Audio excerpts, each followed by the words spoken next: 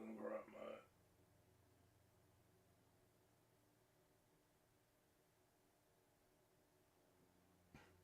Hey, we dropped frames, dude.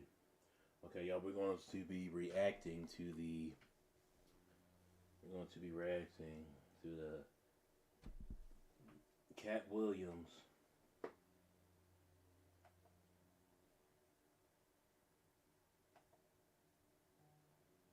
Cat Williams and Theo Vaughn interview. Exciting! Exciting! But it's still minutes and Shut up. Today's guest is well, he's the GOAT. He is an iconic comedian. He has a new tour going on right now called the Heaven on Earth Tour. He is labeled by many as an oracle, as the Black Crystal Ball, I've heard him called. I'm thankful that he came down from the clouds today to spend time with us. Today's guest is Mr. Cat Williams.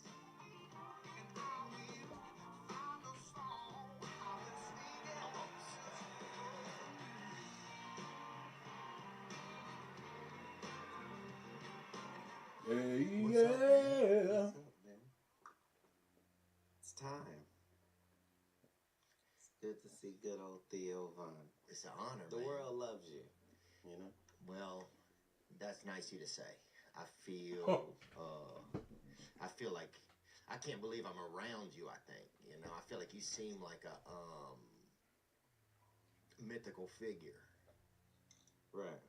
Well, You know, like Sasquatch or like a unicorn or something like that. yeah, you'll still feel that way by the end. Like, I won't ruin that. Yeah, okay. Yeah, that they think they've made a connection with this person on the screen.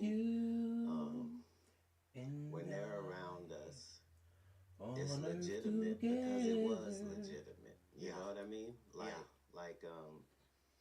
if Theo Vaughn wasn't successful, he doesn't have a different story. Right. Right. You know what I mean? It's the same story. He Yeah. lived that story.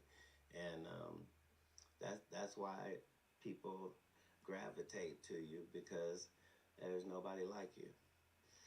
Well, thanks, man. I feel the same about you. I feel like everybody does. Yeah. And you have a statue of me at your house. So, you know. So, yeah.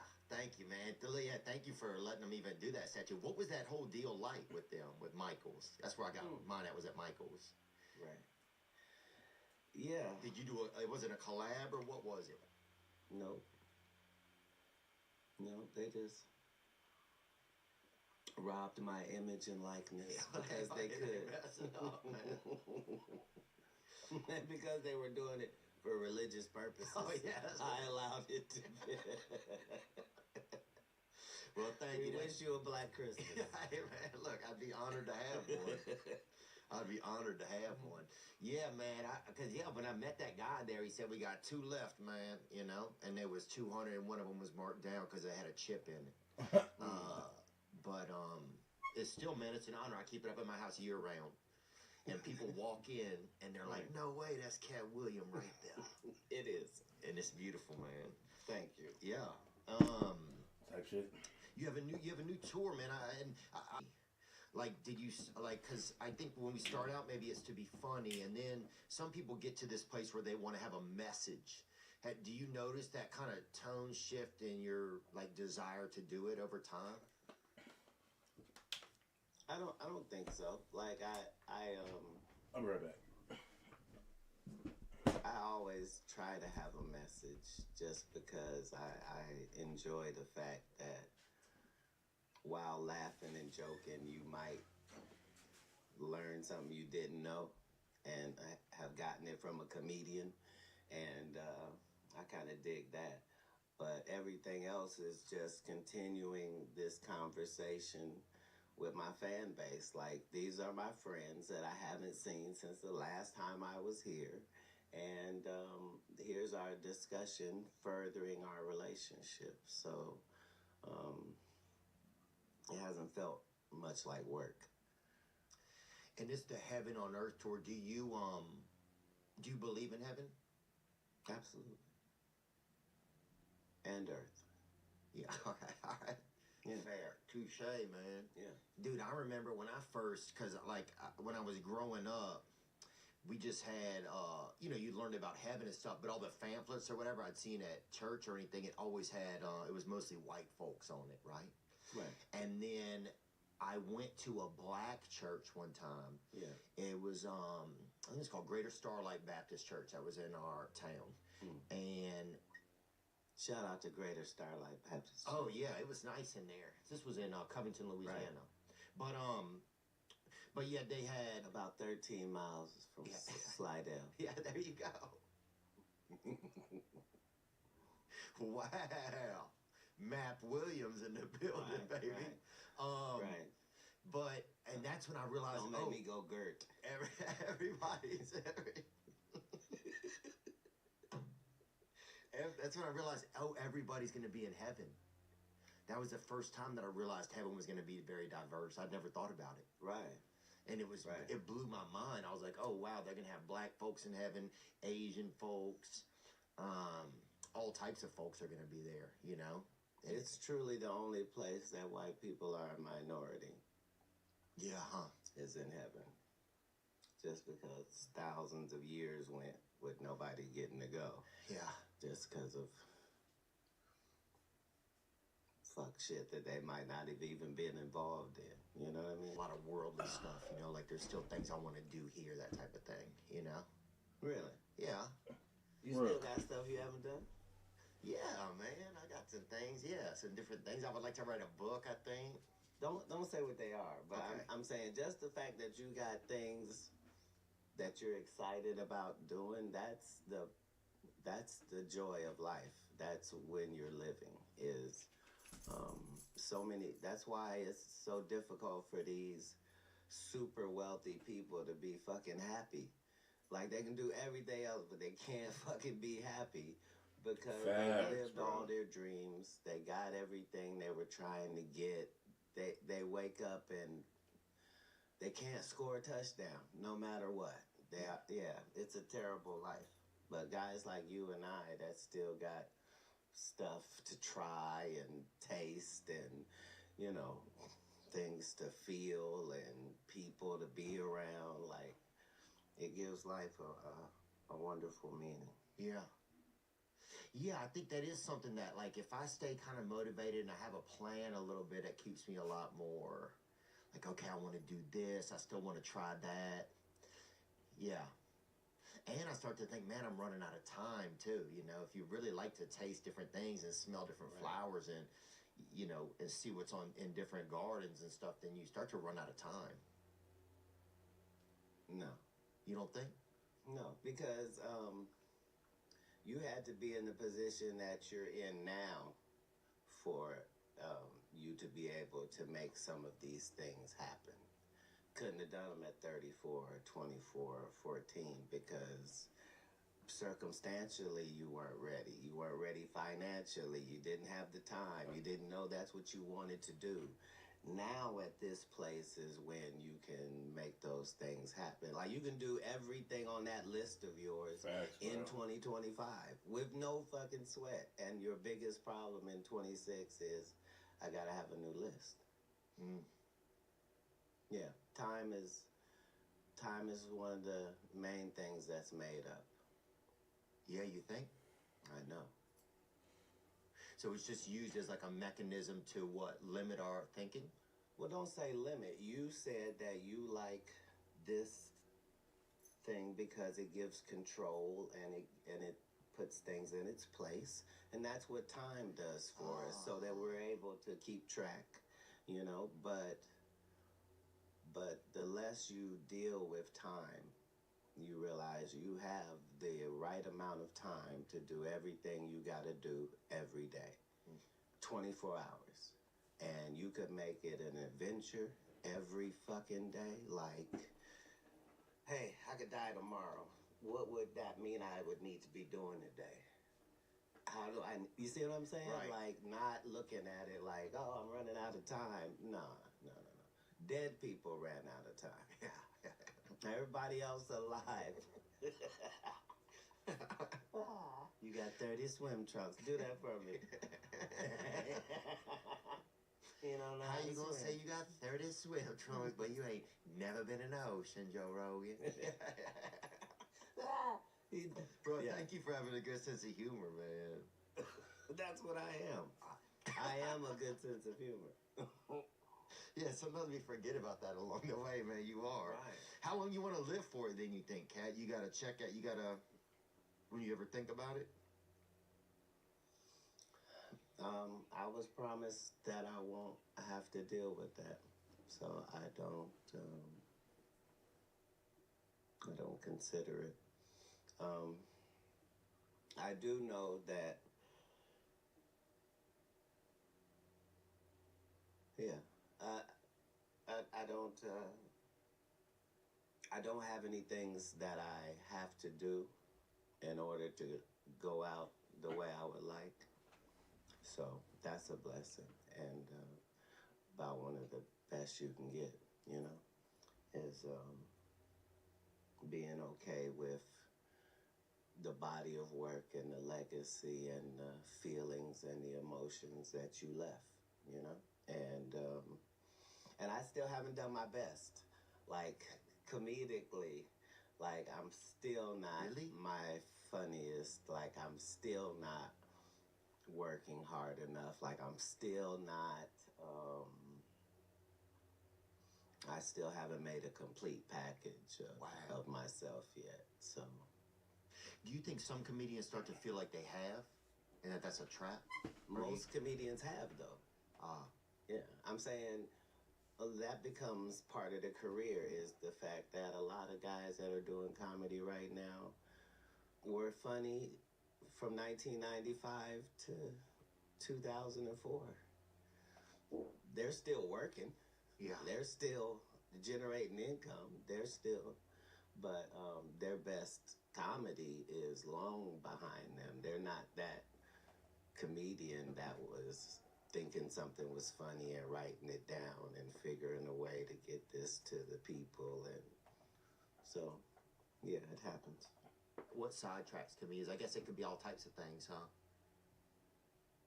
What sidetracks them from maybe fulfilling their Excellence is difficult, but to be mediocre, it's no pressure. Like, you know what I mean? Oh, Like, yeah.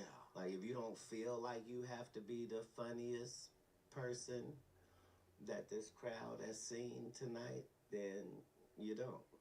And there's nothing wrong with that. Nobody's gonna jam you up about it. They'll go, oh, you were funny. And for a lot of people, that's enough. How do you pick? You've had a lot of openers. Like I've met a lot of your openers over the years, here and there. Yeah. How do you choose them, man? How do you choose these guys or women? You need a lighter? Whether you're, oh no, I have no needs. I apologize. What I choose them based upon whether their point of view is unique to them. Like, I don't care what a comedian's talking about. That's your business. I don't care what jokes you're making or how your set flows.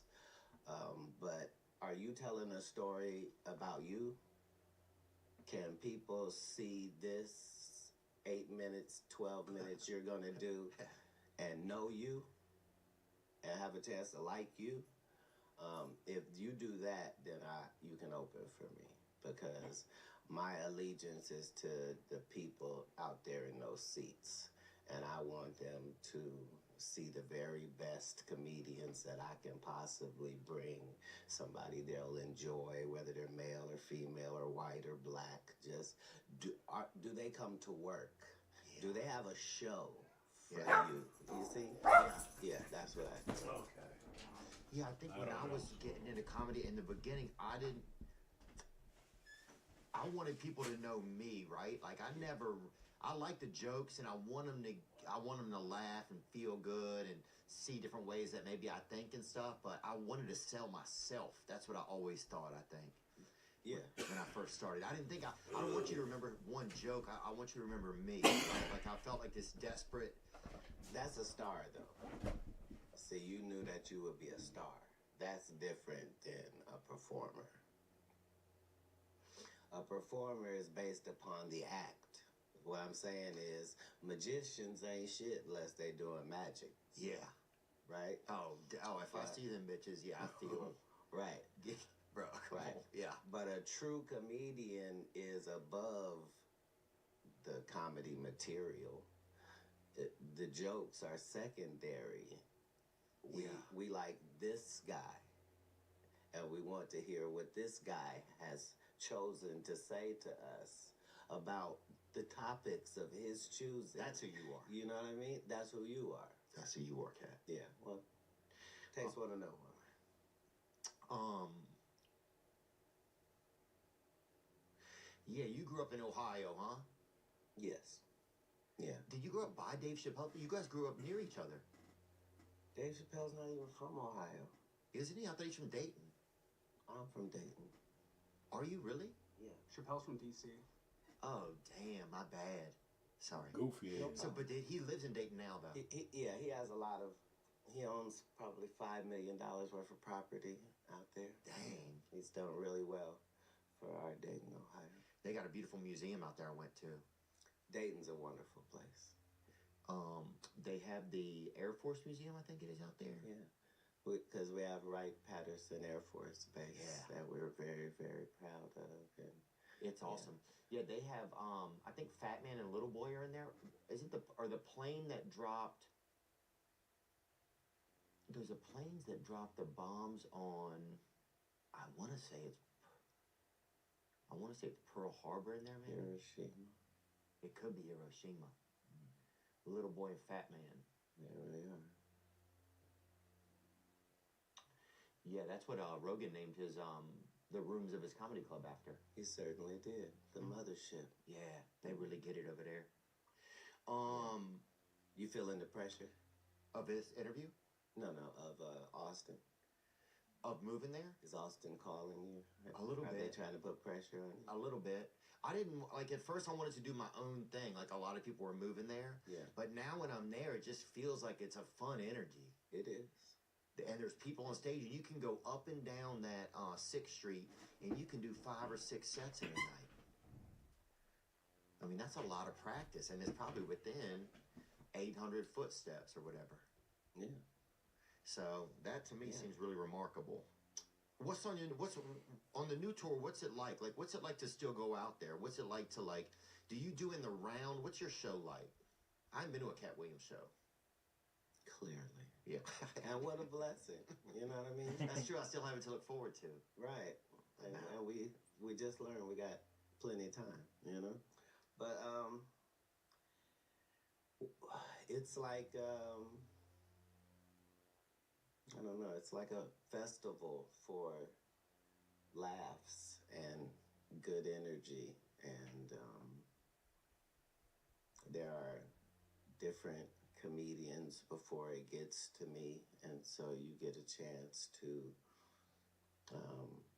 get an overview of some of the greatest comedians around the country, and get a chance to see them. And it's hosted by Monique, and Monique is a super large figure in comedy, and she has a great presence, and then after all of said and done, then I come out and I congregate with the people for an hour. And the best thing I think is probably the fact that you've gotten your money's worth twice before I get on stage. Amen. And I think that's the part I'm probably proudest of. Yeah. Were you, what do you bring with you on the road? Somebody said you bring a Cybertruck. Is that true? Yes. That's my work truck. I have a Cybertruck. That's why I was just curious what you thought about it. When I'm home on the ranch, that's my farm truck. I love it. On the rain. It's fun. It feels like you're driving an email, kind of. A what? It feels like you're driving an email. That's what I feel like sometimes. It just feels like I'm in the future. Like you could floor it and just. Yeah, it does feel like a UFO. Yeah. Like That's you'll crazy. put the gas on Monday, like you'll floor it and you'll fucking. When it stops, it's fucking Thursday right there. It's like it just has like a. I don't know. Yeah, it's a unique experience. You know, like Have you met him? Have you met Elon before? no, no, I don't.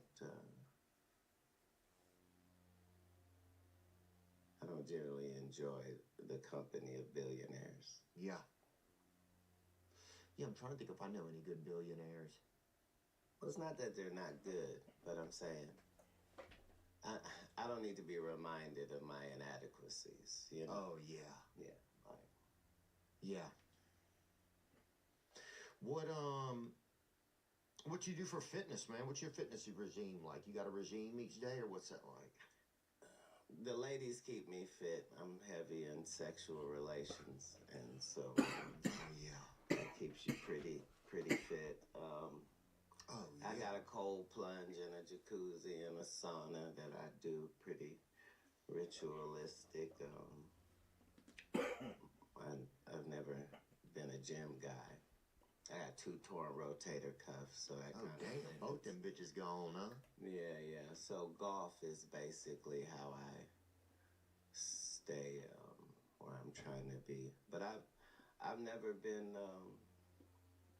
7 pounds under or over in my life. You that middle dog. My adult, like I'm at 150. You know. On the dime, baby, he'll show up. Yeah.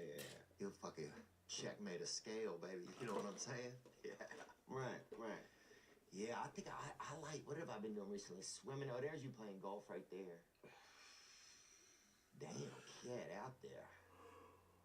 Right. So, you know, if you can get 222 without your arms ever going above your head and do it consistently where it always ends up in the fairway, you're hitting, you know, 14, 16 of 18 in the fairway. You know, this is, then you can play the game a little better. Banging out there, yeah.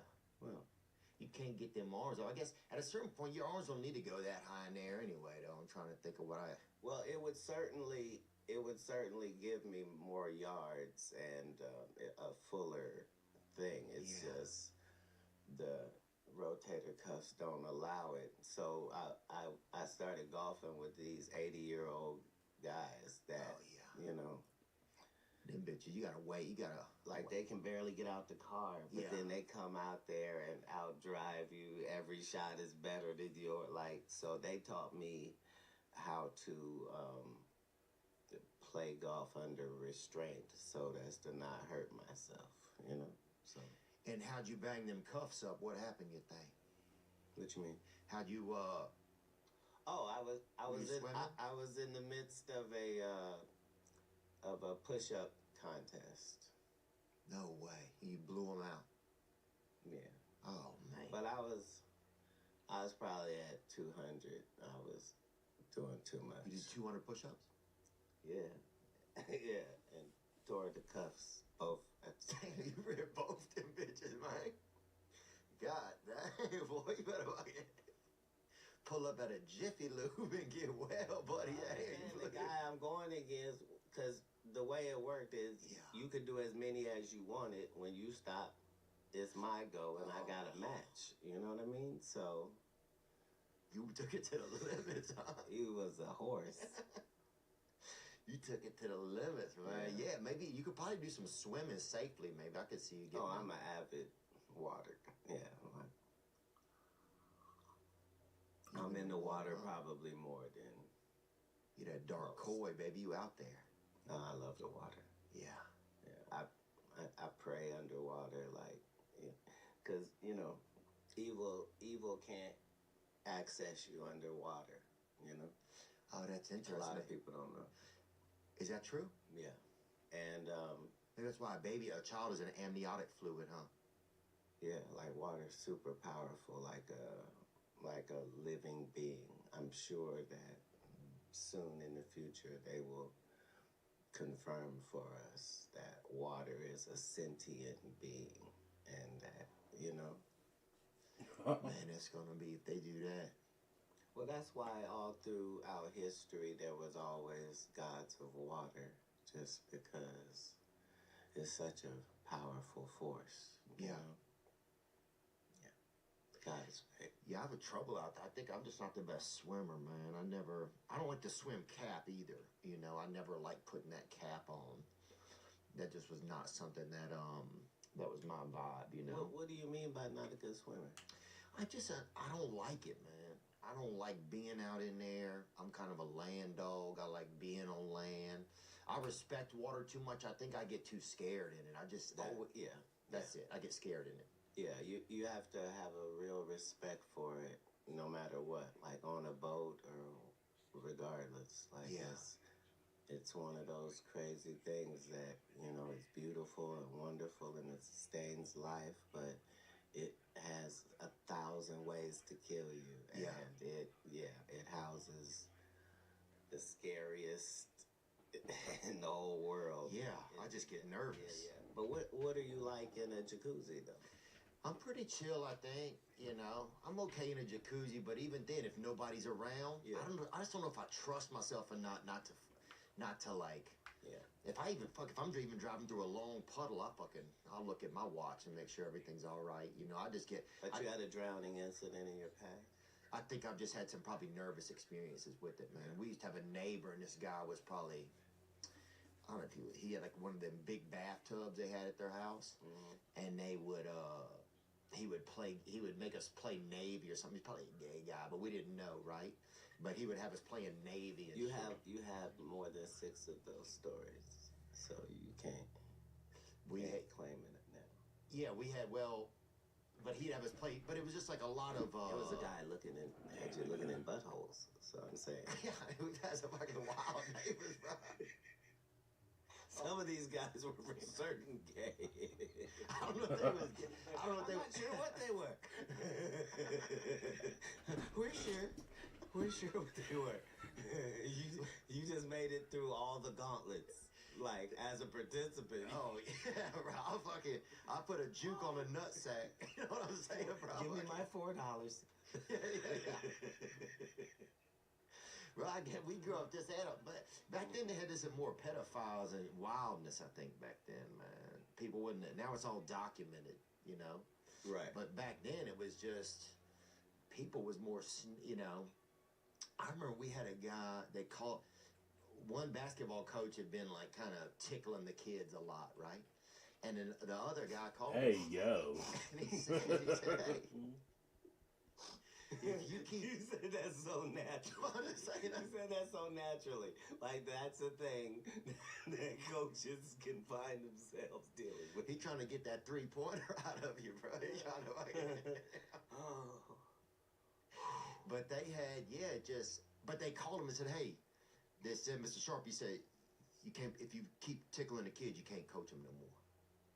But that was it. There wasn't like a lawsuit or anything. It was just more, you know, stern activity. Don't do it. Don't do it like that. But we had, I don't fucking know, man. What were we talking about? Oh, swimming people. Swimming, man. Yeah, I think I just get too nervous in water. I know it's too powerful. That's what I know. Yeah. I know it's way more powerful than I am, man. Yeah.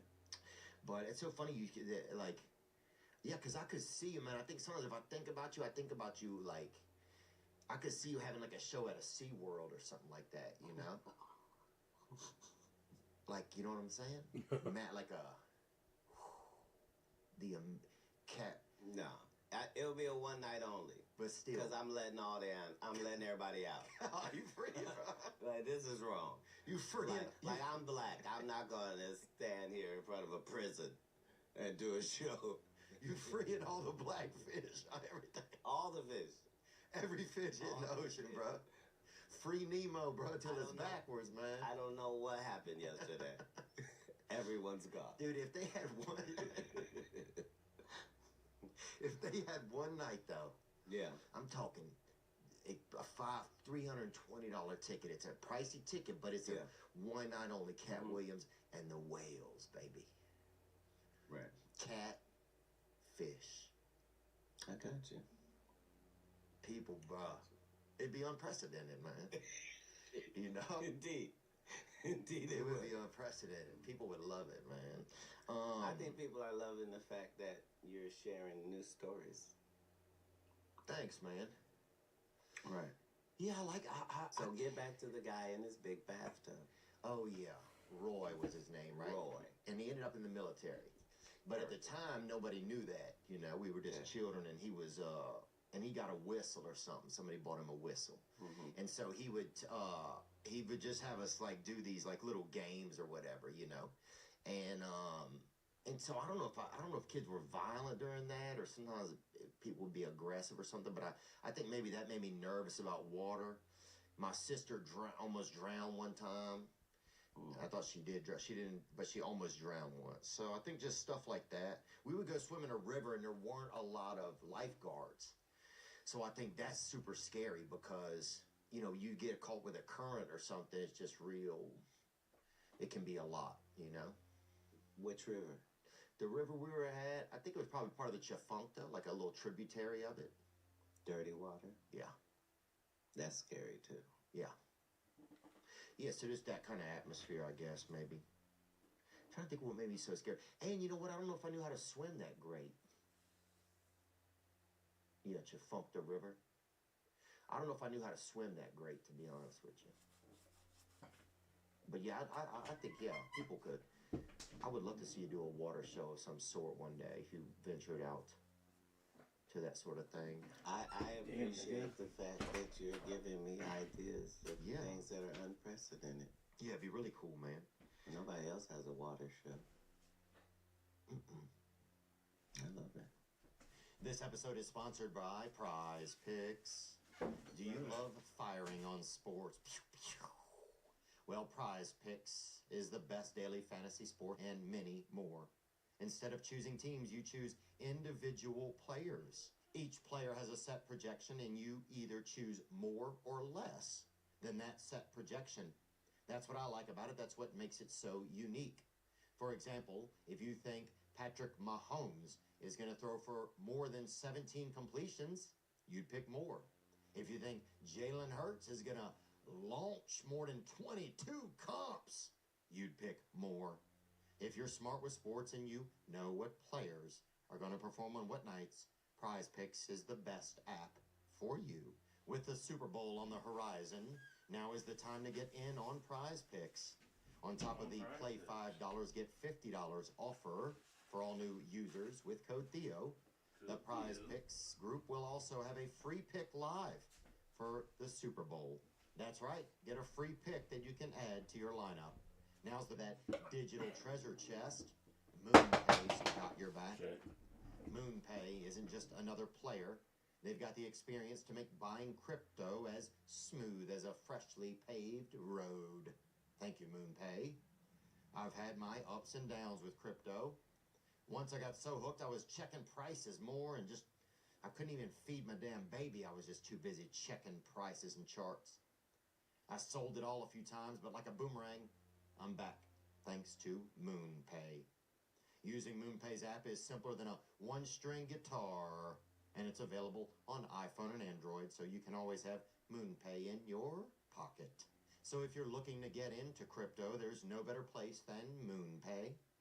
Head over to moonpay.com/THEO, or you can access them in any of your favorite crypto wallets, such as Exodus, Phantom, MetaMask, or Trust Wallet. This is not financial advice, I want to remind you. Trading crypto carries risks, and you could lose your investment. MoonPay is here to facilitate, just like I am, not to advise. Anywhere worth going is worth going in good boots. Find your perfect pair with Tecovas. Tecovas crafts quality Western boots for everyone, from generational ranchers and lifelong cowboys to first-time, you know. Yeah, who cares? It's very humbling for there to be thousands of homeless millionaires, you know. Yeah. Yeah, it's so surprising, man. I had a friend, I was talking to him. He said, hey, do you want me to go to your apartment and get your, I got a Jeep Cherokee out here. So you want to go get it in case the winds change it. And I said, I think it's going to be okay. And I said, what are you doing? He's like, I'm going to an audition. And it was just so wild. He had places that were completely disappear off the earth. Right. And then you have a guy who's going to an audition at the same time, you know. Just that there's so many things happening at once in this. It's like part of it is so affected and some of it is unaffected, you know. Kind of just was a dichotomy. Yeah, I feel that way every time I watch international news. You know what I mean? Just if you watch another country's news and see all of the stuff that they're going through that we never hear about or know about, or yeah, it's crazy.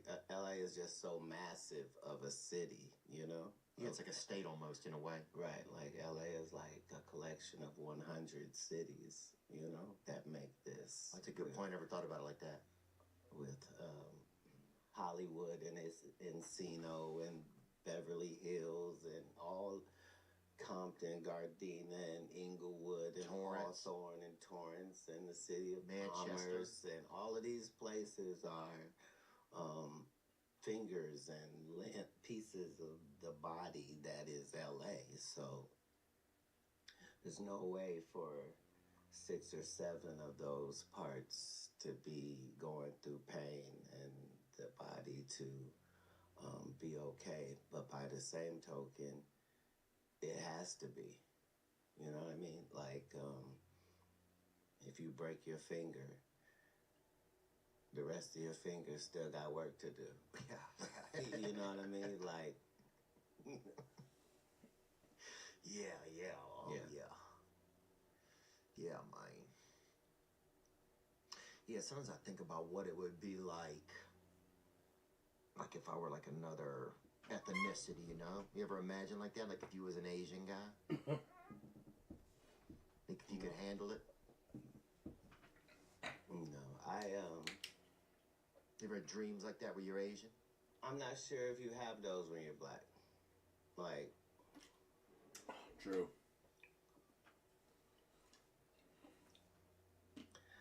I'm saying I was born black, so I was born a superior being, a superb specimen, if you will, as far as human creations are concerned. So I never wanted to be anything other than that. I wanted to know how other people felt. So I didn't. But you never like thought I want to be that. No. Yeah. No. But maybe some of that is because I didn't think that was possible.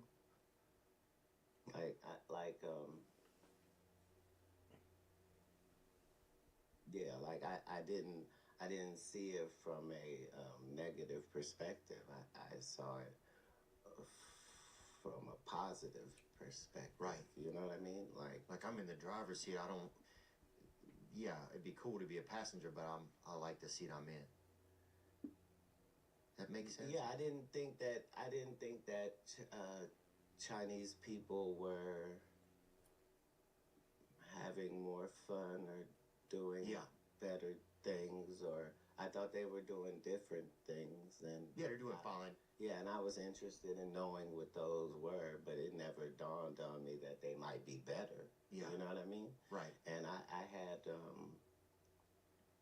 had white friends that were admirable, but I didn't imagine being white, and I didn't think that they imagined being black, I guess, either.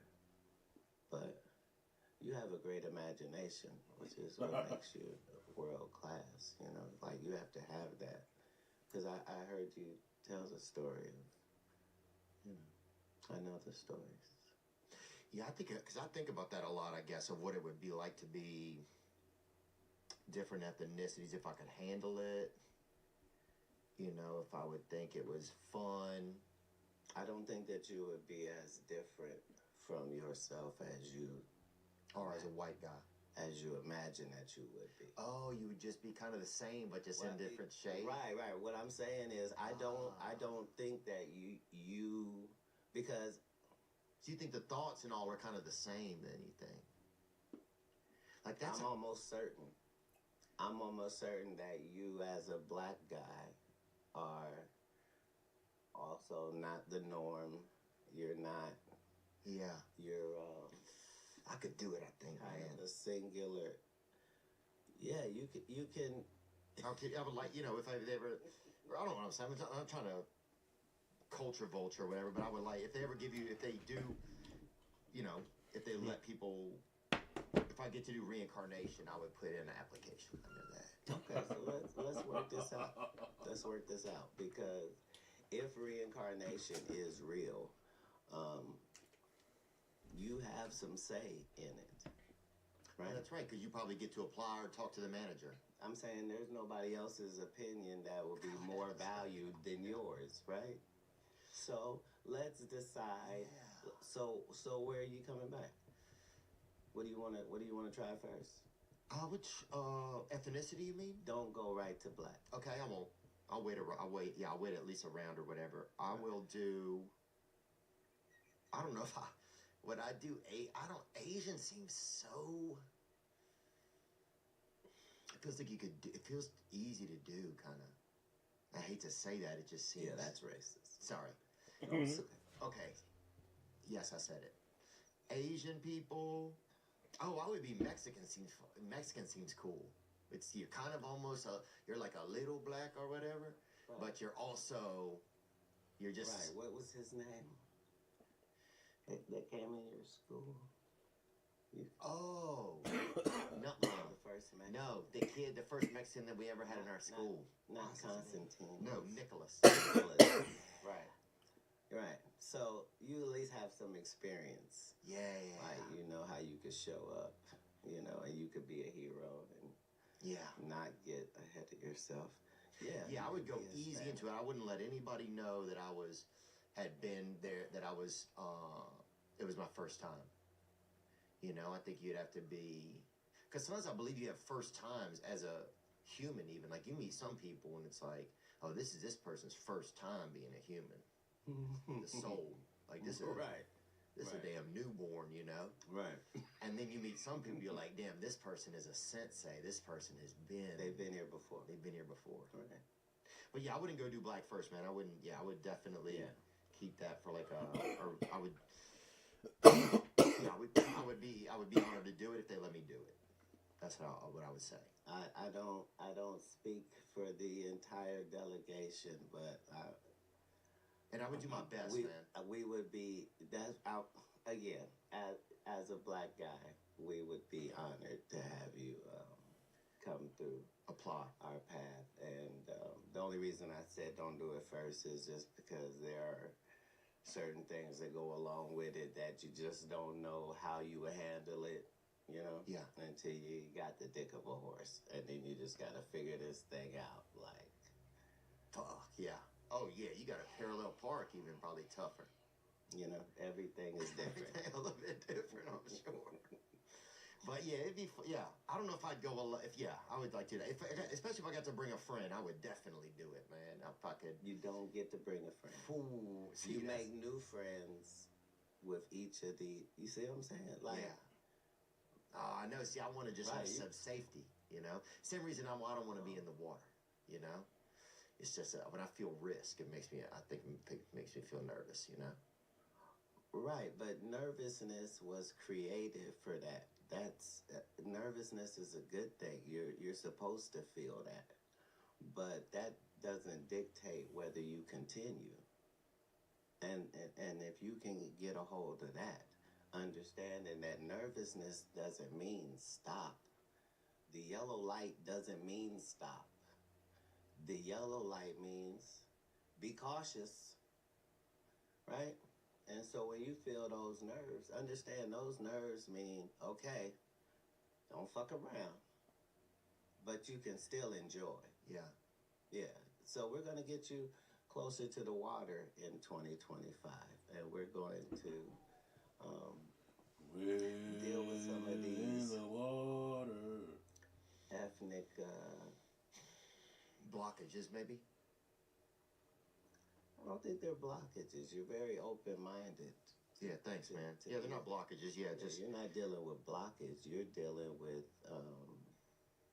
an uncertainty as to who you are in the universe and whether or not you belong in the places you feel like you.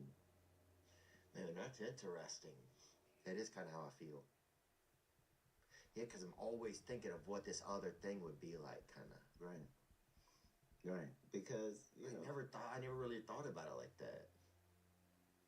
I don't believe this is your home planet, you know?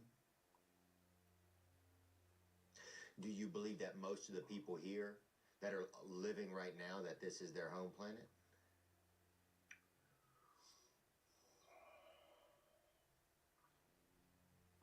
No. No. So you feel like it's more that you feel like we're maybe a species from somewhere else that's been kind of, that landed here, or that got... Mm-hmm. All of the religions tell the same story. Oh, and you all might of cook the here. stories are started up there and then end up down here and then continue. And there's a reason for that, I believe. Do you feel like this is like a place we're supposed to learn something? Do you feel like it's a place that we're kind of just spending time? An experience. A destination. You and I are at an age where we remember when the video game experience wasn't what it is now. It was still a game, like Monopoly or something, you know? Where it is now, it's a whole different universe that you can live inside from your Xbox or your PlayStation. And in Call of Duty, you're an actual soldier, and you get kills and deaths and eliminations. And when you then cross over to the PGA game, you have your actual golfer that looks like you and has the name you gave him, and he's really going to go out there and do this 18 on Whistling Straight. And, you know what I mean? Like, yeah.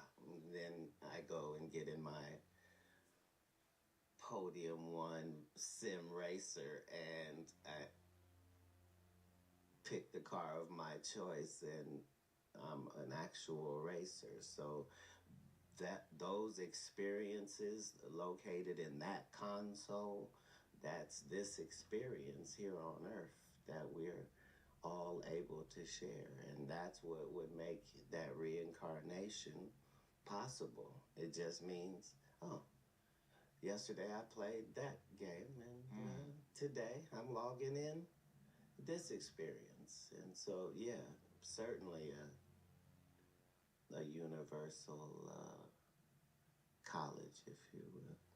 Yeah. Yeah, sometimes I forget, I get caught up in the minutia of things, you know, and I forget to kind of have this bigger breath of like, this is an experience. It's not a sentence. An experience in which you're winning. Right. And an experience in which you're in a better position than others who have been in this same. You are excelling in a life in which you very well could have turned out to be nothing. Yeah. Or another statistic, or just another forgotten body in a ditch. And those were the hazards, right? Yeah. And you, Theo Von, made it through all of that and negated all of those horrific possibilities and are here in this position, the best you've ever been, you know? And those are the facts. And if we tell ourselves more of the facts in our head, then we don't hear so much negative, you know? If we try and just focus on telling ourselves the facts? Yeah, of how good we're doing.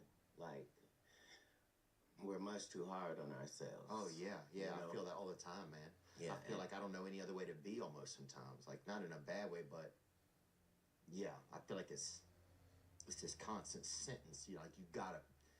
I feel like there's always been this to-do list that I don't even make, and it's Right. just always been there. Does that make any sense to you? Yeah. That's how I feel all the time. Right. Like, whew, I got to do, you know, still have to prove it, you know, a constant of approving. All winners have that disease. It's self-inflicted. It's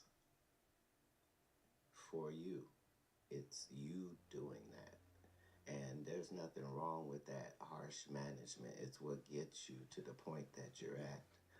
But Dang. if you have animals, you know that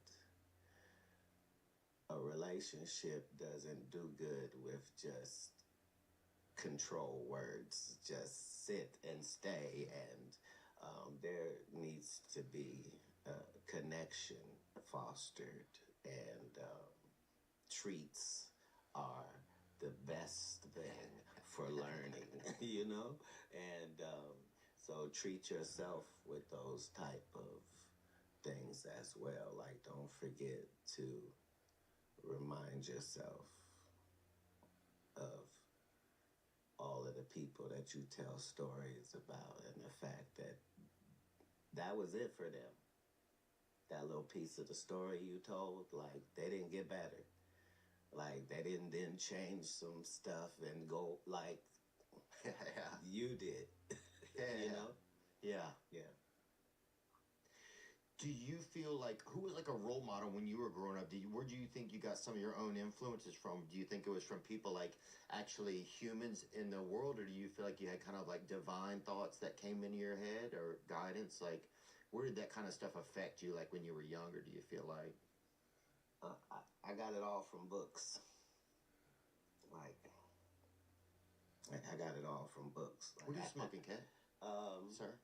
Mother? You smoking? If it's not pot, I can smoke it. It's right. He said if it's not pot, I can smoke it. Yeah, it's for certain pot. Oh, it is? Yes, sir. Oh, damn, brother. Yeah. Sorry, if you needed a cigarette, you could have. Yeah, I might have a cigarette with you, man. Sure. What you're getting ready to have is not even available in this place that we live in. I mean, What? California. L.A.? Oh, they don't have Newports here? Yeah, they're not allowed to do Wow. menthols. So racist. Yeah, it's weird. You can burn down a whole town, but you can't have a Newport. Right. Right. And your blackness begins. Yeah.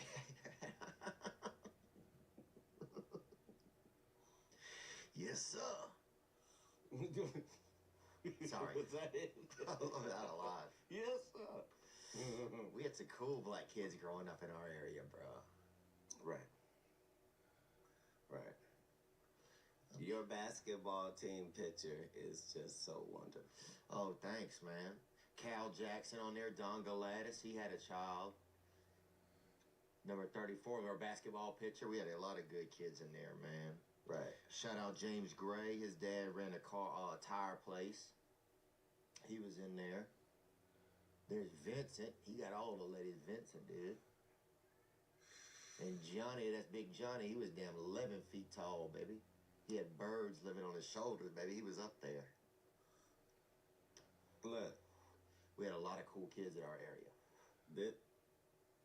that's how we know everything is perception for you. You know what I mean? Because you gave two whole different sizes for two niggas that's the same size. You can see they ain't the same size in the picture. No, he doesn't let that change his story. One of them was 7'7". He was buried in all the trees. The other one was 6'1".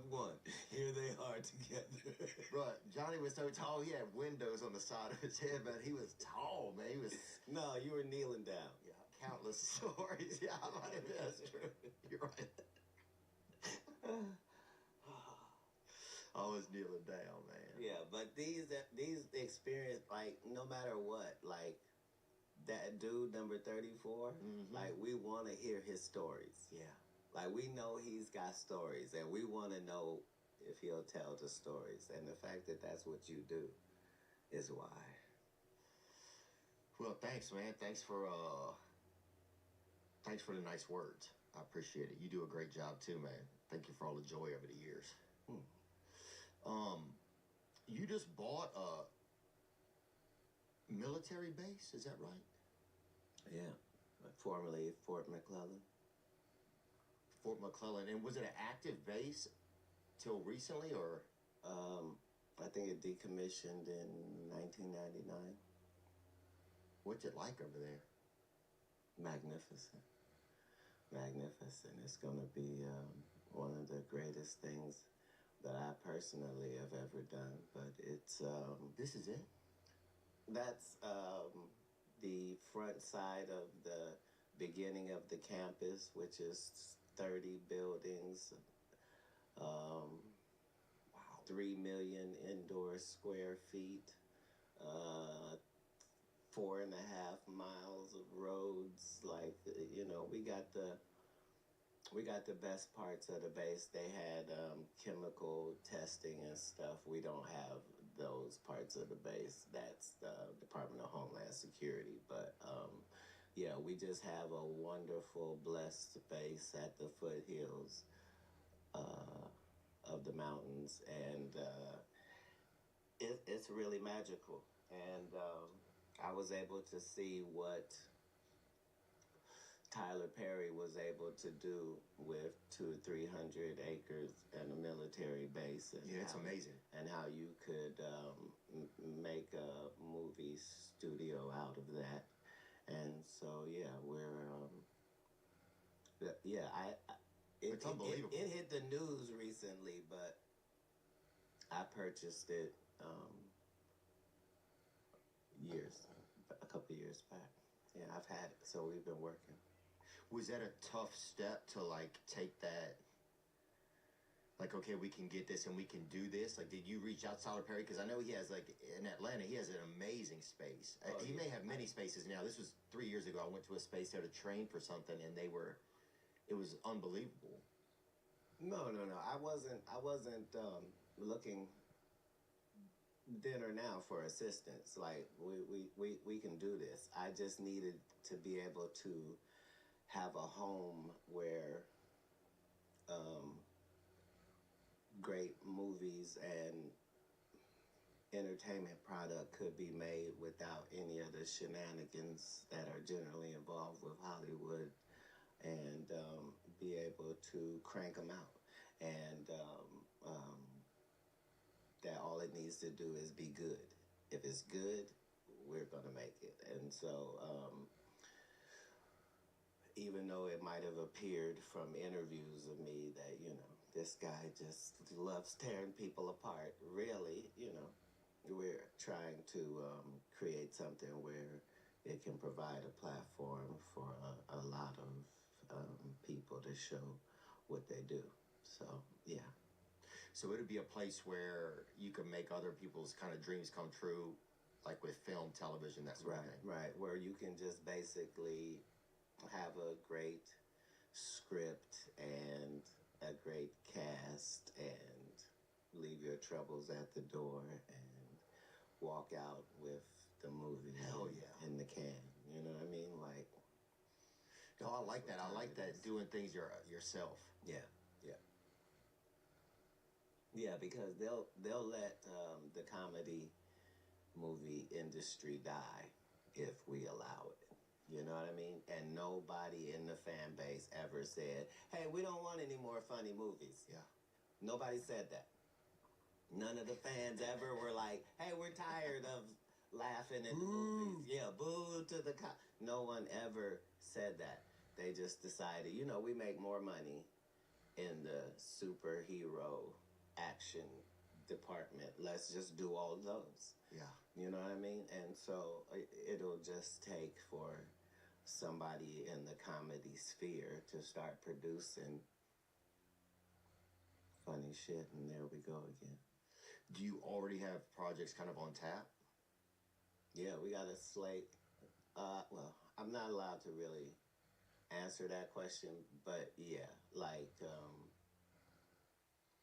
it's a great location where it is. You know, like it's an hour and a half from Atlanta or less. It's 45 minutes from Birmingham. You know, and I love that area, and they're so thirsty to be involved. You know that we have equal thirst, so everybody wants it to work, and so it will. Yeah. Amen. Dude, that's exciting, huh? It is. It is. Will you have kind of your hand in on most of the projects, kind of like? Is that a weird question? It's kind of not necessary for how it's set up. It's set up in much of the way the grocery store is set up. So my job is just to make sure that all of the food that we sell in this grocery store belongs in this grocery store. You see what I'm saying? Is it a good quality? Oh, we'll get it in there. The people will want to see that. Yeah, they'd love that. Yeah, the cherry plums. Yeah, they'd love that, you know? And once that barrier is crossed, then we're just trying to make the best project for you and to make your smaller budget be able to compete with the larger budgets.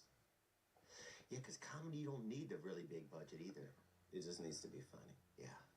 It needs to be funny. But it also can't be under budgeted, though. See, it can't. It's got to be professional. Yeah, it cannot look cheap, regardless, which means it can be, you know, and that goes to the equipment and to the lighting, and that's why you need hundreds of acres of space to be able to have all of what we're having. Like they're building an amphitheater, and you know we have sound stages and a whole auditorium, and you know, hell yeah, yeah, it's that's pretty nice. Instead of seeing if you have the cars, that's owning the deck, really. You know, like instead of waiting to get dealt the cards, that's like saying It's just saying you're gonna make sure that things can happen. It's like you having a podcast. It's like it's almost a no-brainer. Like it makes sense. Yeah. You know, it's something you know you can pull off.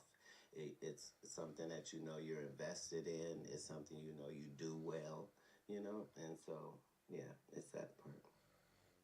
Hey there, this episode's coming at you courtesy of Blinds.com. Window treatments? They ain't just about keeping your nosy neighbor Todd from peeking in while you eat your cereal shirtless. Nah, man, the right window treatments could actually save you some cheddar on those energy bills. That's right, less sweat, more cash in your pocket. But here's the rub. Getting them the old-fashioned way? What a nightmare. Some dude shows up at your house with a vibe you don't trust, throwing out quotes that sound like he's trying to fund his kid's private school. It's like, come on, man. Well, Blinds.com flipped the script. No weird home visits, no pushy salespeople. Instead, they got these virtual consultations with design experts who can help anytime, anywhere. So here's the deal. Head on over to Blinds.com right now to unlock an exclusive discount. That's right. They're hooking up our listeners with $50 off purchases of $500 or more with code THEO at checkout. Don't sleep on this deal. Limited time offer, rules and restrictions apply. You know the drill. Blinds.com, baby, they're changing the window game. One shade at a time. You know that Valentine's Day is closing in quicker than a box of discount candy canes after Christmas. Let's be honest. We've all been there, rocking a 5 o'clock shadow at noon, looking like we're auditioning to be that scruffy sidekick in a rom-com nobody remembers. Not this year. That's right, this video is sponsored by Manscaped, the brand trusted by over 11 million men worldwide for their trimmers, hygiene and shower formulations, and premium boxers. Whether you're a first-time trimmer or a grooming guru, the Handyman in the special edition Rocket Man colorway from Manscaped is the secret weapon you need in your grooming arsenal. Set your sights on a legendary smoothness this Valentine's Day and lift off with the handyman, Rocket Man, today. Use my promo code Theo and you'll get 20% off and free international shipping at checkout. That's 20% off plus free international shipping with promo code THEO at manscaped.com. Happy Valentine's Day. What, are you married or not, Kat?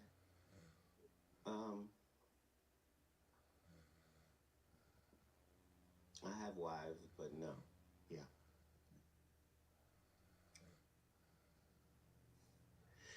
Yeah.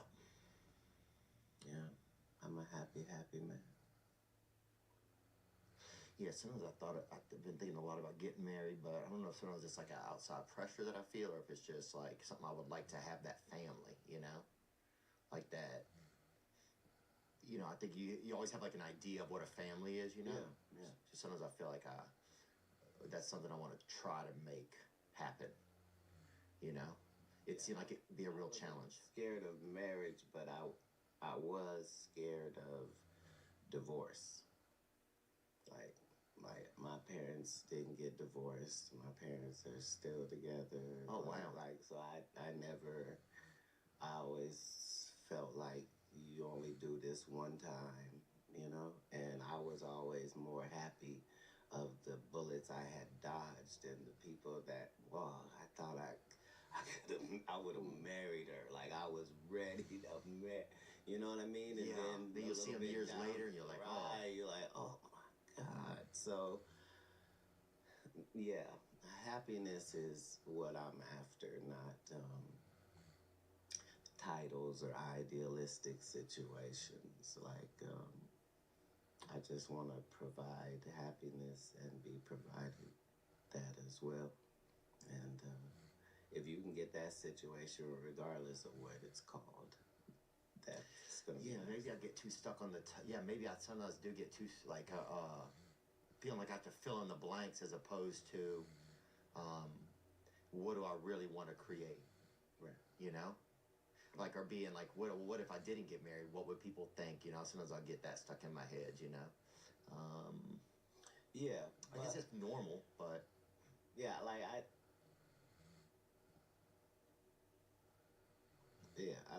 I don't... I would hate to be put in a situation where I have to cheat on somebody, you know what I mean? And I kind of feel like, what was the point? Yeah, I don't want to set myself up for... That's a good point, too. I don't want to set myself up for a situation that would be uncomfortable for me, or I would hurt somebody else's feelings either. Right. Yeah, that's something I would not enjoy. But remember, in your next life, you know, you got a black woman coming. So things are going to change. Oh, Lordy. Things are going to change. It's going to be something. It's going to be something. God. Right. I'm going to... Have you experienced a black woman? Yeah. Pretty much. I mean, I haven't dated just a black lady. She wasn't our best representative. No. I mean, there's a cute black lady that I met at the airport that if I see her again, I think I would try to ask her out, but I haven't seen her again. But I would be open to dating a cool black lady. Hold on, you know? Hold on. Let's talk specifically. Okay. About this one you're talking about. Yeah, she just looked like really confident and nice smile and pretty eyes, and I was like, man, there's just something about her. Okay, all right. And she was where? That I admired. She was working at the airport. Working at the airport. That's... So she was a worker. She likes to work. She doesn't mind work. Like, hey, they're beautiful. Which airport was this? This was at LAX. You bet it was. Yeah. So she was TSA approved too, you know. So right. So yeah, if I see her again, I would try to. No. We're seeing her again. Okay. We're seeing her again because you have this feeling already.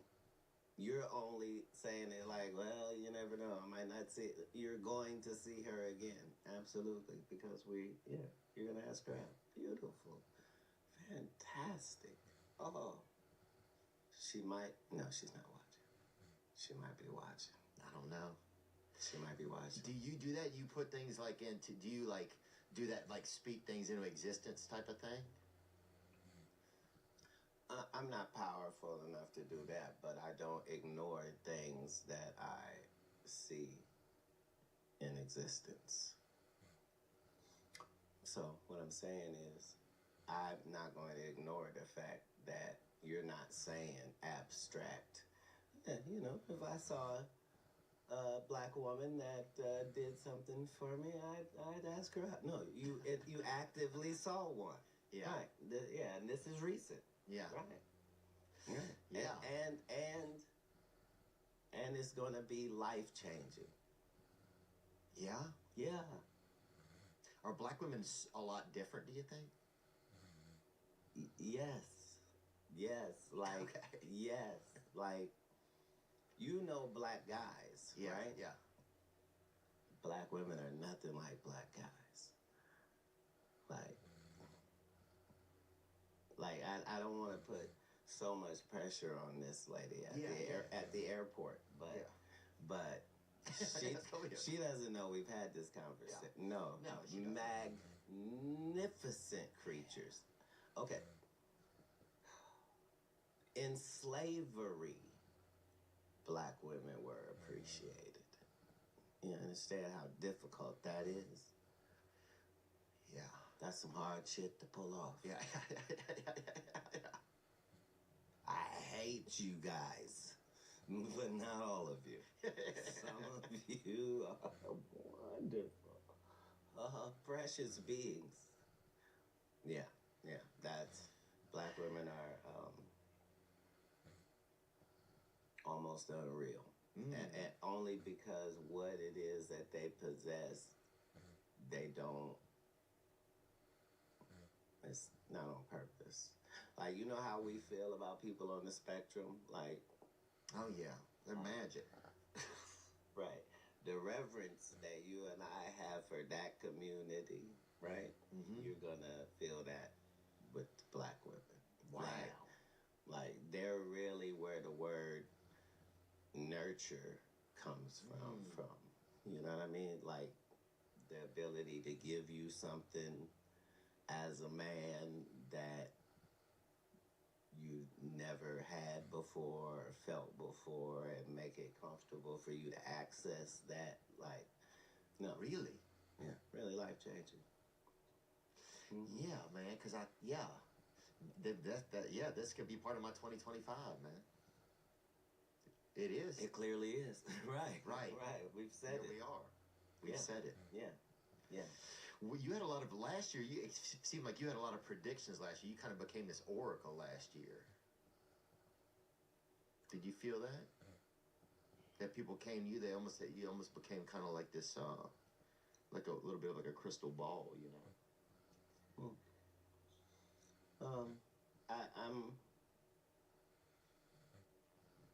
I'm honored to get to say the things that I say when I'm saying them, and because you know that I operate from a positive first standpoint in all things. Like, I assume that it's going to work out for the best, and I understand that if it is for the worst, then I'm prepared to handle that as well. But yeah, it was something. Did you start to worry any about your own safety and stuff? Because it seemed like you really had some moments where you're kind of, you know, almost channeling truths into the world.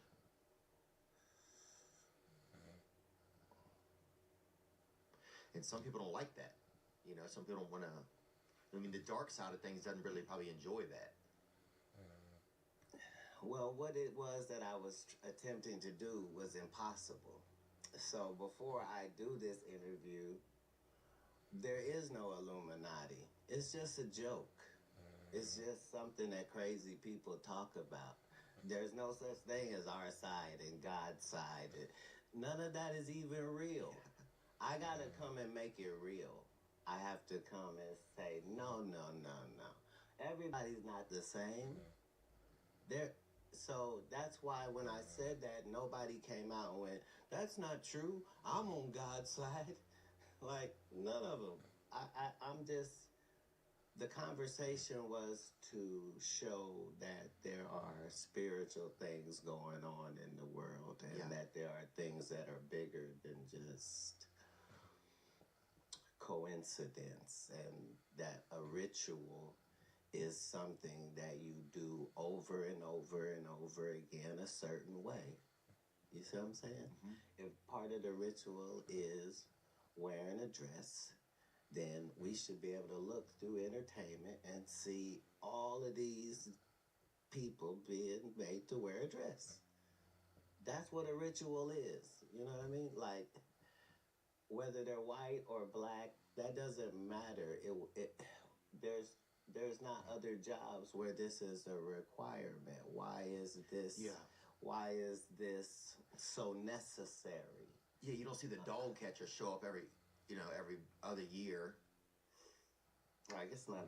In a nice skirt, or you don't see an electrician Right. come up in a blouse every now and then. Right. I'm saying a lot of people that doubt what you say don't read, and they haven't been readers. You know what I mean? Like, books were my life, literally. I thought that I could learn enough information to be an important person. You know what I mean? So I'm actively trying to eat information. Like, Do you have a favorite book? no. Like, even when I said how many books I read, like, people are thinking maybe I'm reading 900 page. No. I'm reading 150, 200-page books. And I'm reading as many of them as I can because I'm trying to earn these pizza parties and these other weekly reader things that exist. My parents don't even celebrate holidays. I gotta get my own gifts, bitch. I'm finna read myself into a T-shirt and a personal pan pizza. Right, Yeah. right. So I got those books, and then I got the ones I'm trying to learn from. Yeah. You know, and Yeah. those are separate. But what was your question? Do you have a first book that you remember reading, like, or one that got read to you when you were a kid, or something that you really liked, like a book that set it off for you that was like, oh.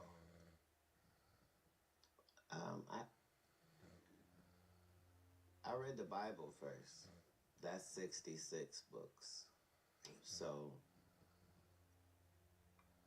yeah, it kind of was my starting point in book reading, but it's not set up like a book technically. It's very disjointed. Right? Oh, yeah. So I found that everything else I read was an easy read. You know what I mean? Like, I loved reading all of the classics because I felt like I was literally in this story. You know what I mean? And I could read multiple books at once, and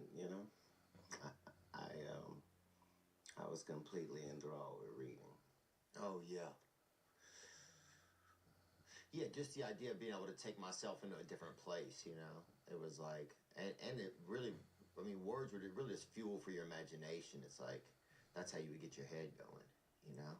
Right, but I didn't want to use my imagination. I wanted this imagination. You see what I'm you wanted the saying? information. I wanted to know what Huckleberry Finn and I wanted to know what they were doing. Like, you know what I mean? Like, I wanted the adventures. You know what I mean? Like, I was reading everything. Nancy Drew mysteries, like anything I could get my hands on. The Hardy Boys, like I'm reading that, and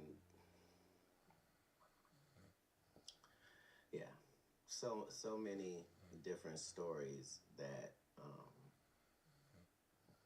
you start understanding what it takes for someone to be a winner in life, you know?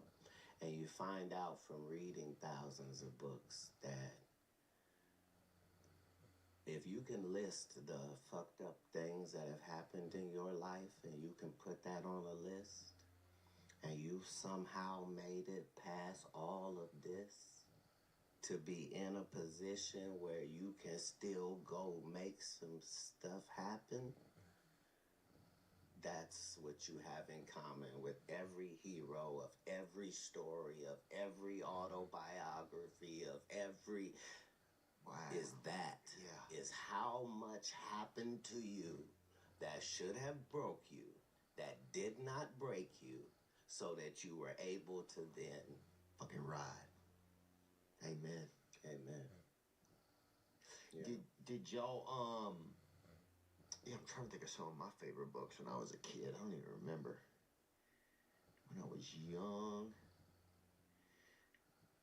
we're the Red Fern Girl. We had to read all kind of shit. They had one book that kept killing this dog in it. I felt so bad for him.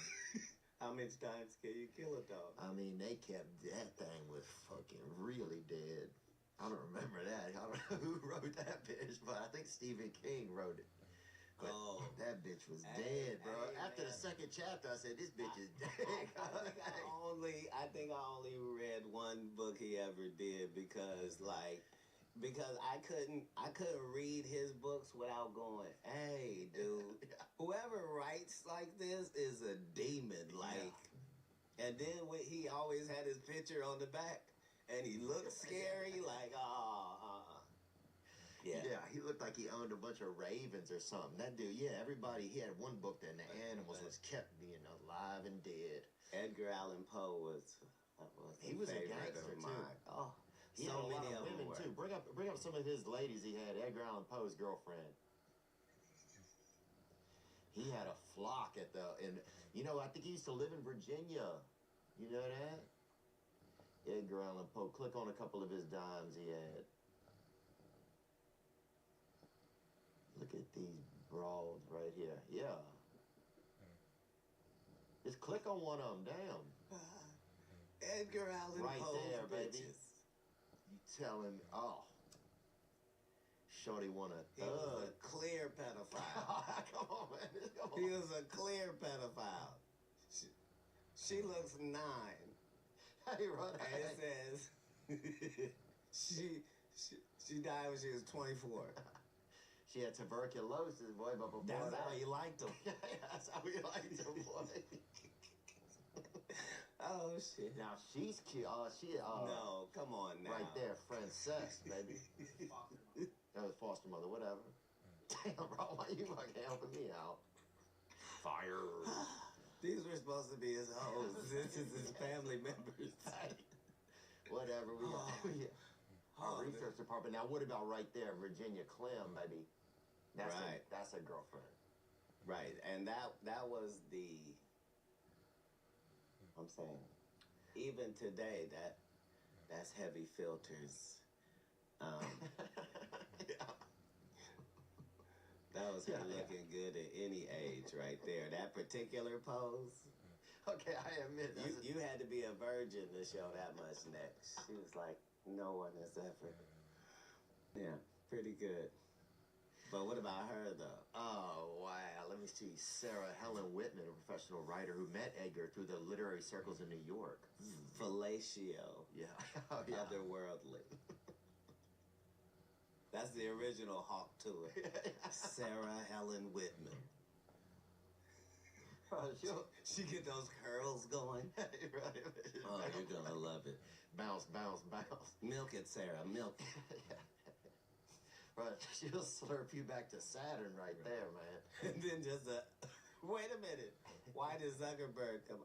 Oh, jeez. I don't know why they brought him up. You have genius here. Oh, we have the new. Yeah, he has a new hair.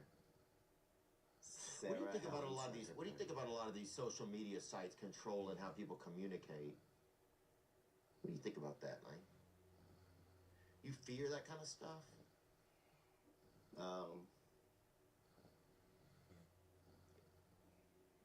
If it exists, it will be controlled and regulated. That's just a fact. Whatever it is. That's the game. The game is to how quick can we get this new thing controlled and regulated, right? And we are counting on them to provide this platform that we use to communicate on, right? So, yeah, So it's a trade-off. always has been. I'm saying if we understood that the internet itself is a government function, then how much privacy would you expect? Right. Right. At that point, we're almost the fools for pretending that we would still have it. Privacy. Yeah. Right. I'm saying. Do you feel like in Hollywood that there are, you know, I've heard you kind of allude to the fact that there's like kind of darker forces that kind of like, you know, that present opportunities to people in trade-off, right? In trade for their own, maybe their own peace, maybe their own reality, maybe a sacrifice of their actual direction that they want. Do you think that really happens, that kind of stuff?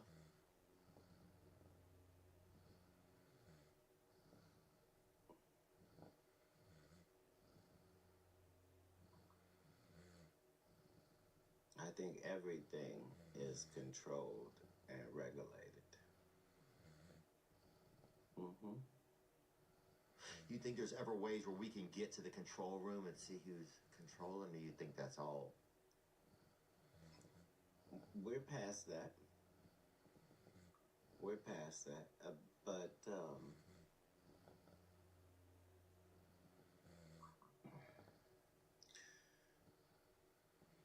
we don't protect the whistleblower, right?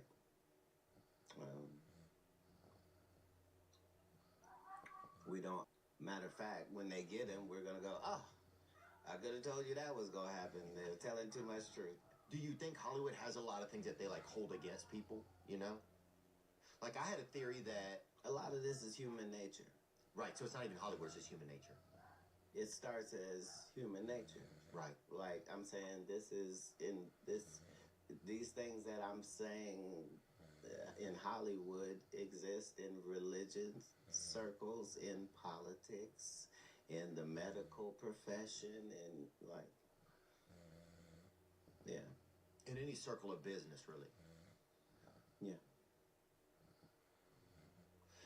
They had a big bust with Puff Daddy where he got arrested. And then they've had like accusations and stuff. He hasn't gone on trial, I don't think yet. But do you think that there's been speculation that they did that because the timing of that was they wanted to like use other people that have allegedly been involved in some of his circles they wanted to kind of use like, okay, you could be next unless you help this political plan. Do you think that's at all possible? That's how all cases are handled, right? So what am I saying? I'm saying if it's car theft and we're going to accuse you of having a carjacking ring, right? We're going to begin by bringing in people that we caught who were robbing cars, who said that you was the boss, there first in line. And then we're going to bring in victims, the people whose cars you stole, and said, yeah, that was him. That's how they build a case. So, none of that should be shocking. You don't put it past them. It's part of what an investigation is. But do you feel like they would say to someone, okay, we're going to bring you in unless... Absolutely, that's what they do. Yeah. Yeah. Even like in the rap world, like all of the rappers that you know that never been to jail and never gotten any trouble with the law, but they talk as if their life is opposite of that. Like those are federal informants. Like, you know. You think they're really out there? Yeah. Yeah. That's part part of the job is to acquire those. It's like saying, you know, if you're playing chess, do you have any pawns? You have to, don't you? You can't start without them. Right. Right. Wow. Right. Man, so how do you know who is... That's part of the game, huh? You don't know. It's part of the game. Yeah, it kind of makes it exciting, too, when you think about it. It can be exciting and depressing.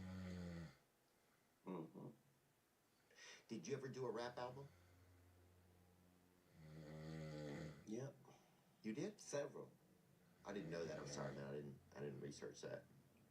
No problem. I didn't put them out. Oh. You asked me, did I do them? Oh, yeah. Yeah. Did you have some collabs on them with anybody? Did you have somebody help you produce some stuff? Master P, maybe, anything like that? Sure, he would be honored that of all people, you name dropped him. I'm just thinking of somebody from Louisiana. Right. What a blessing.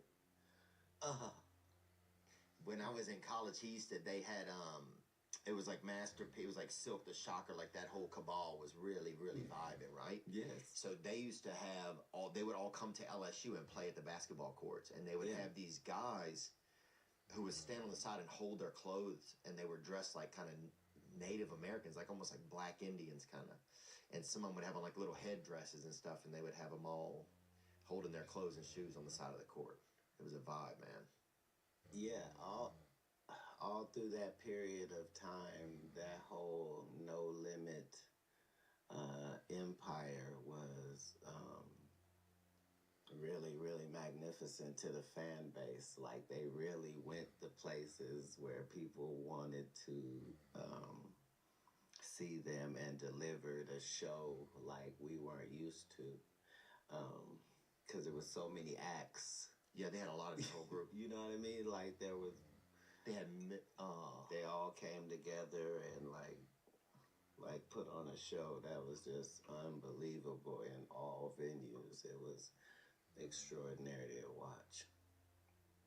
Did you ever tour with a rap? Did you ever? Because sometimes you'll have like musicians and rappers or musicians and comedians tour together. Yeah. You have? Mm-hmm. I just know some people like that, some people don't. Yeah, I have Lil Mo has been on our tour probably for the last 3 or 4 years, and the Lady of Rage as well comes out. Music is a wonderful partner to comedy, you know, and we try to use that music and comedy are interspersed in my life, so it's always a part of my set, and yeah, I'm a huge music fan. Are you an instrumentalist? You play anything? No, I play nothing, and I cannot sing. Can't sing, can't play anything, which makes me one of the greatest music listeners. You know what I mean? Yeah. Like, that's what I like, and I like immerse myself. You know, like there's like albums that represent like whole periods of my life. You know what I mean? Like the album Counting Crows. August and oh yeah, everything after. Down up in New Amsterdam. Like, I know every song, every beat, every word, like, because where I was at the time, and then Pearl Jam's 10. At home, drawing pictures of mountaintops. Yeah. With him on top. Like, you know what I'm saying? Because I was listening to stuff that it made me feel like they're really singing about me. Yeah. Like, how I think or feel some moment. all of it. Like, yeah. Remember Shy? Remember when that group came out? And if I ever fall. Remember them? I can't sing I either. do. You did pretty good. Thank you, bro. Appreciate They that. would be proud. They were good, bro. They were. They were good. But that was a great time for music It was, of all man. genres. You know what I mean? Like, good music was just good music. And, yeah. Yeah, I remember I'm trying to think of one of the first. Oh, I went to a Green Day. You're going to make a great black guy. Oh, yeah. And they had Tevin Campbell. Remember him? Can we talk Right. for a minute? Tevin Campbell. Girl, I want to know your name. I'm like, well, fucking just go talk to her then. Damn, bro, you fucking... No, like, tell the truth. When we saw him and we heard the song, we were like, are you sure you want to talk to her? Yeah. You No wonder you're so trepidatious. That's true. That's true. He really had a different... Right. The sequel to that song was a surprise, huh? We'll just say like that, man. The sequel was a surprise. That was a good time, though. Right. That was a good time. It was a good time. When was that? That was late 90s, I think. Did you ever get to meet Michael Jackson before? No, I got to meet Prince. You did? Did you ever get to go bike riding with him or anything like that? Who's that? Prince. I think bike riding been the only thing we... Yeah, no, I don't... He wasn't doing bike riding. He had an experience. Let's see. So when I meet him, I'm 12. I guess he's 18, 19. Oh, you met him when you were 12? Yeah, I knew him my whole... I'm saying from 12 till he left. That was... I knew him the whole time. Like, yeah, he was a magnificent, one-of-a-kind individual. Like, I got to... He lived different lives. Like, he wasn't where we are, and we're talking about how we need to, reinvent, and he was like the master at that. You know what I mean? Like, he was only going to be this version of himself for a very short amount of time until he had mastered it, and then he was going to go to something else. And he always had that energy, huh? Yeah, he was.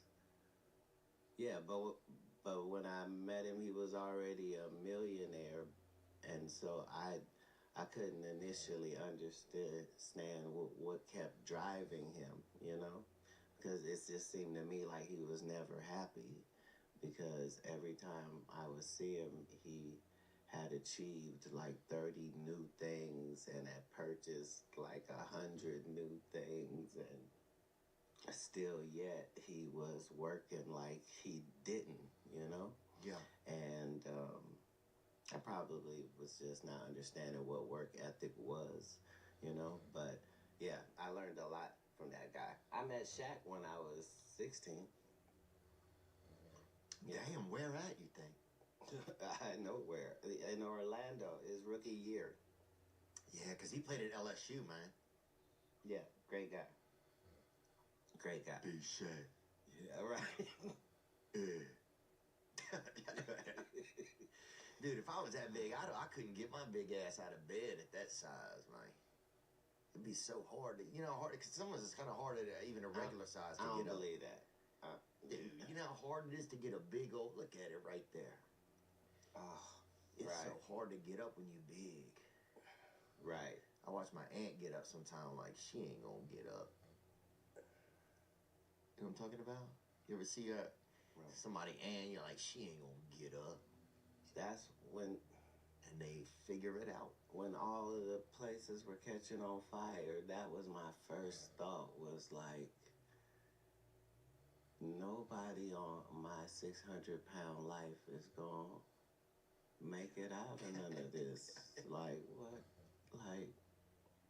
Yeah, that show's over, bro. Like, there's a whole portion of the population that can't get up. Yeah.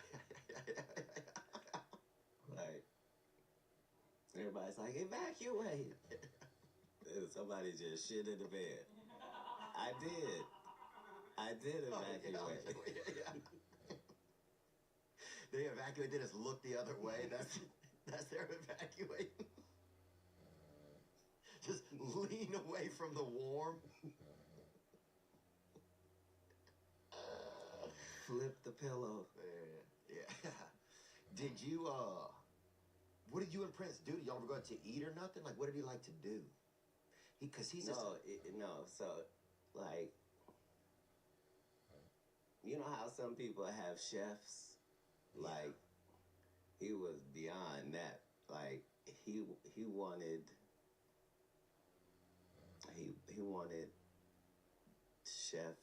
a chef to know what he was preparing. Like, I don't know how to explain it, but like, he wasn't vegan the whole time I knew him, you know?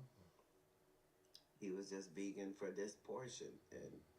But before that, he had a whole different thing. But he would have an Italian chef to make Italian when that's what he was having. And he, like, to the extreme. He was extreme. Like, yeah.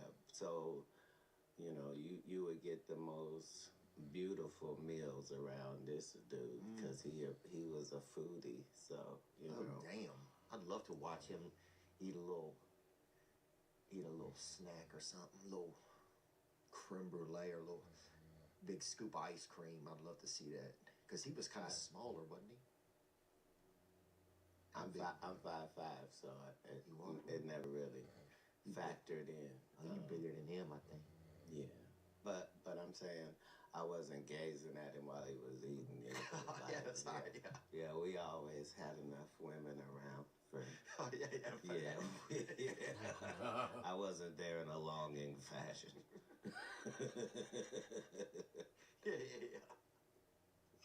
Yeah, sorry. Somehow I just like to watch a small person if they get up against a real hard scoop of ice cream, they fucking can't handle that bitch, you know?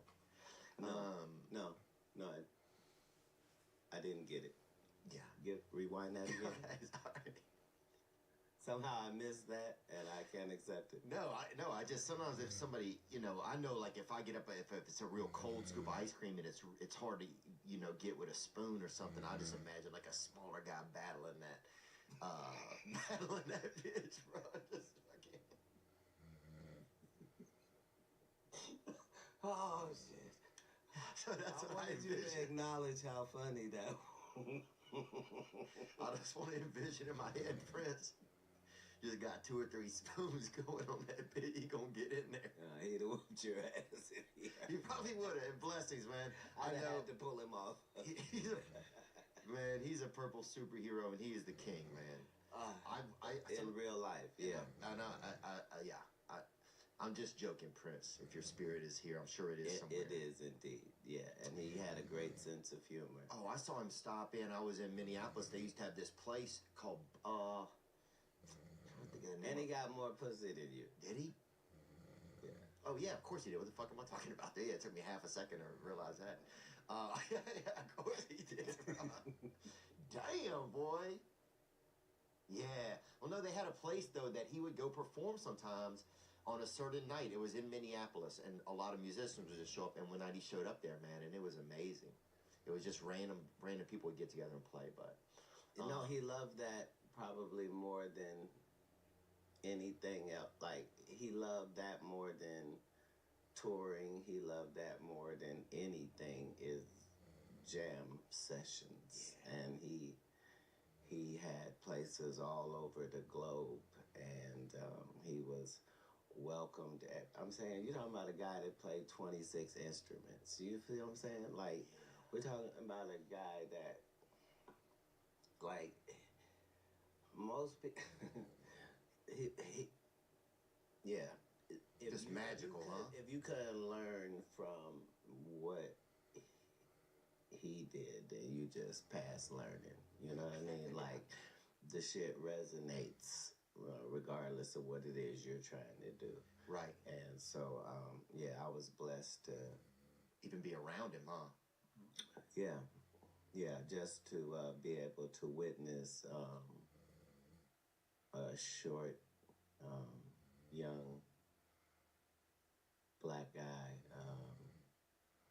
navigate the highest echelons of entertainment and still be holding on to things that he doesn't do and won't do, and still feeling like he needs to look out for other musicians and other artists, and still trying not to bring shame on his fans or other black people or music lovers, or just a wonderful human. That's what you can learn. Shit, now I feel bad about making that joke, but I feel okay still. I mean, I feel you should. it's okay. Yeah. I'm just joking. Yeah. Yeah.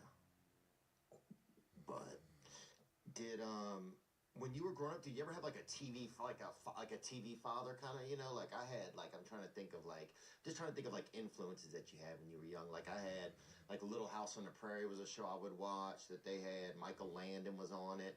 And then they had, like, In the Heat of the Night. I really liked that show. Now, wait a minute.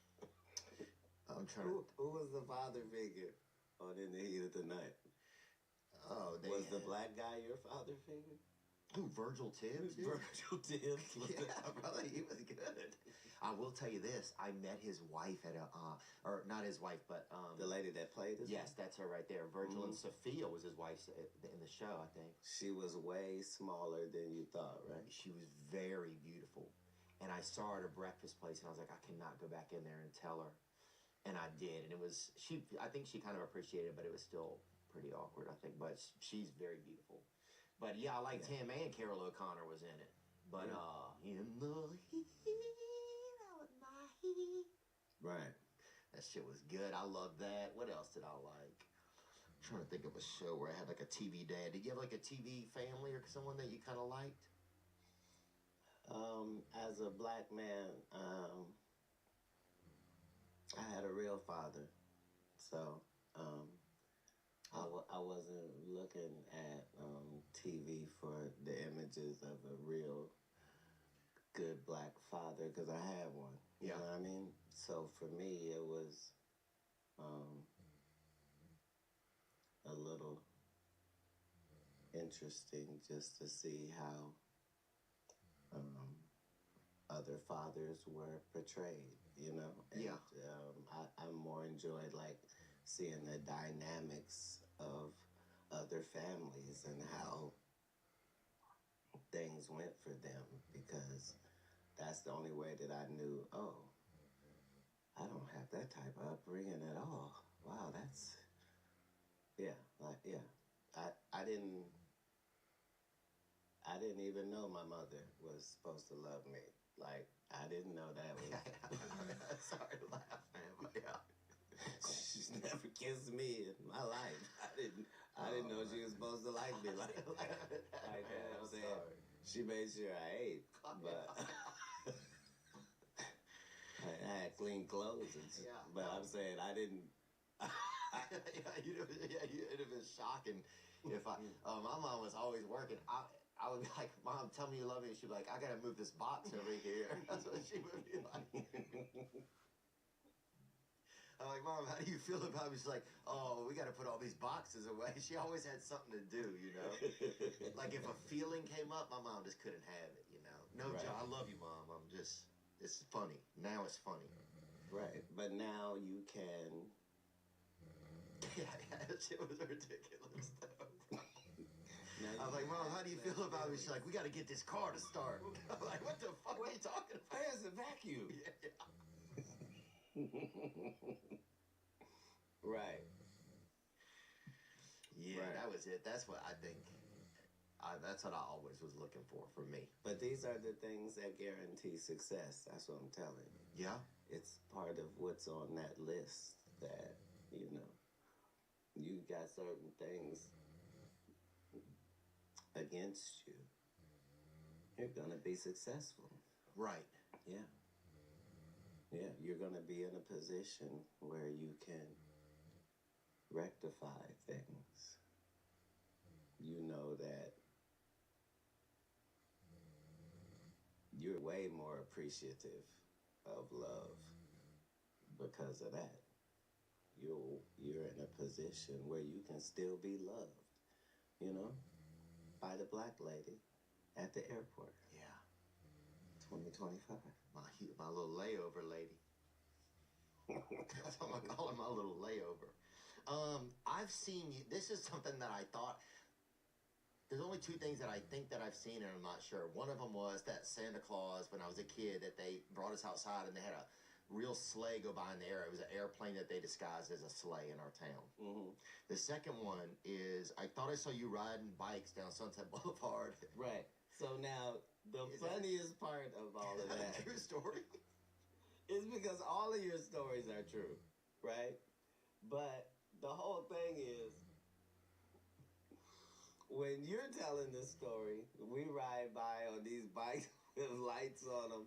Yeah, like from the future. Circus members. But really, this is $1.5 million worth of Can-Am spiders. Oh, 8 of them, 200,000 apiece. Me and Suge going down Sunset. Oh, yeah, I didn't see those, man. I'm sorry. I saw some bitches. Somebody covered them bitches. Cat Williams came by and with a Shetland pony.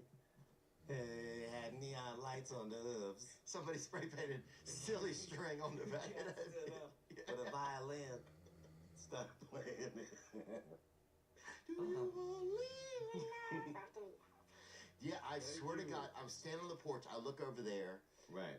And you had done one of those things where you stand up but keep, you know what I'm saying? It's just, you know, when you're riding down the street. I'm 5'5", so I do that better than most. Okay. And I said, damn, there he goes, bro. Right. And by the time I get anybody's attention, nobody believed me. So that's why I think it had a lot of that same, like, when you saw Santa, you know, type of energy. Right. Well, understand, I didn't take away from the myth. I just clarified. Yeah. No, good. Because I thought I was crazy for thinking that. Right. What do you see happening in 2025, Kat? This is where we get to where, like, what do you feel like? What do you feel like are things we can look forward to, things we can stay conscious of? Can I bum another cigarette by chance, man? You got enough strong? Absolutely. Let's do it. Yeah, so, Let me get that bitch, get my lungs up. We're already in 2025, aren't we? Yeah. Yeah. So, you right already. Yeah. See? So the whole thing is we're not,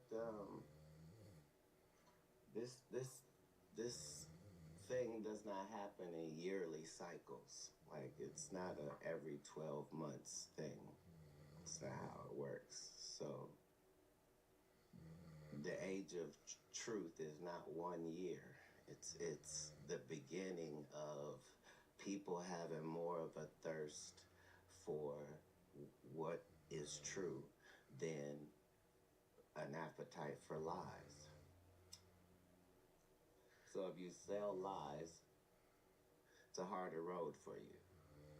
If you have truths to tell, people are hungry for that, and they'll pay you handsomely to hear the truth. Wasn't always that way. It's that way right now in real time. Whatever that means to you. That's the battle that's going on. Is people who profit from the manipulation of others by getting you to believe something that's not the case. And that's how they make their living. And it is now a difficult time for those entities. Do you think that there is actual cloning going on? We know that there's actual cloning going on. The question I believe you're asking is human cloning. Oh, yes, sir. But let's start with the real question. The real question is cloning going on? Yeah, it is. I knew it. Yeah. Well, I'm saying, let's just say animal cloning. Oh, right? yes. Let's start there. That's not a myth or... No, that's been... That's not a conspiracy theory that we are at the point where we have no problem cloning animals. If you lose a pet, you can send away to these companies and they will They'll fucking remix that bitch and send it back. Right. Yeah. At as close a proximity as you can imagine. Yeah. Right? That we know is possible. Okay. So now, if Through Viagen Pets right there. so that's in the animal world. So now in the human world, we know that there are multiple surgeries that we know we can replace this with that. All the way up to what's our last achievement? Is it heart? The guy passed away with a pig heart, but it worked for, I'm saying. Let me see that. Bring up that pig-hearted guy. Right there. Yeah. Two people have received a Genetically modified pig heart transplant. David Bennett and Lawrence Fawcett. Both were performed in Maryland.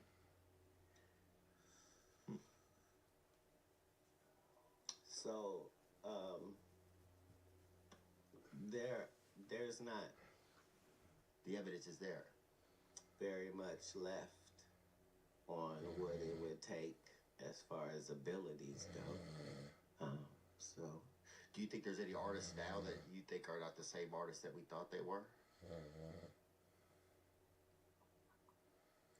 if we're only speaking of biology, I've heard that a man's G-spot is in his anal passage, which means I'm going to go my whole life without ever experiencing it. Yeah. Go through to get to where they're at, right? And I just know that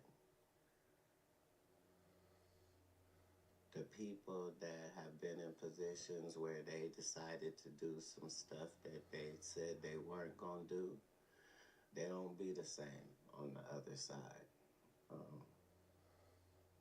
Nothing they can do can make them seem like what you remember them as. Have you ever I call it spiritual because I don't know what else to call it. Yeah. But yeah. Have you ever faced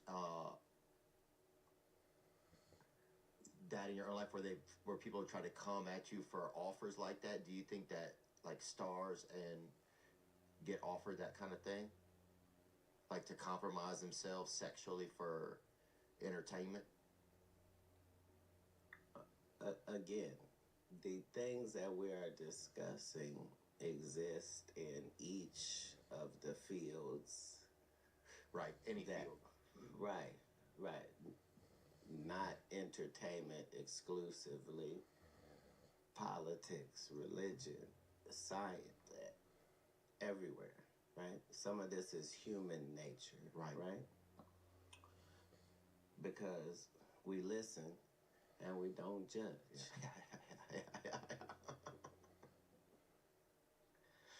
Were there things that you didn't take in your career that you feel like were like are there things to look out for, do you feel like there wasn't for me because I knew I wasn't going to take it, but I did want to get offered. Yeah. You know what I mean? And most of the stuff I wouldn't have believed until I had to get to a certain level to get to see the proof. You know what I mean? So I was as shocked as anybody about how powerful Harvey Weinstein was at the time that I was meeting with him, and how he could not be told no. That he get whatever he want. You follow what I'm saying? they'll figure out some way. Right. So I thought that didn't apply to me because I don't care about nothing but bitches and good business, right? Yeah. And then he offered me 2 actresses like they was playing cards, and I was like, "What?" Like he just jumped in the head. Like, he was like, "I know you." Damn. Right. Like what?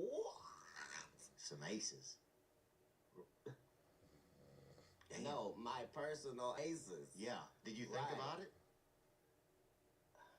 Look, I'm not in these scary situations. I don't even leave it up to me. Like, I'm gonna do what the superhero would do in this part of the movie, regardless, and deal with what happens after. Yeah, just because it's a story, and I know it's a story. Right. It's my story.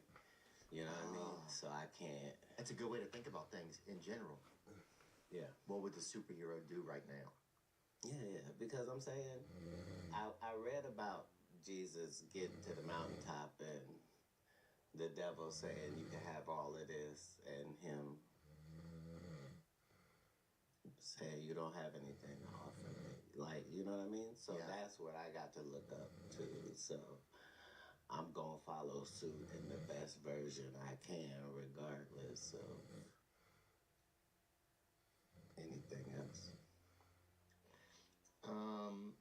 Do you have a comedian that passed away that you really like, that you miss a lot? I mean, I know there's been a lot of them. But did you have I like was just going to say, I miss so many. Like, did you have like a brother in comedy? Like I miss so many. Like, what was Bernie Mac like? Was he a super guy? Because I never seen anybody like him. That's a great place to start. No, you never saw anybody like him just because there wasn't anybody like him. Yeah. You know what I mean? Like, the things people pretend to do and talk themselves up to be, and he was that already. Yeah,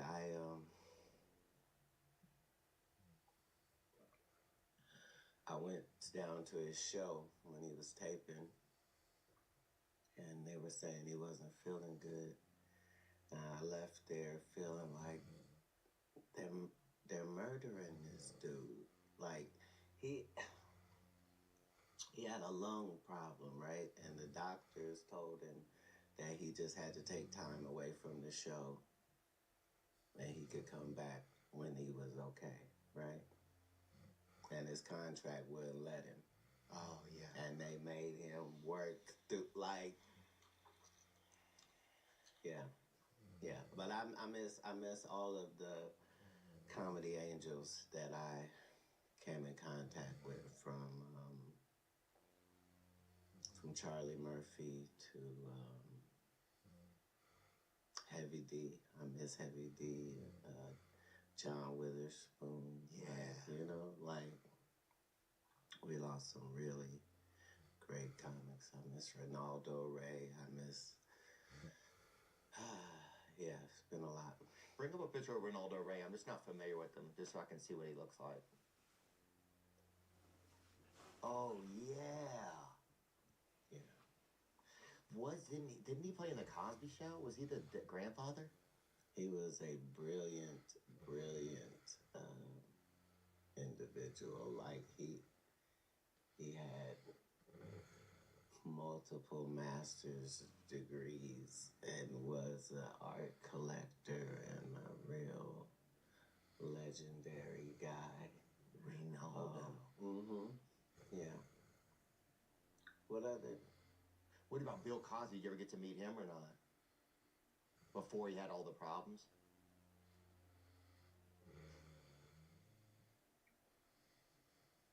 Is being a rapist one of the problems? Oh, yeah, sorry.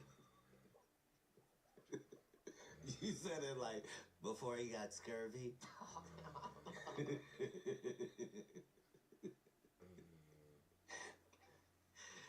Bro, sorry, bro. I did, but yeah, what was he like before that, man? Right. I don't know. He comedically, like, he has some works comedically that you could put up there in the pantheon of joke telling. Oh, yeah.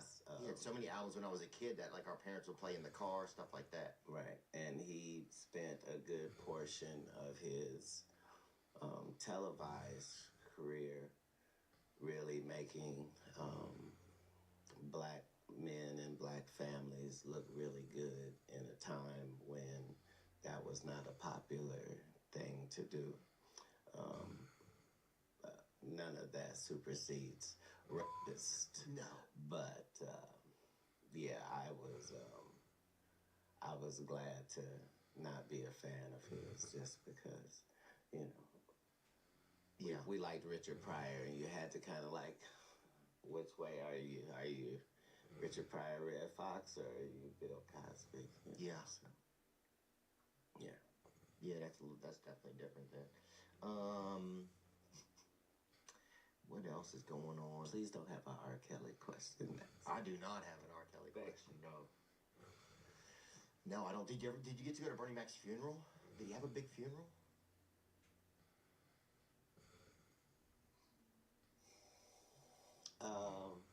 Steve Harvey was at his funeral, so I wouldn't have been there anyway. Oh, I didn't know that.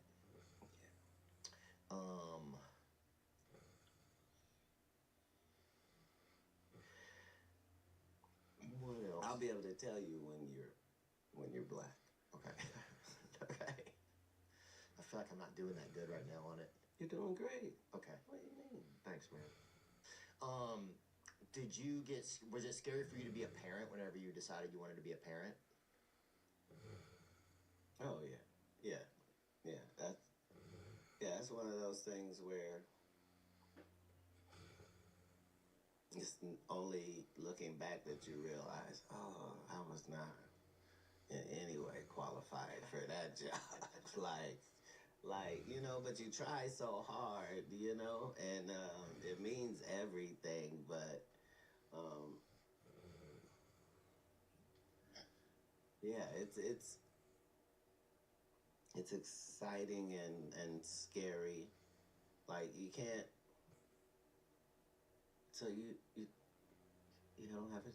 You don't have any kids. No.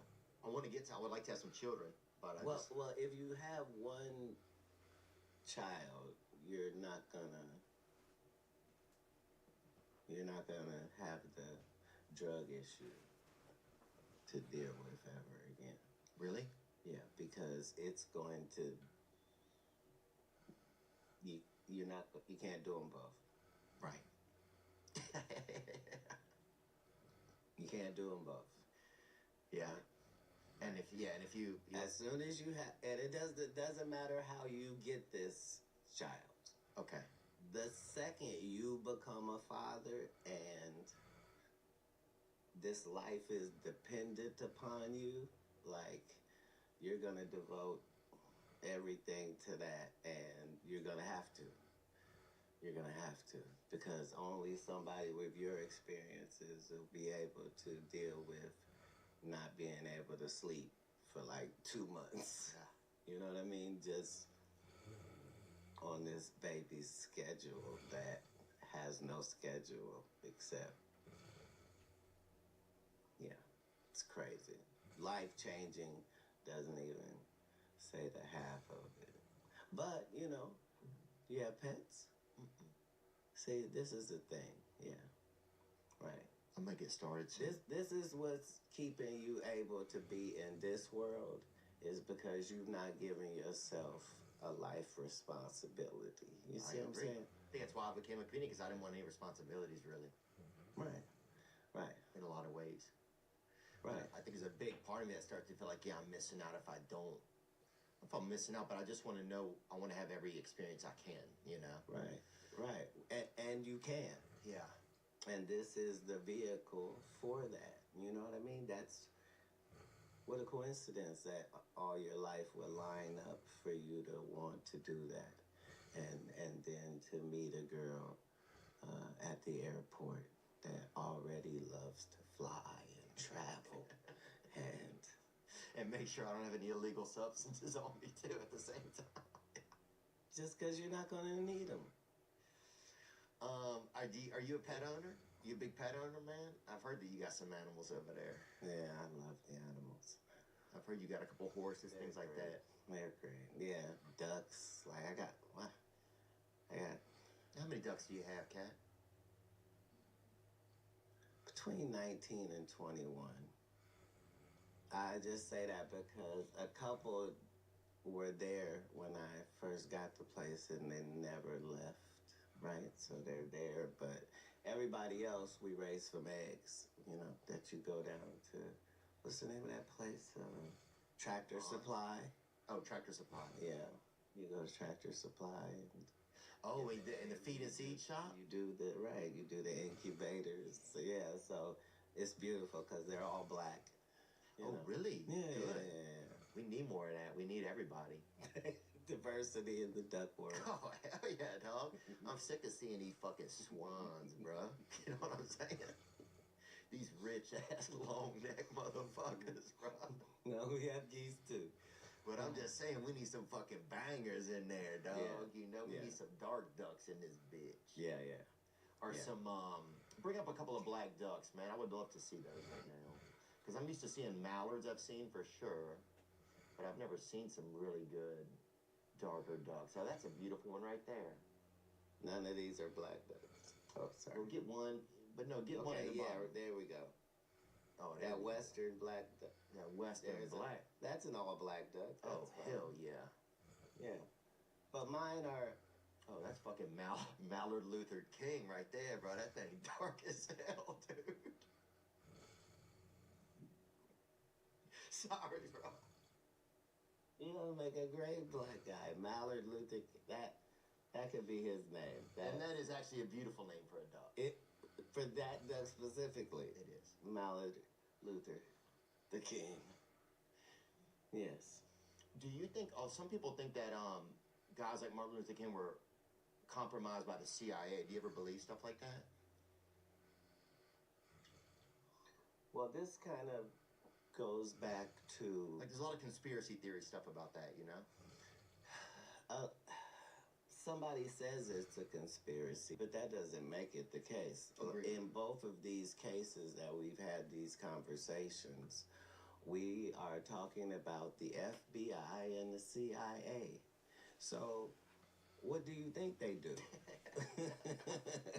So maybe we're unclear about what we think these agencies do. So now the question becomes, hey, do you think they be doing their job? I do. I do think they be doing their job. You mean all through history? Yes. Yes, I think they keep on doing their job. You think they get everybody? I think they get everybody. So again, not conspiracy theory at all. I'm saying the only way that there could be a FBI file for us to be able to get 30 years after his death is if there's an FBI file, correct? Right. Right. Damn, bro. Nobody could trust anybody. And that's the scary part to me sometimes. The Bible said, do not put your trust in men. It's pretty specific. Why? Well, because everybody can be compromised except you. Yeah. If you don't believe in God, then it's pretty messed up because now you only got you to believe in. But if you got you and God, you can believe in both of those. You can have peace then. Have you had times in your life where you struggled having God in your life, or what's that been like for you? No. Do you have a practice that you use kind of to like one of my goals this year is to have more God in my life, right? So for me, I'm just using like more times where I stop and pray. Like even sometimes moments of my head will pop in like, you should hit your knees right now and pray. And sometimes I just don't do those. I just go and keep doing it about my day. But now when those hit me, I'm trying to just make sure I do that, you know, just like, because it's like an intuition that I have, you know, just because I want to have a stronger practice. And understand it's the reason that it's special is because only you're gonna know that it's working, right? There's gonna be no evidence other than the evidence, but you're gonna know that. Like I talk to God 5 and 6 times a day. He has an accurate account of how I'm feeling about everything, how I think things are going, what I feel like I'm doing good at, what I feel like I need help with. These are our conversations. So I don't wonder why stuff gets moved out of my way, because I asked for things to be moved out of my way. Like you asked earlier, like, aren't you scared? Like, I'm not allowed to be scared because I'm not counting on me. Like, you can't fuck me up because you're not allowed to fuck me up. And I've been in enough situations to know that he ain't let me down yet. Like, every time I needed his safety, it was there. Yeah. And will be. And the more times you communicate, the better the relationship is. And then you'll find that that works with the black girl from the airport, too. Like, communication is key. Yeah.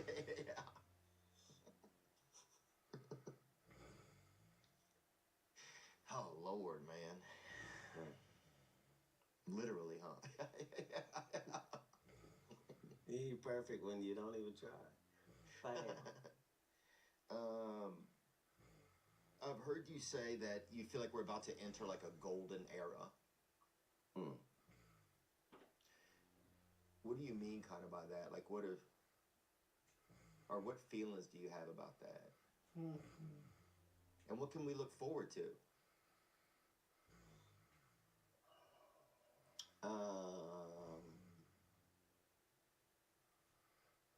I was just trying to be super positive at the time. I wasn't trying to be actually accurate with the question. Okay. The question was asked, I think, almost on New Year's or something like that, or Christmas, something like that. It was pretty close to the top of the year, so I didn't want to say anything that would make anybody uncomfortable or awkward. But the Bible has a book called Revelations, right? Mm-hmm. And it gives you this little metaphorical rundown of how things should go. Bring it up real quick at Revelations. We can get a look at it.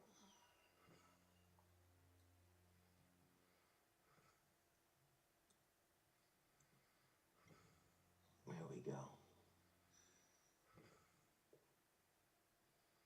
Book of Revelation or Book of the Apocalypse, the final book of the New Testament.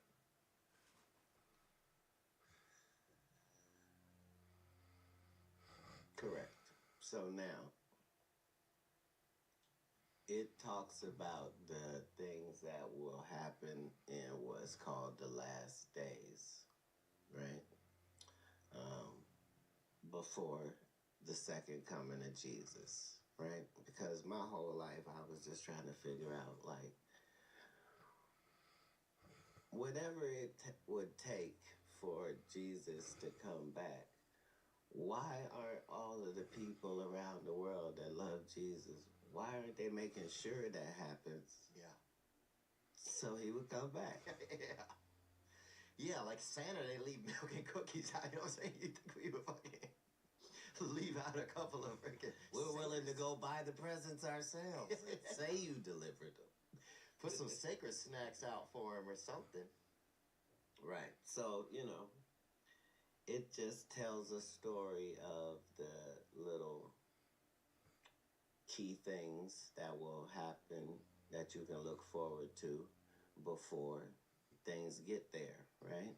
And so it talks about things like all of the nations will have to come together and make a group called the United Nations, you know, and this was written way back then, and we have a United Nations now. Yeah. And it's talks about there being wars and reports of wars in multiple places, and it gives us a little guideline just to what may be happening in the future. Like whenever Jesus comes back, where do you think it'll be at?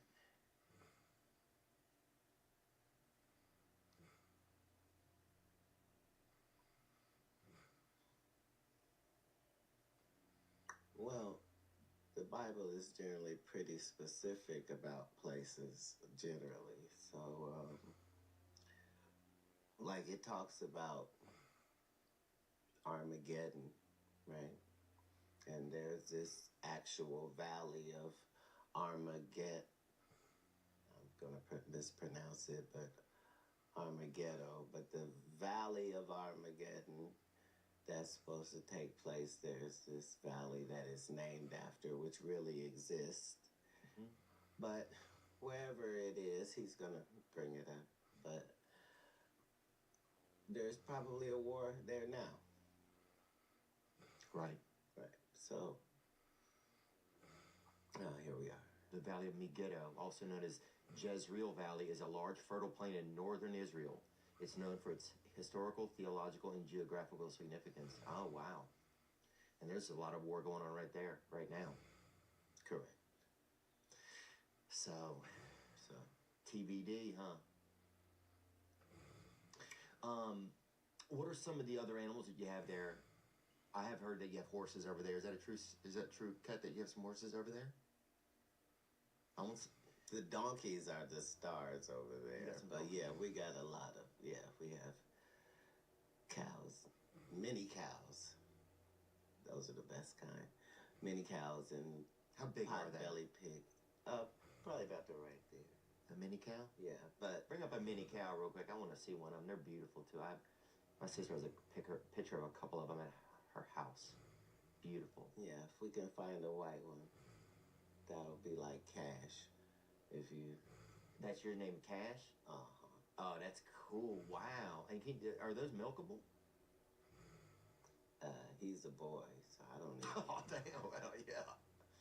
Not it. Right. Yeah. Oh, look at that. So, the blessing, he has no idea he's many. Oh, I see. Yeah, ours is bigger than that, but, yeah. A beautiful little one right there. Yeah, they're really fun. And do you that one named Cash, and what other name do you have for these animals? Well, all the animals have names, except animals that might be delicious, like goat is like my favorite meat, I think. Yeah. And so we have quite a few, And are you eating goat? Not Billy, he's the king of all the goats, right, but you have a little bit of goat. How much goat are you having monthly, you think? Weekly. Oh, okay. Yeah, okay.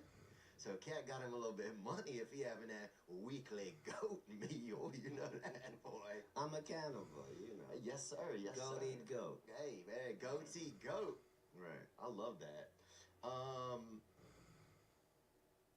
He's making a little money. Sorry. I'm just trying to think. I think sometimes I was so nervous about who you are because you seem like you almost seem like something that came down off of Mount Rushmore to spend time with us today. So I think that's like the mystique about you. So I think sometimes I don't know when it's like okay to joke around and stuff, So you just try and figure it out as you go, I hope that is not correct and you're just saying that because it is always okay to joke around me. No, I appreciate that. I definitely feel that for sure, more than other interviews. I'm trying to think of what else I want to ask you about. This is the best picture I ever got about it. Someone said this, and they said this is Cat Williams talking to Cam Newton, somebody said. Right. And that's what I'm Right. thinking, man. Yeah, because here's the thing. Here's the thing. Everything, yeah, we know that stupid picture of me. Thanks, appreciate it. Yeah, gotcha. Oh, I didn't even see that. Can we take that down? That's unbelievable. Very racist. You see how it became racist immediately? Yeah. No, but here's the facts. The facts are, you know, everything we know about history, we know because of artifacts, things that were left behind. Mhm. You know what I mean? And so to be heavily into the culture in a way that is represented is Pretty cool. it's a pretty big deal, you know? Yeah. Yeah. We should make one next year if we made one and we made a charity for it or something. That could be cool. Right, but we would have to do you one too. So like there would have to be a Theo Vaughn as well. I mean, I would be happy to do that. Yours is really yours is the one they're already using without your permission. That's what I'm saying. They're already doing mine. Yeah, that's true. But maybe we'll try to find one. That'd be kind of a neat. Maybe we could do something where we raise some money for something. I would love it. Yeah. You would? Yeah, absolutely. Yeah. Okay. Yeah, I'm all about that. That's cool. We should do it for. Yeah, I'd be happy. We should do it for autism. We should do it for people on the spectrum. Okay. Yeah. And do they have? And everybody has autism. Do they have all types of people with autism? Yeah. Right. Mm-hmm. Yeah. I would love to do that. That's a Yeah. cool idea. And do you? My last question for you, Kat. Do you know any Native Americans you ever met any over the years? What's that been like? Really cool. Like way more. I'm trying to figure out how to say it, but like Because I've just heard some of these are just things that I've heard. when I met this tribe that several times I've met several tribes, but the whole thing is Oh yeah. you get this thing around them that you understand that they've been standing here. You know what I mean? Like there's you understand how difficult it is to carry legacies and stories, even though your people have been getting Emaciated. destroyed, Yeah. and then when it's all as bad as it could possibly be and everything is destroyed of your whole legacy, then they give you unlimited money and have casinos. Yeah. It's a mind-blowing thing to watch a group of people still carry their legacy along, and that's what you get. And they know so much about so much, like, you know what I mean? Like, Oh yeah. like, and I'm an outdoor guy, like, and they know everything about everything. Like, fishing with them is like a whole different experience. They'll whistle like, and them bitches in the like boat. they don't make no mistakes. Like that whole part where you don't catch fish, they don't know shit about that. Yeah, they catching bitches and half of them cooked. They catching bitches. They do it right. I want you to come out of the water boneless. Fillets. Have with outdoor stuff? Have you ever done any like camping or anything like that? You ever done any long camps? Did you ever do like a plant medicine retreat or anything like that? No, but having 100-acre ranch, you start getting into trying to make sure because first you have to figure out what you already have there. You know what I mean? Because I'm kind of, aren't you like close to Nashville? Yeah, yeah. Right, so I'm out in Mississippi on this farm, you see, and so, you know, you're learning what's out there, and then you're trying to accentuate what's already out there, and, because I think we probably got like 300 deer, like, Wow. And they just running around everywhere? yeah. Yeah. Because the way progress worked, they kept getting pinned in, and then there was a golf course, and so they had a little safe area in between them, and then when houses started going in, then it became neighborhood, Less and less. gated community, and now there's nowhere else for them to be. And this particular area is where they all came to. So, pretty wonderful.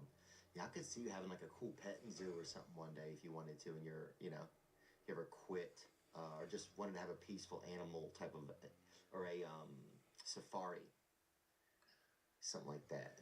Yeah. Cats. I'm never trying to do something that requires interaction. Like what I'm doing is creating heaven on earth. Yeah. Right? So that means finding out all of the things that really make you jump for joy and excited and make you go, oh, and collecting those around yourself. So that no matter what it is you have to deal with in the world, you can come back to this little heavenly environment that you have created. That's it. That fuels you, you know? Yeah, that's the tour right there. Yeah. Heaven on earth. As it turns out. Yeah. Yeah. Cat, man, thank you so much for spending time with me today, man. And I just thanks for thanks for just so many things, so many quotable moments from your life that you share with us, and yeah, it's an honor, bro. I really feel honored to be in your presence today, and just I can't even believe it. So thank you so much. Likewise. Now I'm just floating on the breeze, and I feel I'm falling like these leaves. I must be cornerstone. Oh, but when I reach that ground, I'll share this peace of mind I found. I can feel it in my bones, but it's gonna take.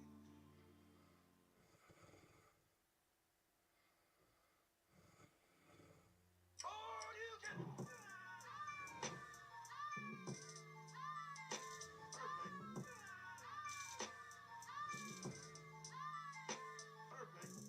You watched that inauguration today? Bro, I was watching it. I didn't want to, but the Uber driver wouldn't take it off. He was watching it? Yeah, I wanted to play Glorilla. Can you put on Glorilla? No, I'm watching the He president. was like, "This is your country, goddammit. You need to watch." And Trump saying some crazy stuff, bro. I don't care who people vote for. Like, No. I personally, I don't want to vote because I like making fun of both parties. And if I vote for one, then it's a You're little stuck. hypocritical to make Yeah. fun of the other. You know, you pick the team and you're like, that feels like I'm spreading like Propaganda? Yeah.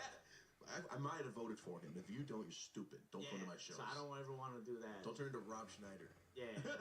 I love the guy, but damn, he's gotten too political, man. Yeah, I don't want to get political on there. I'll make fun of either one, like here and there, but never actually pick a team. So I was watching it, and I just think it was funny in general.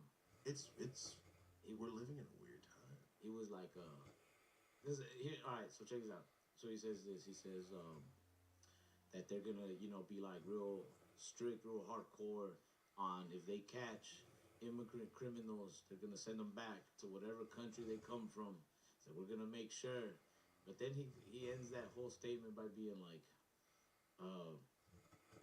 Mexico's not gonna get away with this anymore, something like that. I was just like, hey, what happened? For a minute there, it seemed like you don't like immigrants despite of their race, which felt kind of nice. For a second, we're gonna get rid of them no matter what color they are. But then he's just like, Mexico, damn it, we're done with your shenanigans. And I'm like, hey, what the? I didn't know. I thought he was kind of on our side a little. Also, don't quote me on that. Go watch the inauguration. Don't quote me on what I just heard. But he says something along those lines. And he says what it felt like. You know what I mean? Like he said, he was you know how he is. He's like, first and foremost, we're gonna build that wall. What about the wall from Canada? That wall is like, bro. He emphasized the southern wall. I know there's no wall. They don't let us there. You know that? That's crazy, bro. Have you been to Canada? Yeah.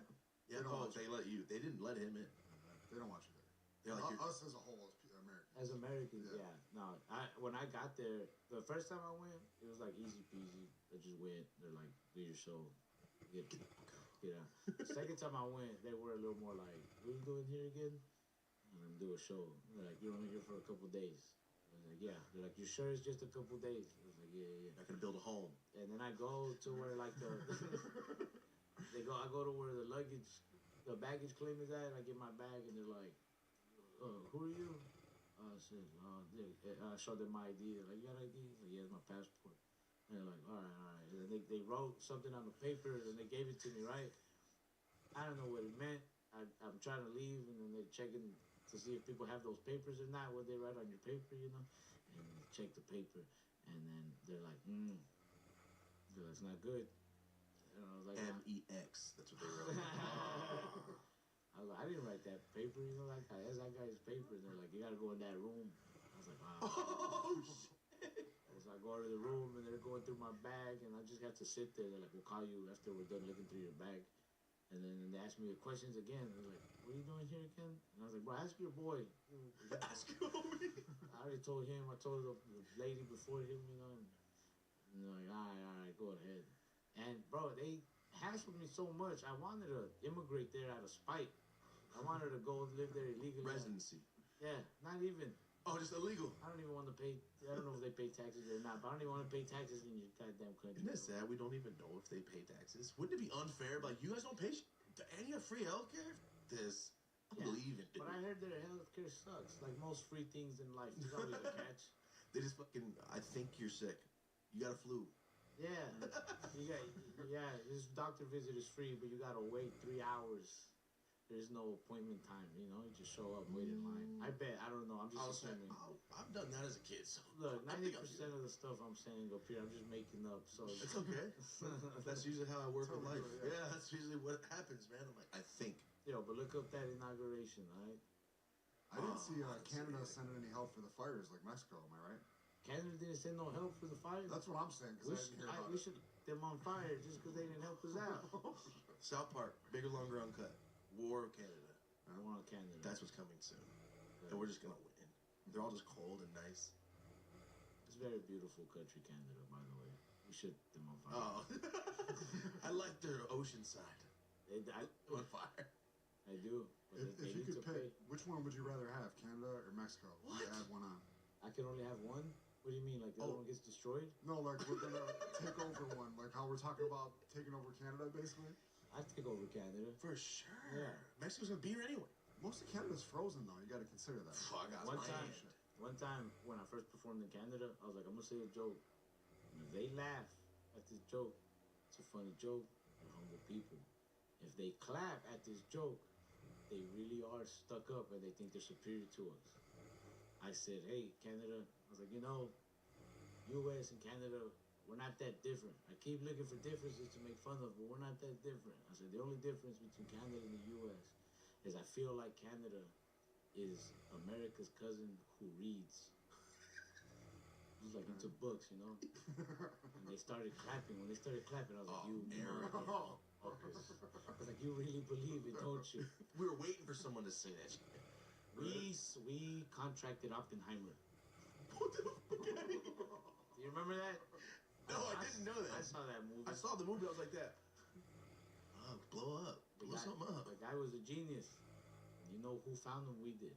We're in, you know. The best recruiters in the world. I was thinking about that too during that inauguration. Trump was like, "Yo, we split the atom. We're a great country," and he's like, German scientist, wasn't it? "Yeah, it was Oppenheimer." You know? Oh, it was Oppenheimer. Okay. He split the atom with a lot of other scientists. From Germany that escaped the war. God knows how many scientists were involved on that. They all had accents. I don't know where they're all coming from. They were like, Oppenheimer, help me with this. One had a Portuguese accent. One of them was like, do you carry the one? Anyway. Yo, Albert Einstein looked cool. Albert Einstein, yeah. It's like, damn, you look just like I thought, man. Good job. All I'm saying is, like, sometimes the smartest guy in the room is not the guy who can split the atom, but the guy who can book the guy who can split the atom. And then take credit for it. Yeah. I like that. Take that, Canada. Yo, what have we done as a country? What did we do? What did America stand? We fled. We fled from the UK. We made the hot dog. All right, there we go. There, we have some contribution. That man. might have been Germany too, actually. Probably I don't know. was a Right? Frankfurter, and We it got probably is Cadillacs. Germany, dude. Hot dogs. I'll tell you what, Baseball. this will always be the greatest creation of all time. America is the melting pot. We made the melting pot, baby. That's true. Yeah. We made it safe for everyone. Like, yo, jump each other, but not them. Maybe we didn't make it safe, but we definitely made it fun. Yeah, and we made tasty. the only GTA server in the world. We're like the greatest food court of all time. And there's no Sabaros. That's the only problem. Hmm. Where's Sabaros at? What is happening to those? Where'd they go? I don't They know, still man. hold up. I went the other day Where? Where is it? in the Santa Ana Mall. That's the There's thing. you gotta go. I You gotta bet go where you- all the nice people are. I bet you they got a Quiznos in there too. Damn. Probably do. Quiznos puts on mayonnaise and then puts in the oven. I don't fuck with Quiznos. For That's Quiznos. serial They killer. put mayonnaise on it and then they throw it in the oven. Oh. I haven't been to Quiznos in a long time. I can't find those either. They were across the street from my high school. One. Yeah? Yeah, you had to throw in on a sandwich. That shit's like $9. Remember that shit? For real? I don't Yeah, I remember that couldn't either. afford Quiznos. Keep the Subway. You was, okay. Hell yeah. Growing up as a kid, did you have off-campus shit as a kid? Were you allowed to leave? No, bro. One time this girl was running across the street and the car hit her. Yeah. She did it for everybody because she didn't know how to look both ways. They're like, nobody leaves the school no more. It's like, God damn it. Oh, so you could up to that point. Nah, the year before I got to high school, they stopped doing that. Because the year before I got this, was she Oh, dummy. got too excited. Third graders know. It's look the both story ways. of Icarus. She's Icarus. Or the Icarus' son. Is it Icarus? I might be getting this. You are. I'm so confused You're right saying this shit confidently. now. Yeah, he said it. He said like the headless horseman. Similar to the story of Icarus. There's a story of this dude. It's like one of those Greek mythology stories. Yeah, hit by a car. So there's all right. So first off, let me tell you the story of the girl. Right, there's a Jack in the Box across the street from my high school. I love Jack in the Box. All through middle school, I'm like, I can't wait to be in high school so that on my lunch breaks I can go across the street for Jack in the Box. Well, I'm not the only one who shares this love and excitement. So apparently, there's this girl who, she's a freshman or something. I'm still in the 8th grade. I'm not at high school yet. But this girl is just running to the Jack in the Box. I don't know if it was for the tacos. Back then, they were still 2 for 99 cents. I would have ran for that. Maybe she was running there to meet her date. I don't know. I don't know what was going on. But all I know is she ran across the street. She gets hit by a car. After that, my high school's like, no more, you know? It's a good freedom, bro. It's such a freedom to have food like that right across for lunch, right? Let me tell you the story of Icarus now. Which might be Icarus. I don't know. I can't remember the name. Call me. You call him me. It might have been with an I. Anyway, this is old dude who his name might or might not have been Icarus. Him and his son. I don't know why or how, but they end up getting locked up, right? And maybe it was wrong. I don't know. Not my business. I wasn't there at the trial. This is back in ancient Greece, ancient Roman times. I don't know. But they're locked up, the father and son. And somehow, I think they give them like pillows, or somehow they end up being able to collect feathers. Maybe like birds that land on their little stoop with the bars. I don't remember how, but they end up collecting feathers. And it takes them a long time, and they collect all these feathers. And they build wings so that they can jump off the roof of the jail they're locked up at, through the window, and fly home. And it works, bro. It works. They're flying. And the son is like a teenager. You know, the teenagers, they don't listen, these crazy kids. He tells his son, he's like, hey, don't fly too close to the ocean because you won't be able to pick up enough wind. You'll fall, you'll drown. Like, we got a lot of distance to cover here to fly home, you know? And he's like, don't fly too close to the sun because the feathers will like get too hot and will fall off or something. I don't know why. It's a story about staying humble, staying in the middle. You know what I mean? In your own lane. But the son was like, bro, I'm flying right now. I don't gotta listen to you. I'm flying. So he's like doing, and his dad, as they're flying, his dad's like, hey, chill, Icarus. Maybe the son was Icarus. I don't know. He's like, chill the out, bro. Like you're gonna, and he ends up messing up his wings. He was too close to the sun, and his wings fall off and falls into the ocean. We got a photo right here, actually. Look at it. Look at them. The fact that you didn't make that shit up right now makes me laugh even more. People are flying with wings. Yeah, they made the wings. Which are pasty Or white. maybe God gave him the wings. As a son? I don't know if this is a son-father thing. I watched the cartoon version of this. Okay, the Cartoon Network version. Yeah. Hold on, he falls, and what happens? Son dies. He could have went, swooped, and got his ass like Spider-Man. Oh, Lesson learned. I told you. As Anyway, he falls. that girl. So Icarus. check it out. I'm not making this up. That girl that got hit by the car. So her name was like Emily, but her middle name was Icarus. No, I'm saying that's not true. But she. Who would do that? Emily Icarus. Imagine your baby just being born. Like, he's gonna fuck up in life. I'll name him Let me name him this. this little arrogant piece of shit. I got a cousin. I got a cousin that named his. I'm gonna say it.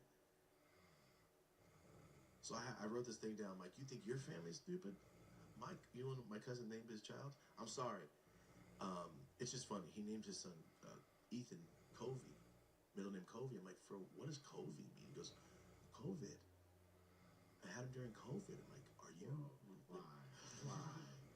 Why? What is it about the COVID times that you were just like, I always want to remember this era? No, not COVID. Covey. He goes. And you know those. Like, it's cute. Yeah, you know those parents that go first and middle. They call their son first and middle. Jonathan something. Ethan Covey in the store. I just hear him yell, Covey. I'm like, Covey. For real, dude. But his first name is Ethan. Yeah, but they don't just say So Ethan. when he's in trouble, he's like, Ethan COVID-19. Yeah, exactly. You get in your room right now. Bro, I told Marty, he's like, I'm gonna name my first son Tower 2 just to match his ass. And every time he's looking up, like, you couldn't withstand the heat. Oh, he couldn't handle the fire. If I had a son today, I'd name him Trump 2 Electric Boogaloo. Trump's back, baby. I forgot you're from Texas. You're from Texas where it's okay to say, Trump's back, baby. Because over here, they didn't like that. Bro, you can say it wherever you... I mean, you're going to get weird reactions wherever you go. I think Texas is more of like the home base. Bro, Tap, tap. You're good. I support any president who's in the office, though. When Biden got in, I was like, yo, Sleepy's back. Sleepy. I just wanted to piss off whoever was against him, you know? Honestly, man, I could give as long as the country doesn't burn to the ground. Oh, shit, it is. Can I just burn to the ground? All of this is gone on this map. I don't care who's president, man. If I'm going to win, it's on me. If I'm going to lose, it's on me. The country's never that different. That's why, like, whenever people are, like, super supportive of a president, I'm like, bro, like, take the cook out. Oh, shit. Like, calm down. The country's never, like, whether it's Trump, whether if it's Biden, like, this is going to sound cocky, but I'm going to win regardless. Or doesn't matter who's doing it. Or lose. Or I'm going to lose regardless. Yeah. It's never that different. I don't go and pay my rent. I wish this was a different president right now. I've never done that in my life. Yeah. No. So it doesn't really affect anything except, well, the gas is high. Who's the president? That's the only time I think about it. I swear. I like to sit back and spectate. Mm-hmm. Watch a little bit. Smart. I like watching people that I know in person show me that they're stupid by caring so much that they're like, I have a friend that we got into a 90-minute argument, and I go, Judas, tell me why the Kamala Harris chick is cool without talking about Donald Trump.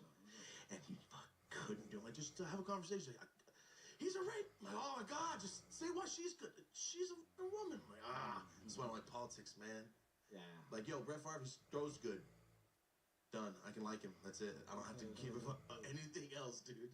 But yeah, I've had some arguments with people that really open my eyes. Like, oh, you care? I don't even care about football like I this. also like to listen to why people like one thing or the other. Because I do learn a few things. Yeah. I learn a lot about my own country.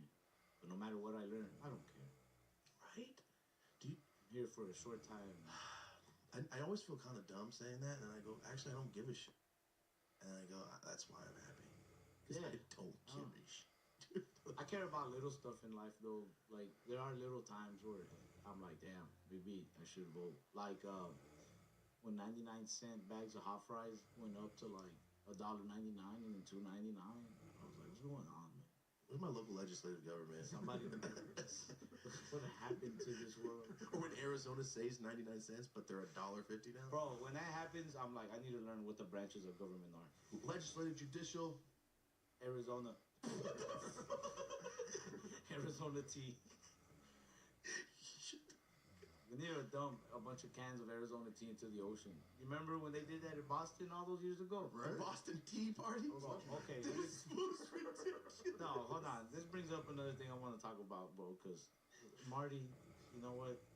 White people get a lot of shit, bro. Yeah. Every time we talk about history and we talk about white people's history, everybody's mad at white people for this and that. But y'all did some cool shit too, man. And we need to bring that up. Let me tell you something. Here's another little Thank you. Appreciate that. history class with Ralph. For those of y'all who maybe are a little uneducated, maybe they didn't care to tell you this story. So let me just tell Everybody you. listen up. So back, way back, right? Long time ago, when America was first kind of getting started out, so some 13 colonies type shit. We were taking shit over. Yeah. So, you know, America's like tired of Britain, tired of the UK. You know, we're not Great Britain, we're America, right? Everybody's just hanging out one day. And in Boston, on one cold Boston night, a bunch of guys get out from work, they get their paycheck. And Britain was up to something. They were up to something, and they weren't being representative about it. So one day, these guys in Boston, they get out of work and they get their check, and they're like, "What do you mean it's gross and then net?" They were getting taxed without representation, and they lost it. They lost it. They took all the tea. I don't know why the tea exactly. Maybe they were taxing the tea the most. It's the import It's an import, yeah. from England. That's where they drink all day. England was taxing Boston and the 13 colonies, and they were sending tea, and they were taxing the tea. So, so they got mad and they dumped all the tea, bro. They dumped all the tea into the ocean. The ocean was brown. It used to be blue, now it's brown. Britain hears about this, and they're like, "Oi, they did what now?" War breaks out. Next thing you know, we're free. Your British accent mixed with your Spanish accent sound like a Canadian. Hey, it was crazy. Yeah, no, we left, and then we still got taxed. It's kind of like Britain let us go, and then they're like, "By the way, we're gonna tax you later." It's kind of like if you break up with a girlfriend, she's with another dude for years. You're like, "But you still have to have sex with me sometimes." That's actually A little bit. That No, it's doesn't like you sound still like have to a pay tax child at all. support. That's a tax. That's Yeah. alimony. Yeah, alimony is a tax. What you said just sounds badass. I know it's been 4 years you got a kid, but Yeah, I gotta pay my dues, baby. sexation and representation. Sexation and representation. American dream. There you go. American woman. This fool's high. I'm You not, smoke what? You smoke still? bro, I haven't smoked in like 2 weeks. For a reason? So I just haven't felt like it. Nice. Yeah. Also, my dad's been hanging out. You know, I don't want to smoke with my dad around. Oh, okay. All right, I get that. But no, I just haven't felt much like smoking. Go to the table here, man. No, that's cool. I mean, I told Marty right when I started this year, I was like, I need to stop smoking so much. Because I did with Ken Flores, I did the Brea Improv. Couldn't breathe. I'm What? up there loud, like, I'm fat already. And trying to breathe and remember shit for the first time, I was like, I can't smoke this much. I smoke like a half ounce a day at least. And Well, it's like, yeah, it's not good. Maybe if you're gonna do stand up, slow it down. But That's what I was telling him, like, I can't breathe. I gotta slow down a little bit. I was gonna tell you should smoke more, bro. Looking like a pussy out there. Everybody's been talking about it. You check your nails as you say it. That's right.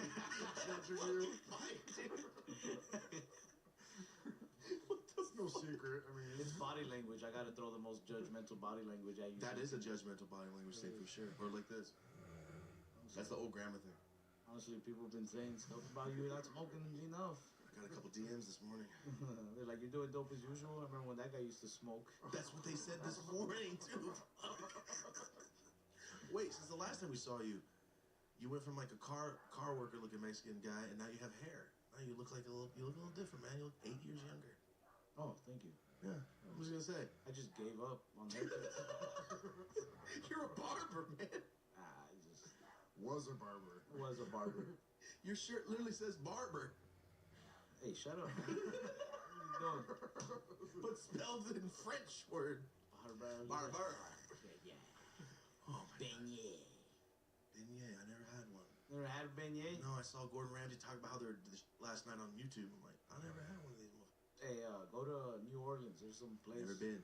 Go That's there. where he was last night, saying how good they were. Actually, There's like a famous beignet place, and their frozen coffee is just like, mwah, sacre bleu.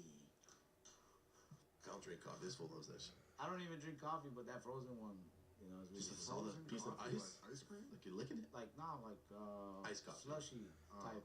You know, no, okay. No. Don't look at me like that. No, that because sounds. because it's making me feel like I'm getting it wrong. No, does it look like the Slurpees, the Coke Slurpees, the Coca-Cola Yeah, Slurpees? yeah, yeah. All right, that's All what I'm imagining. All right, yeah, there we go. All right, make that lick again. Lick at me. All right. Just doing this. Bro, they make, I don't know what the place is called though, man. But if you go to New Orleans and you're I like, smell it out. yeah. If you go to New Orleans and you ask people like, what's that famous? It's on the corner, with the beads. No, not a corner. Don't say that. Oh. They don't like that. They don't. Ask around. You'll figure it out. I'm just gonna ask around here a bunch of fucking Bobby Boucher's coaches. What do you want to do Over now? and over and over and over and over again. You know who's my favorite character on Waterboy? Is his dad. Oh, yeah. He's like, Roberto. Yeah. He's like, Don't be stupid, dummy. like, the hell was cool. Don't be. Don't be like tackle one and hit daddy. I love that movie so much, man. Yeah. It's truly great, and it made me love The Big Show even more. Watching that fucking. Oh yeah. But it made me do impressions on stage last night. I was running out of jokes, man. Oh shit. I told I told the audience, I was like, yo, we just filmed a Hulu special last night, and so I need to form a new hour of jokes. So this show, I was like, I tricked you guys. I was like, I've actually brought you to give me ideas, and we're gonna write jokes together. I was like, come on, throw something at me. And one guy was like, do a Rocky impression.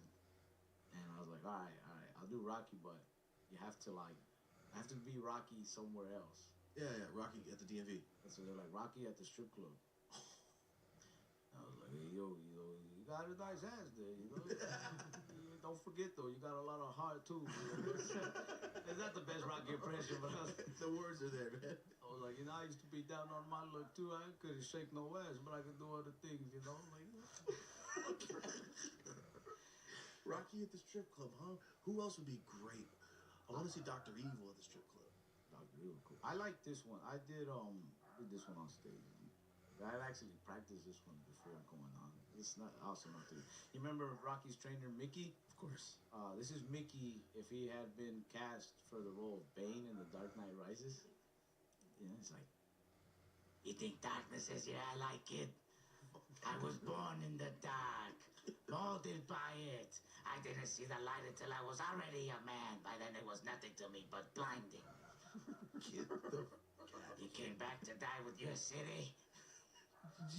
How the you remember the whole Bane part? That motherfucker talks like an Englishman. I don't know. Bane was badass, He was cool, but Tom Hardy played Bane. Didn't you think Venom was gonna be way more sick? Nah, I was No, I like the Venom movie, but I didn't even watch all of them. I just watched one. Bro, it's so upsetting to me that like, all right, we got Venom, we got Carnage, but what is Venom and Carnage with no Spider-Man? True. You know what I Not mean? even make an appearance in that shit. Nah, I want to see like a badass Spider-Man movie. Venom is the villain, and then Spider-Man 2, it's him having to fight Carnage and Venom, and then him and Venom teaming up to defeat Carnage. Like, I want to see some real Spider-Man struggles here. You know what I mean? Or like Spider-Man at the grocery store. I want to see the Hulk be a DMV instructor, a driving instructor. I want to see regular You life. want to see that? They kind of showed that when that Avengers one. I hated that. I didn't watch it. I saw with Hulk in one of the Avengers movies. Hulk is like stuck being Hulk, but he's like nice and he's like signing autographs and taking pictures. Oh, I didn't see that. That's what I want. You like that? I want to see the Hulk pay his electricity bill and just get, and he can't type the shit in. I want to see the struggle. Go You watch get frustrated Go on watch, customer service calls. Exactly. go watch that. What is like Infinity War, Endgame, one of those. Oh, I only saw everybody died. No. That's the one, right? Where everybody turns into dust like Jumanji and shit. What are you talking? That's. I don't fucking know. That did happen in one of those. Oh yeah, see, man. I don't know, dude. Well, the one after that, Hulk is like he's They came all back. messed up. I thought they all died. Hulk never died. Half of them died. 50% That's of right. the Earth's That's right. population Ant-Man was died. gone in that other movie when Ant-Man was stuck in the quantum realm, actually. Thank you. You know what? This is always kind of funny to me. If you watch those movies, I can't remember which one it is because they all mix in after a while. You know, Ant-Man, the guy who helps him go into like the quantum Michael realm. Pena, Right? Michael Pena. No. the Mexican dude. No. Let's take the old guy. It's like Ant-Man's girl, her dad. I don't remember. Anyway, it's his old guy, and it's played by man, I can't remember the actor's name. His wife, that actor, right, the character, his wife also gets stuck in the quantum realm since like the 80s or something, or the 90s. She's been in Oh, there like that's 20, right. 30 years. And then she finally comes out, and it's Michelle Pfeiffer. right? And at the end of that movie, during the after credit scene, I think it's when Ant-Man gets stuck in the quantum realm. The after credit scene, it's Michael Douglas, I believe, and Michelle Pfeiffer. And Michael Douglas is, he's got his wife back now, and they're working again. And he's like, I used to have my face on every billboard in this city. Like, now look what I have to deal with. And I just think it's crazy that his wife just came out of the quantum realm after 30 years, and he's complaining. This lady's like, buddy, you think you got problems? My best friend was like a micro germ for the last 30 years. You know what I mean? How dare he fucking complain to his wife? This bitch has been... I get it, but also he's like, but you also didn't have to deal with any bills or any bullshit or holidays with your fucking parents. That's true. She didn't have to pay taxes for... Yeah, she had to pay taxes or rent or nothing. Bro, if I'm the IRS, I'm finding this broad. 30 years. You owe us money. Yeah, for real, right? England. That's the English version. They just tax all the fucking people in the quantum. You can never tax the quantum realm. You could try, but you'll never do it. Yeah, I just watched that movie Interstellar. Have you seen that? I love that movie. Just watched it You want last to do week. lines from that movie now? No. Oh. Oh, I thought you... Never mind. You died, man. I was like, what the f***? They didn't do drugs in that movie, dude. I rented the wrong one. You rented the wrong one? What was... Oh, No. I got a story for you that. You got a story. Back when you used to rent videos from the store and you have to pay for that shit, like, bring it back rewound. You ever seen the movie Very Bad Things with Christian Slater? No. All right. I need to watch that. Can I type that down real quick? Please. It's Very Bad Things. Cameron Diaz is in it. I think Jeremy Piven or John Farva. I can't remember. Well, a bunch of these fools are in it, right? All right. Very Bad Things. It's Maybe great. Cameron Diaz. No, Cameron Diaz is in it for sure. That one right there. Christian Slater, all that. Which one's Christian Slater? Christian Slater is the interview from Vampire, the guy that interviews him.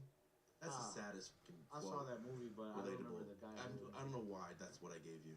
Gleaming the Cube. What else has this motherfucker been in? He's been in Very Bad Things. I'm gonna check that out. Very Bad Things. All right, so ready? Me and my mom and my sister go to rent this video because I'm like, yo, we should watch that movie. Just came out. I was like 7. We go up to the front. Remember the curtain? Like, oh, there's back there. Remember the tape? Do you remember that? There used to be a... They had that at Blockbuster? No, it's not Blockbuster, man. No, I didn't go to that store. That No, we went to. it's like a local video store. Anyway, Oh, okay. when you like go, a like, family one. 18 and older only. Like, oh, Oh, shit. When you yeah, walk yeah. by, you're like, see if you can see through the crack, just to see, because you're like, what is that? I've never been back there. I was like 7. So we go to the front. My mom's like, we want to rent the movie Very Bad Things. And the guy's like, I got some bad What? things. I got some bad things for you weirdos. he looked at my mom like, what? He goes, you're going to watch it together? I said, yeah. And he's like, it's adult. Like, it's very adult. And my mom's like, yeah, we're going to watch it together. It's like, it's my kids, it's fine. And the guy, like, all grossed out, like, gives my mom the movie. He's like, Get lady, home. I don't know how you parent, but God bless you. Good luck to you. I get home and there's just some lady getting fucking banged in the intro. It was the Very Bad Things, the That's why he kept looking at my mom. Are you sure? Why would we want that movie? Bro. He gave us with 2 children. Like, here's the porn that you want to watch with your kids. What if that guy just sucks at owning a rental movie place? That's though? my shutdown. And like, we want to watch Iron Man. He's like, you sure for your kid? Every movie? For real? He just has the He has the porn edition of every movie. Yo, that's a funny ass video. And I have a porn for everything. The guy's Pulp like, Fiction. ever since I opened up my rental movie store, I just lost faith in humanity. Like, you people are disgusting. Everyone's a I can't believe the movies I have to rent out to you freaks. Yo, dude, I'm telling you, when we came back and gave it to him, the look on his fucking face, almost like he did it on purpose. He laughed and went, I told you. She goes, I told you it was adult. Nah, dude. Cameron Diaz. Yeah, Cameron Diaz. for real, You dude. have the movie with It Cameron. was so awkward. I just remember starting about weird intro. And then it's just this. Close up, like, what the fuck is this? You're like, it's hold boring. on, we'll get to it. Yeah. Maybe, what was it? Like, the thing about bear attacks is you don't know when they're going to happen. For real, we waited. So yeah, that's the only time I've ever messed up a movie. I went to we always go to Blockbuster, but I do remember going to one family on spot. My dad took us, but it was so like, man, it was a ghetto little spot. They had like 3 movies. Yeah. And one of them was Blood In, Blood Out. That's how I got to watch that movie. I just showed him last week. Yeah. You like it? Who's your favorite character on Blood In, Blood Out, bro? The cop? He's Yeah. your favorite? He's the weakest one. Bro, you know what's crazy? Well, he's like the coolest one, though, you At know? the beginning, he's the coolest. You know what's crazy, though? He's not even Mexican In real life, no. in real life. He's like half white, half like Chilean or something. Yeah, he's something else. Yeah, but he's badass. He, Yeah, he's shitting he everyone. played as well. You know he played as well when we're like, yeah, you damn right. He was, yeah, hell yeah, you know? Hell yeah. I just don't like. We talked about this with You don't like that last guy. he went to the I military? just don't like he shot Miklo in the leg when he could have just missed. We talked about it every time we bring it up. Like, just go like this. But he had morals. That's how you know that he truly changed when he went to the military. Is he knew he had to strike justice. Bitch ass. Could have shot him in the dick. Could have been worse. It's important. I'm gonna tell you something right now. I'm a cop. Everybody gets shot in the dick. Right? Dick shots only. Dick shots only. I don't teach them. It's true, like RoboCop. You bet. Yeah. He starts off shooting the guy right in the dick. He didn't need to, but he did. Right in the dick. Should have been speeding. But what if she was a chick and she was just dressed as, and he would have shot her dick off? Oh. RoboCop, he risked it. He was not woke at all. He's like, no, she's a woman for sure. I didn't even ask. You're a woman. I'm shooting you in the foot.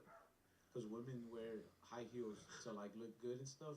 Never gonna happen again. I'll shoot her in one boob. One boob. Just one boob from the side. Yeah. So it doesn't go in and kill you. Just go, ah! Like when someone shoots himself in the cheek.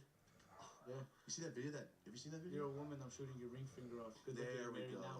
There we go. You'll never find love. And you know you can't if you can't wear a ring. I gotta write that down. I wanna get something. Yo, so hold on. You finished your Hulu special. Yeah. When's that come out? Probably August. I'm not too sure. Damn. It comes out whenever you see the ads, bro. It's on I now. get that, dude, but I was like, do you have a time? Nah, I got August. no time. Got you. Whenever you see it posted, it's out. I only speak the truth, you know? It ain't no You're not till it's lying. over. It's Super Bowl time. If you're gonna bet with anybody, make sure it's MyBookie and use our code DOPE as usual. They're gonna match you up to $1,000. Bet $999 and MyBookie will bet $999 also. Yes, if you bet $5, they bet $5. You automatically bet 10. Anything you bet up to 1,000, they're gonna double it. Also, if you're not a football person, you're just like, I don't care about sports. What about MyBookie Casino? It's a live casino. Marty and I played roulette. We did terrible last time, but the first time we smashed. It's called gambling. You're never gonna know if you're gonna do good. Risk-free Thursdays. If you bet and lose, they'll give you your money right back. I thought it was AI. It's a real casino, except you're virtually in there. So you can actually feel like you're in Vegas in the comfort of your own home without cigarette smoke and a bunch of people bugging you. But if you like gambling and you don't want to go to the casino, or you're kicked out of the casino like our friend OG, maybe you can gamble online with MyBookie Casino. There's every single game you can think of. It's as if you went to the casino. So if you click the link below, it's going right to our sponsors page. Click MyBookie, go straight to it. Or in the code at the end when you're checking out, dope as usual, it's going to get you up to $1,000 matching. If you're going to bet, make sure it's with MyBookie, because you can bet anything, anytime, anywhere. What's up, guys? Talking about one of our brand new sponsors, and a sponsor I think every single one of you can benefit from. This is Hygienic. Last week I talked about the Simple Soak. The Simple Soak, I've had my sovereignty soaking for 2 days. Last night I cleaned it out. Brand new. Shocking how good it works. Also, if you don't like Simple Soak and you're on the go, or maybe you're a dabber, they also have little tiny alcohol bottles. 99% alcohol in this little tiny bottle, travel on the go. Well, for all the dabbers, I have to buy alcohol everywhere I go because I can't take the bottle on the plane. These ones you can put in your check-in, no problem. Every pearl grabber, every dabber, all the pills for the control towers, the beads, they have every single thing you can think of on the website. I've gotten the baby bottle brushes. I've done every single thing you can do. I've done it all to keep my glass clean. But Hygienics offers you a cleaning pack. It actually comes with a rag, 3 to 4 different types of brushes. They have a brush that's a wire so you can get underneath, and it just rotates in the piece. Pipe cleaner, work like a charm. Simple Soap, work like a charm. The little alcohol bottles, it's alcohol, it's gonna work. And if you use our code DOPE as usual at checkout, it's gonna give you a free box of Terp Titans. Shout out to you guys for supporting the brands that support us. We're super stoked about this sponsor. Thank you to Hygienics for sponsoring the podcast. Back to the episode. You know what? What's that guy's name? Yogi Berra. I think he was the guy, Talking about right? the baseball player? Yeah, wasn't he the one that got famous for saying, how do you call it when it's like a sentence that's just like, Quote? but that's not a quote, but he would say stuff like that, like, it ain't over till it's over. One-liners? Yeah, but it's like stuff that's like, it's not clever, it's just true, because it's true. You get what I'm saying? He's just speaking. I don't know what to There's call like it. there's like a word for Oh, a that. saying. Yeah, something like that. Like It's an antidote. Like an antidote. I don't know what it's called. I think that might be it. But it's like when you say like, hey, you know, the greatest things about the hats is that they go on your head. You know what I mean? Came up with. I don't know, man. I'm not Yogi Bear, all right? Get out of my face. It might not even have been Yogi Bear. It probably was it, but you know, what about Yogi Bear? It might have been him. Maybe. Might have been that cartoon. Might have been. What was his whole deal? He's like. He's a fucking bear that steals people's picnics. He's wearing a tie. He's wearing a tie with his dick That's out. it. Yeah, he's kind of a creeper. That honestly, bro, that kind of made me like cartoons like that made me learn like you can't judge a book by its cover. You can wear a tie and still be a piece of shit. That's what Yogi Bear taught me. Yeah, and Rugrats taught me that you can do whatever you want with a screwdriver in your diaper. Yeah. You go on adventures. Oh, yeah. Also, who the fuck's watching these kids? They leave the house sometimes. They should have named that cartoon CPS Protocol. CPS over here means a lot of different things. What do you mean? It means a lot of different things. Caucasian people shit. Cool parents shit. Child Protective Services. Caucasian people. Yeah, Marty does CPS things sometimes, and I go, damn. You made that up? Yeah, it's like a segment. That's a segment we have. Marty went ziplining the other day and go, CPS, dude. I've never seen it. Like white people shit. Yeah, like- I thought you meant like you guys take shits. I'm like, yeah, we all do. Caucasian people shit. Yeah, that's a I'm like- segment. I'm Like, like, let's maybe- dissect this. Yeah. Went to Mendocino Farms, as you can see. I was like, maybe Marty has like a charity. No, maybe has like a charity that helps white people with like irritable bowel syndrome. I don't know. It could be. Caucasian people. That's what my mind was. Caucasian Colitis Association. You gotta be careful with your tone of your speaking because you made me think. Yeah. You didn't say it like, you know, Caucasian people shit. That's exactly what I said. No, that's how Caucasian people. that's how I said it. And so Caucasian people shit. you make it sound like, you know, like, hey, Black Lives Matter, Caucasian people shit. Like, you know what I mean? Like it's a Inflection. I don't know. No, you're right. I do need to watch the way I say shit. You gotta be careful out here in these streets. I do, I know. Especially in my car. In these streets. Dude, I walk into my street to get my mail and back. I'm not trying to get robbed. Yeah, You know where we live? Careful what you say, bro. You just I made me know. think that this guy has an organization and shit. Oh, we do. What do you think that back room's for? Yeah, also ziplining. Come on, that's not white people shit. They do it. It's only done in other countries. He I did don't- it here. You did Over it here? concrete. They do that shit. Downtown Buffalo. You're crazy, bro. You see what I'm saying? I never see people zipline unless they're like, look, we were in Cabo. Bro, that is true. No, this is over the fucking concrete boardwalk. Damn. And so I was like, dude, if you fall, there's no jungle to save. Like Bro, Rambo 1? You would have scraped your knee bad, bro. Concrete, that speed. How fast were you going? Probably at least 10, 15 miles per hour. Like, you know, it was, That's 2 scraped knees. I don't know. It might have been. They should have put a speedometer on it. I Soccer don't even know. slide on the end. Knees, elbows, you're done, brother. You go to Helium, you'll see it. They got like abandoned silos, and they ran like a zip line in between them. It's pretty sick. You I'm can down. fly. I'll go check it out. That's fun. I'll watch it. I've always, ever since I was a kid and I saw Spider-Man, I'm like, I would love to cross distances, like through the sky. Me too. You know? Oh, through the sky, I was like, that's how my grandparents got here. We're cutting the distance. What are you talking about? I didn't know where you were going with That's this. the coolest way to cross a distance is zip line. They're not expecting that. Right? Actually, Across the board. Cannonball. That's a pretty cool. Cannonball's badass. Honestly, that's the number With one. some Heelys and you land. Boom. Fuck. Zip line takes number 2, maybe 3, depending if we can think of anything cooler. Cannonball takes number 1. Slingshot? Oh, that's a cannonball. Yeah. I would say flying could take number 1 if you could fly, like if you could levitate.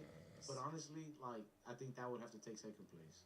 Because there's something cool about getting cannonballs, about not being able to fly, but launching yourself and just like I'll figure landing, And then I'll landing figure it and out. Heelys. Yeah.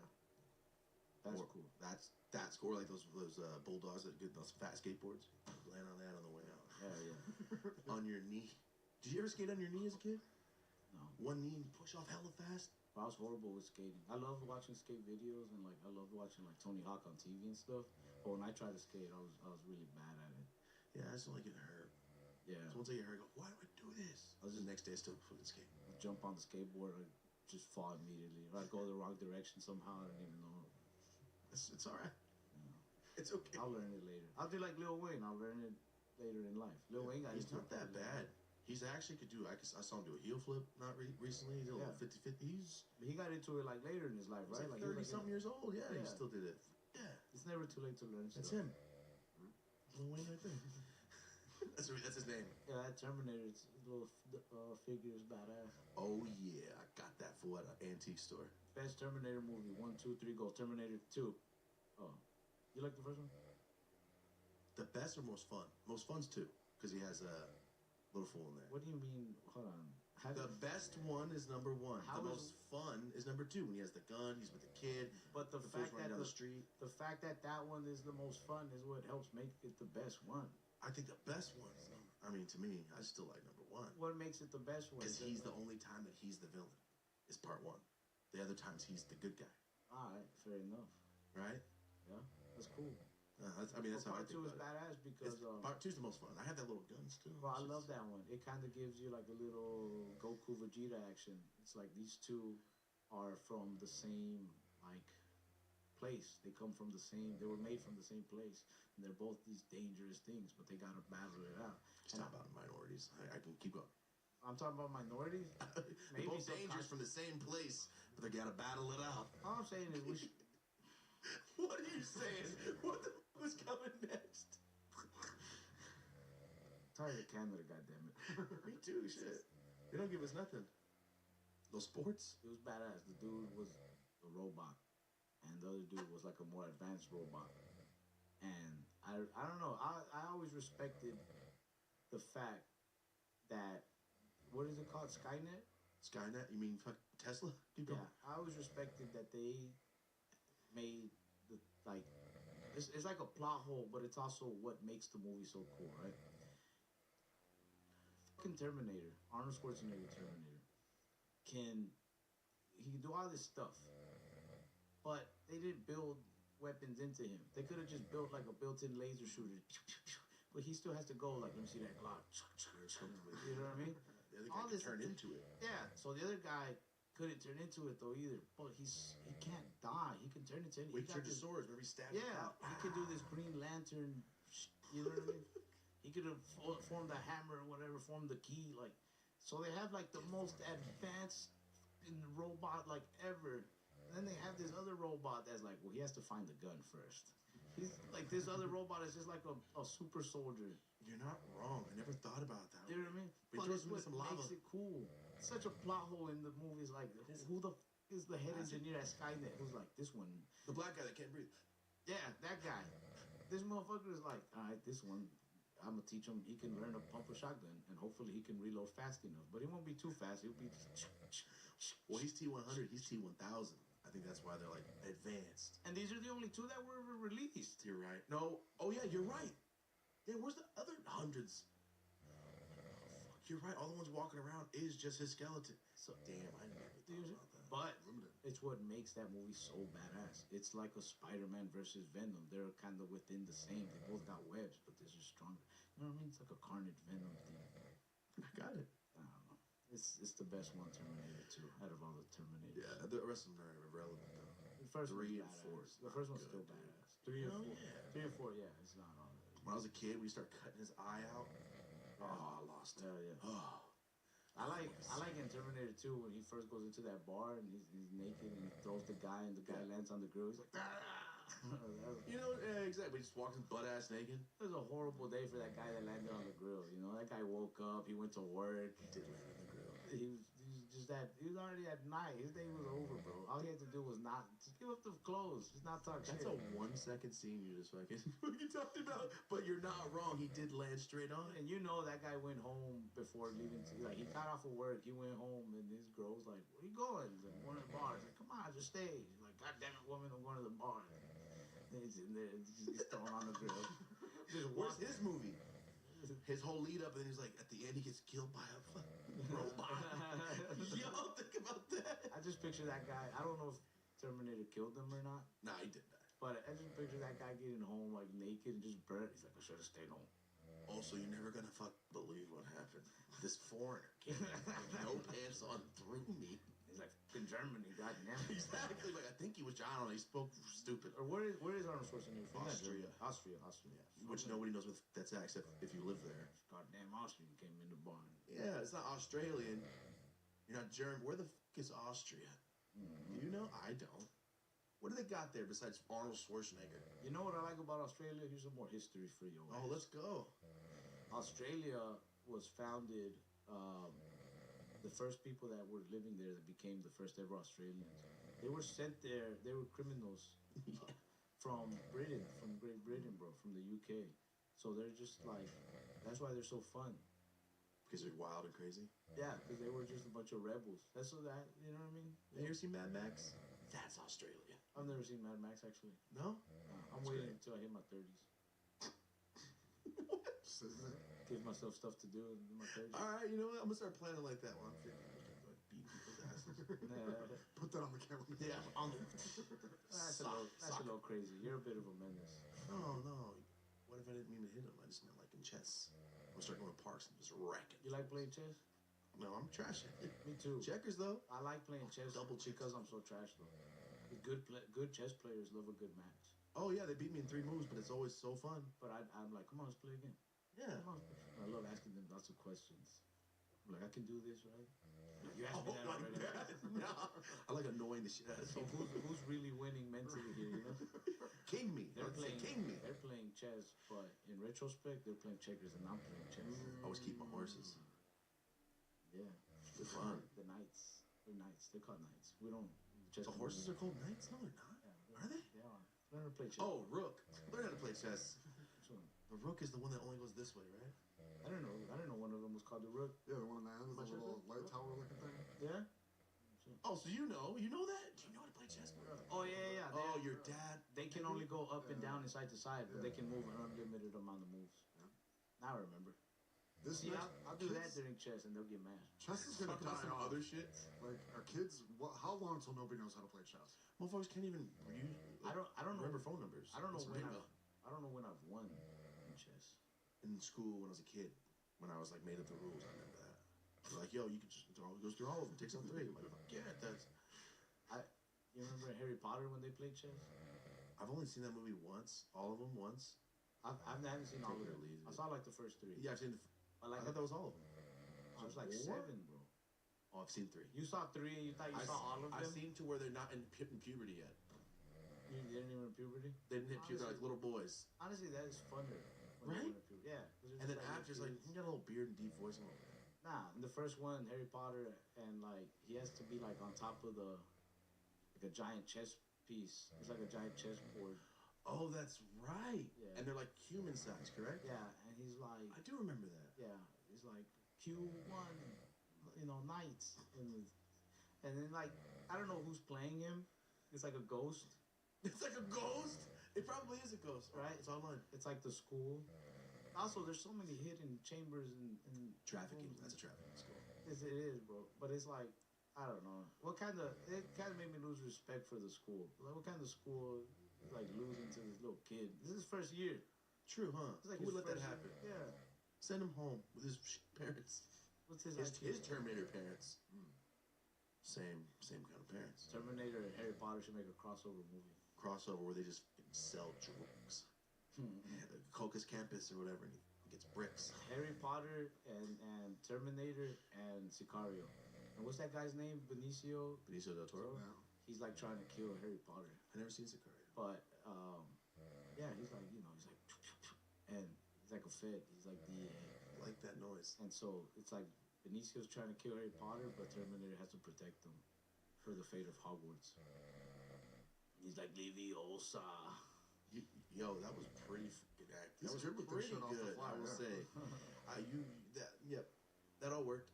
Right? That all worked. And at the end, it's just Terminator with Harry on his shoulder, just like the fucking Terminator You now. could be the guy that does the voices during trailers. It's just like not even accurate. A fool. I'll be like, this summer. Is that alright? How's that? You go like this. Summer. You have to- This summer. Get your wands out. Benicio del Toro has no time for your magic bullshit. He's coming for justice. And guess who's here? What do you mean I'm a wizard? That was a horrible Harry Potter. Okay, let's keep it going. Hold on. Hagrid, I don't want to put that up my butt. You want me to take it to who? To where? I don't think the government will be too happy about it, Hagrid. It's okay, Harry. I'm giving you help. Get on the chopper. We're gonna take these drugs to America. Huh? It's pretty That good. was the whole movie. Benicio del Toro, he don't talk too much, so maybe he was just like, "No, you're not." I don't know. It's a silent movie. It's a silent movie. Yeah, they didn't know that. They're just It's in black and white. real mad faces. This summer, come watch. This summer, come watch Harry Potter, Terminator, Don't say his real name. Sicario, Terminator, Potter 2, Chamber of Bullshit. I like that. Yeah. Yeah, I think you should do that only on. It's just that. Just take audience, be like, I don't do jokes no more. I just do voiceover. You should bring yourself out like that too, just backstage. Oh. Get ready for the coolest fuck guy you've ever seen. Strap into your seats for the worst show you've paid money for. And keep in mind, there are no refunds. You know who you just sounded like? Optimus Prime Nope. had a baby with Scream. Thank you. Ghostface Killer. Thank you. You sounded like Scream, but in Scary Movie 1. No, what are you doing?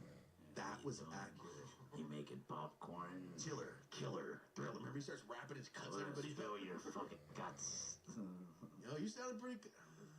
Alright, that was pretty good. Alright. Yo, oh no, you're young. Do you remember the movie Not Another Teen Movie? Yeah. Iron Man, before he was like prestigious, had a banana up his ass. That was Iron Man as Captain America. Sorry, Captain America, before he was prestigious. He understood the assignment. He's like, it's a banana split. Turns out a banana up his ass. He's like, in 10 years, I'm going to be on the face of every magazine. Nobody remember this, please. He's like, the kids will know me. Yeah, he's like Captain America, man. All right, so you know, all right. If you could have it right now, 3 superheroes on your team. Batman, Iron Man, Captain America.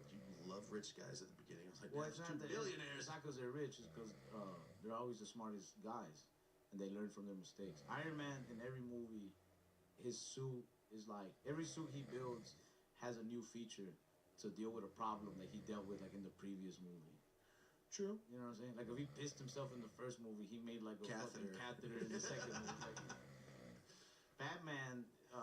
I grew up like really into Batman, and like if you read a lot of like the comics and shit, they're like just read about the history of Batman. There's always a story where like the Justice League, he has a way to kill every Justice League member in case they ever turn. What a bad guy. Like, hey, what's up, fool? Hey, I can kill you real quick. Don't worry, I got a plan. You don't trust no. He's like if you're powerful enough to save the world, you're also powerful enough to be a threat to the world. So he has to find a way to neutralize it. He's just rich. He's just rich. He's smart, bro. People don't. They always write him off as like he's just rich. He's so rich, but he's always the smartest guy around, and he has more willpower than most heroes.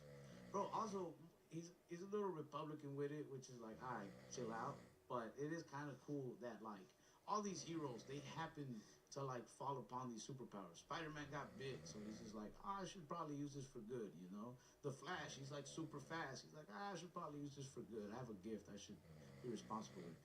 Batman is like, bro, I'm gonna fucking get out there and put these hands on these people because they're acting a fucking fool. You know what I mean? He just got anger issues as a kid. He's just sick in the head. What's your superpower? I'm pissed. Fucking rich and mad. I'm pissed and I'm fucking rich and then That's it. they're like, bro, chill. He's like, I can never stop. I have a fucking cave. What is a cave? We talk about this often. He's my favorite superhero, but he's also a rich guy. And we talked about this recently. His parents get killed in an alley, right? Yeah. As billionaires? Yeah. Why they get picked up at the fucking front of the theater? They're humble. They're humble. They want to walk through the darkness. I never get picked up in front of comedy clubs in honor of Bruce Wayne. Their names weren't on the marquee though. Like they just watched the movie and go, "Hey, let's walk our chop through the." They don't got a gun, a knife, security guard. They're billionaires. Also, you gotta remember, bro, this is like in the 40s. Yeah, exactly. When motherfuckers get robbed and never get solved. Yeah, bro. The murders never get solved. I mean, fucking more strapped back then, dude. Also, it was like a shortcut. I met up Andrew Santino at he played what is it called, the Chicago Theater? Is that what it's called? Big theater in Chicago Theater. Let's call it that. I don't know. Anyway, I walked out the alley. You're not with your child and wife. Yeah, but And not a billionaire. Right now, if someone, with a woman, all right. But if Hulu hits you up and goes, "Hey, we're gonna give you $1 billion," like, cool, I'm not walking down the fucking alley anymore. I would. If I die, I die. Get out of here. I'm a man of the people. He's got no self-preservation at all. If I die, I die. We give a I got a little bit. Like if I'm at a nightclub and we're having a good time, I can kind of see some people be like, "Oh, that's that comedian guy," you know. But I can also some people will look at me and I'm like, I don't think he's recognizing me as a comedian. I think he's recognizing me as like I'm an easy target. He might rob me when I leave this club.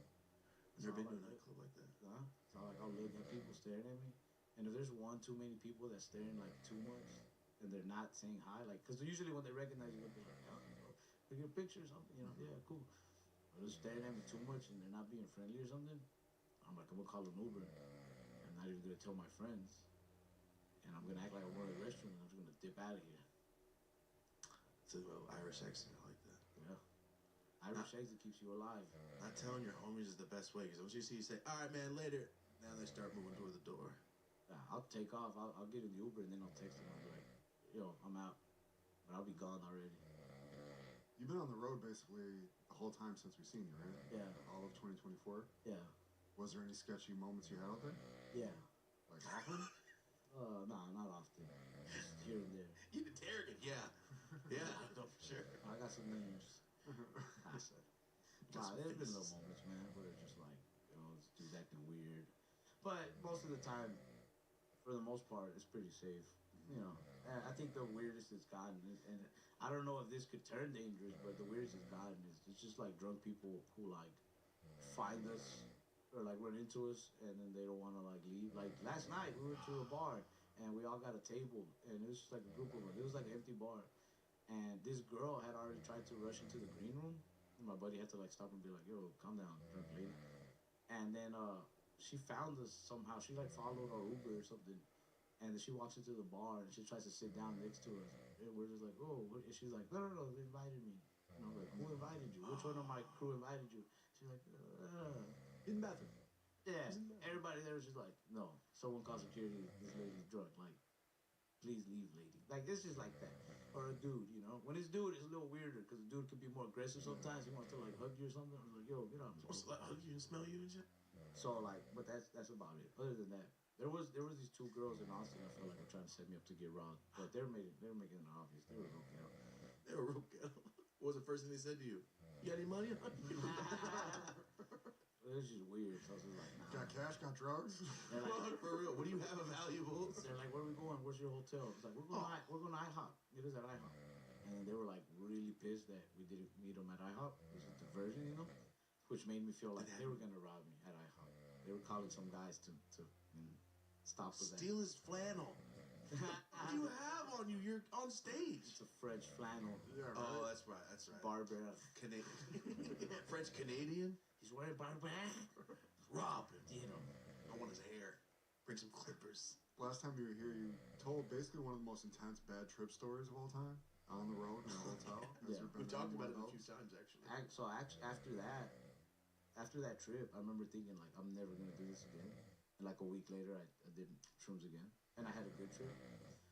And I kept tripping after that. But what started happening was like, even if I would eat just like a little bit or kind of a lot, I just kept having bad trips back to back to back. And so I stopped doing them. I haven't done mushrooms in like, man, it's been like 6-7 months, maybe more. Because it just, But you had a good one. nah, bro. You said a week later, you was like, it was kind of a good trip. No.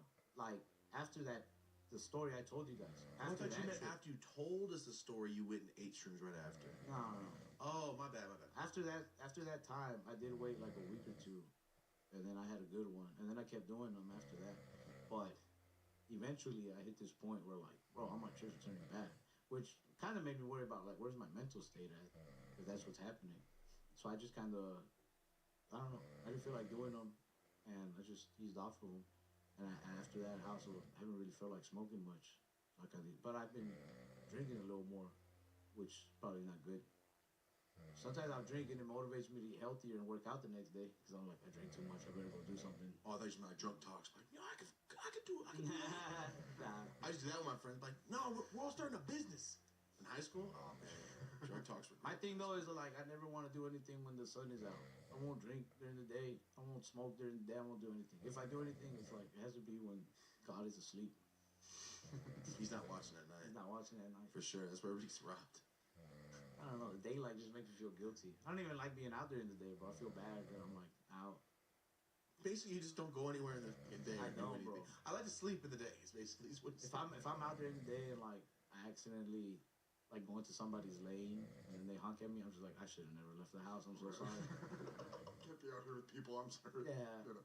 I'm like, I'll come back later when you're asleep. I'll be like, shh, shh, shh. Sneak into your home. I'll tuck you in. Real quick, since the last time you've been here though, you started your show, What show? your podcast, The Fat Fish. Oh yeah. I started a What podcast. show? It sounds. I was like a sitcom. I didn't start no sitcom. Nah, I would have said, hey man, remember when you started the sitcom?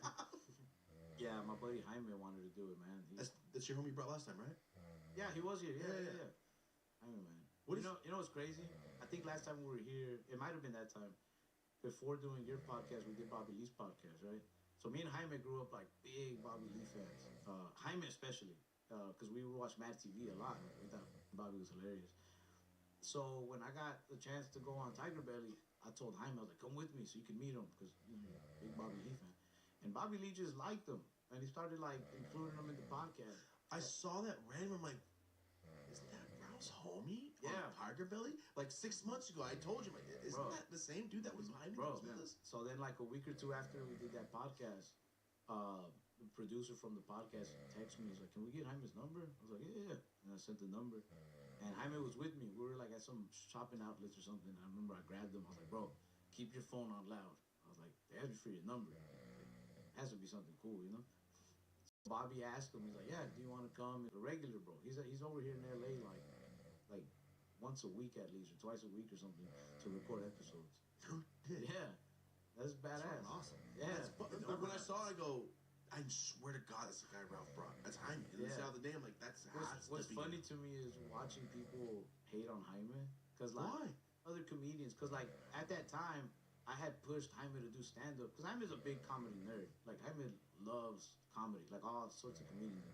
So I would always tell him, like, bro, do stand-up. Like, I think you'd get good at it. And he's like, nah, I suck. I was like, everybody sucks at first. Everybody. But, like, you know, you should do it. So he's doing stand-up for, like, a month or two. And then Bobby Lee's like, yo, you're on that's Tiger Belly now. So people are kind of hating on it. But I'm telling people, like, it's two separate things, you know? Like, the stand-up world, people were hating on him in the stand-up world, too, like, from back home. Because they were just like, dude, I've been doing stand-up with Ralph since 7 years ago, and this guy is on the road with him, never did stand-up in his life. But it's like, bro, he's my best friend. Like, you can't... It's in the same category.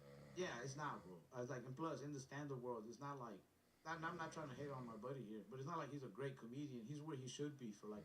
now it's been, like, a year and a half. He's, like, where he should be. He's still working at it. But in the podcast world, that was on him. He just happened to meet Bobby, and I didn't... In the stand-up world, I can help Jaime with a joke here and there. Like, yeah, bro, let's figure this joke out. Like, in the podcast world, Jaime's just himself. And it's just gonna work, bro. Which is why I like bringing them places with me. I'm like, yo, look at this guy. Like, you know, like That's awesome. I think Jaime's hilarious. And to me, he's the funniest dude on earth. So like, I like bringing him into rooms with me. And sometimes he shines and sometimes he doesn't. But I like to put him in the spotlight. And I'm like, Jaime, do that thing you did. And sometimes he's just himself, bro. It's crazy. How long have you guys known each other? I've known him since I was like 10 or 9. Oh, Yeah. We grew up on the same street. Our moms, you know, they still live like across the street from each other and shit. sick. Yeah. I didn't realize that because when he was here, I don't think he said one word. Yeah, he was just like... Okay, yeah. So when I saw him, like, this fool's talking. When I saw him on the podcast, I was like, and it wasn't with you. Yeah, I saw an episode where it was just him and then the girl that sits in the back. And I don't remember. I'm sorry, my bad. There's Kalila. I know she's there. No. I think it's her cousin or niece or Her something. niece, yeah. Yeah, that girl. Jules. Yeah, that I saw him. Like, I swear to God, that's him. All right, so you cleared it up. Yeah, it was him. Yeah. Good shit, dude. But he's the one that convinced me, like, he's like, let's start our own podcast. Let's do it. And we call it the Fat Fish Podcast because when we were kids, me and Jaime would hang out every day after school, but on weekends, he was never free because his parents owned a marisco spot, a little seafood restaurant. So he'd have to go and, like, work there as a kid, and he'd be like, hey, my parents said if you want to come work. And she's like, yeah. And they told my grandma, and my grandma was like, "You need to go. You need to go." She's like, "You're 11 now. You're a man, you know." You're 11, pay taxes. Yeah. So for like $20 a day, me and Jaime would just be washing dishes all day. $20 a day at 11 is so much fucking money. But free food.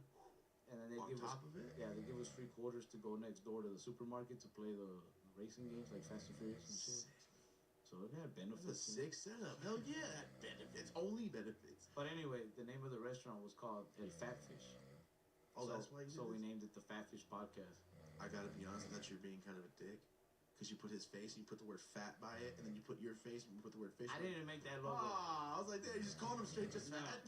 No. Jesus Christ. Somebody else made that logo for us. We both agreed, so it's fine. I just saw him like, damn, that's kind of funny. The only thing I told Jaime, I was like, I hope people don't think that we're trying to like rip off Tiger Belly in any way because it's an animal or a creature.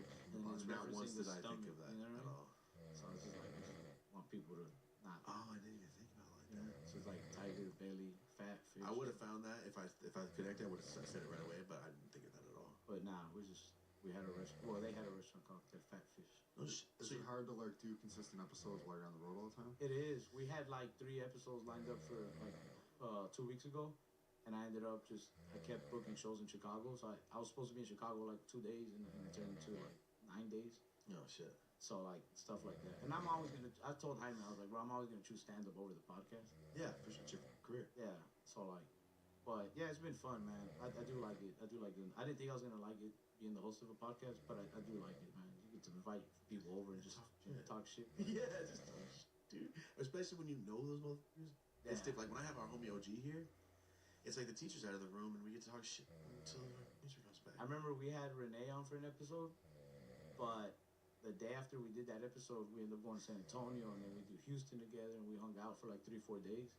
And then after that, Renee was like, bro, like, we've kind of like bonded more over that time. He's like, let's record the episode again. Like, don't release the first one. Let's first now. Okay. Yeah. Which I think both were fine anyway. I think It is different, Renee, though. bro. It's easy going, you know. But yeah, we did, and then it's cool, man. I like watching a lot of content creators. Like I love stand up and everything too, but I like TikTokers and shit. And so I've been trying to reach out to some and get them out and stuff like that too. Man. Nice, dude. I only see like terrible, funny things on TikTok. I don't know any creators like that. I don't think I've ever seen the same person like that twice. I got one of those guys. I got like internet classic guys coming on pretty soon. I got guys that've chopped heads off on videos. Nah, it's like, Oh, like could you imagine though? I got the Rotten.com guy coming. Jesus Christ. We got the 2 Girls 1 Cup coming. Nah, They're still No, around we doing their thing. don't. They do live parties and events. Yeah, we do. It's gonna do it live that would here. be sick, bro. Have you ever seen it? I never saw it. I think, what was it, 4 seconds? I threw up in my lap. I never saw it. I thought when I first heard about it, Jaime told me about it when we were kids. One day, I remember this is like kind of random, but I remember I had a box of brownies, like the ones Brownie that you mix? just buy. No, like the ones you buy that already made it. Oh, the bomb ones. Yeah, The sprinkles on it? Yeah. Cosmic. So Fat kid shit. I just had it with me, and I look across. Jaime lived across the street, and then like a few houses down, right? So I look and I see him outside with like his sisters, and I was like, "Yo, see if you want some of these brownies." And I was like, "Yo, you want some brownies?" And I was young, bro. I was still in elementary. He was just like, "Nah."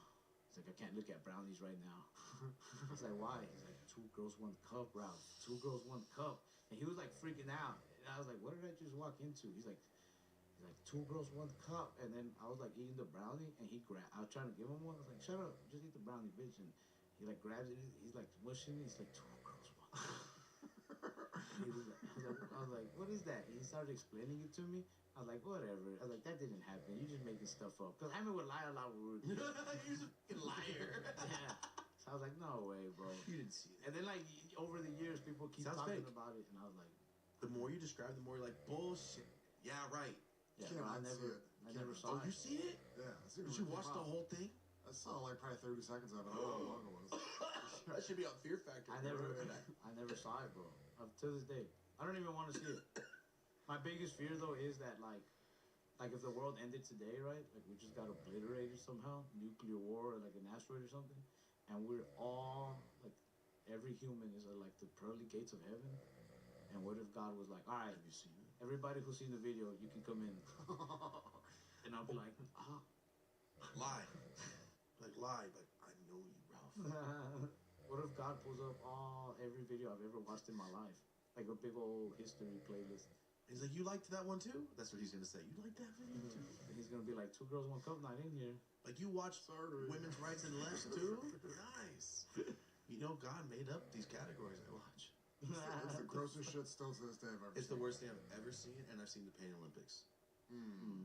I can't watch it. I got my Uncle John to watch it, and he broke our screen door trying to get out to throw up. You know what movie I was like, bro, I hate this movie. I hate that somebody made this. Human Yeah, Yeah, of course. It's the worst. Why? It's the only one that you go, who the did these? Who? I don't know if Not you're- even horror. Bro, I don't know if there's like a big studio behind it, but There if is. If you're in a room and you hear this pitch, why? You're almost worse than the person who thought of it. Yeah, that's what we talk about a lot. Like, who approved You know, this shit? Giant budget for this the movie. biggest piece of is not the person who made the movie. The biggest piece of is the person who booked the guy to make the movie. Or the best, like Oppenheimer.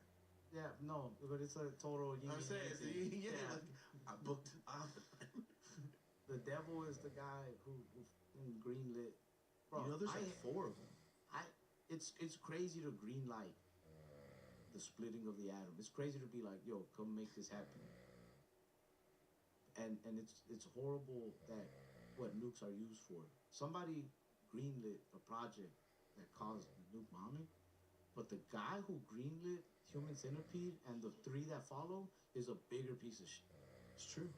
He's worse than splitting the atom, bro. I don't say that you're wrong, but also, who was like, the upload's almost done. What do we call it? 2 girls, 1 cup, and they fucking Genius. pressed That enter. two right there. I seen an interview with both those girls. What do they talk about? They're just like, we're good. They didn't even speak. It was Tosh Point O had him on the show. I remember he just came out, Daniel Tosh, when the show just started, and they were sitting there like, you recognize these girls? And I just remember like, I'm not watching any more of whatever this episode is. I can't. You look like you're about to throw up right now, bro. Look at your eyes, right? It's bad. Oh man, I Oh don't my want to gosh, watch that. yeah. Anyway, that happened once, and that shit was an abomination. That's our episode, guys. We just ended with the clip. It's the last video on our YouTube because it'll be shut down by tomorrow. Yo, no lie, I wouldn't even put that on our unrestricted website. Like, I wouldn't show that. We can't show. It's the worst thing I ever I saw. don't want to do that to the viewers. Exactly. I'm not gonna do that to our friends. You should on your show. No.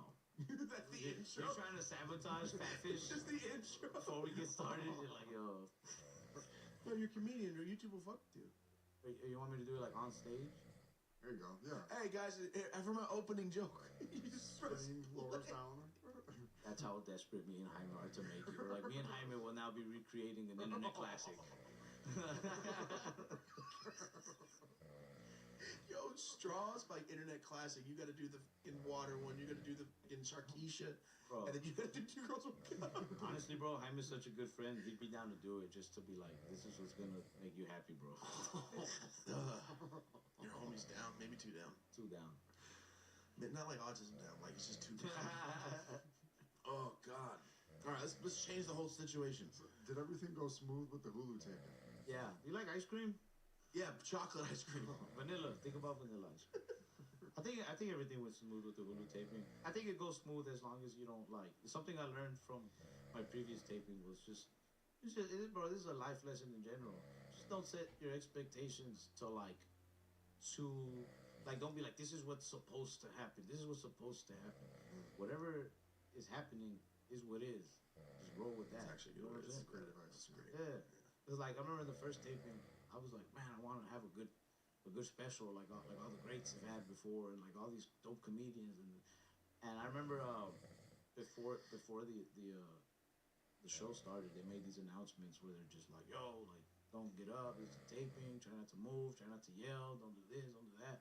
And my friend Jesus did the reading, and I feel like people might have gotten kind of like scared to where now they're not even really enjoying the show. They're just like afraid to like, oh, I don't want to this up, you know. So this year on this special, I had Jaime do the announcements because he kind of struggled at reading at times, and I just think it's funny to hear him be like, hey, like he don't even like say stuff. He's like, he was supposed to say, hey guys, this is a taping for a special, so try not to get up too much. And he goes, this is a live taping right now. it's not live. So it's like, it's a live taping. Don't get up. It's like, turn your phones off. And like, he also has like a little bit of that. His speech is weird. So like, people couldn't even understand. Like, what did he say? Phone? Turn my phone on? He's like, your phone should not be on during the thing. Phone's off. Whatever. Like, but people kind of laughed, but they heard it, so they're like, all right, I get the gist He of it. made Like, him sound like fucking a T-1000. bro, he was up there like first. And well, we try to film. We're filming like this skit that hopefully will be the intro to the special. So part of the skit, I had to wear a velvet robe. Oh, I saw like that Bruce Buffer type of shit. Yeah, he's out. Yeah, and so it's just funny seeing him do the announcements in the robe. He's not gonna come out like that on the special, but he did for the announcements, and he's just like, yeah, he's like a wife beater under it. She's like, hey, everybody, take it easy, all right? Like, Some Hugh Hefner shit. so he kept it light, bro, and I feel like that was fun. I did 4 shows in total in San Diego at the Balboa Theater. Of the same for the taping? Yeah. So the first night, the first 2 shows, we just recorded some stuff. We didn't even have all the cameras out. It was like there was like 1 or 2 cameras out, and that was really a warm up. And I really treated it like a warm up. Like I would do the jokes, and then after the joke, I would stop and talk to myself in my head. I'd be like, yeah, I'm gonna do that one tomorrow. What should I do next? Like, how should I do it? Like this and that. Like, and I'd take notes in my head, and the audience would like cheer me on, like, come on, Ralph, you got this. But I'm like, bro, hold on. I'm not on stage fright. Yeah, I'm like, shut up right now. Like, I'm working. Like, you guys are the test. I don't want to let you know that your tickets are the same price, but this is Then the second show, the crowd was a little rowdier, which I liked too. I was like, man, don't kick people out. Like, because if this happens during the taping, then it just happens. I don't want to record a special and be like, look how fucking orchestrated this was. I want to record the show, and the show is the special. This is what happened during the show. So the Saturday night, which was I believe the 18th, was the actual like taping day, and that first show just came out badass. A couple people yelled out here and there, but like, bro, it was it. Second show was cool too, but that first show, I was like, bro, we got it. sick. I didn't even, yeah. So everybody was like, record 4 shows so you can, you Frankenstein it together and you get the best possible outcome. But I was like, man, I think with 2 shows we'll be fine.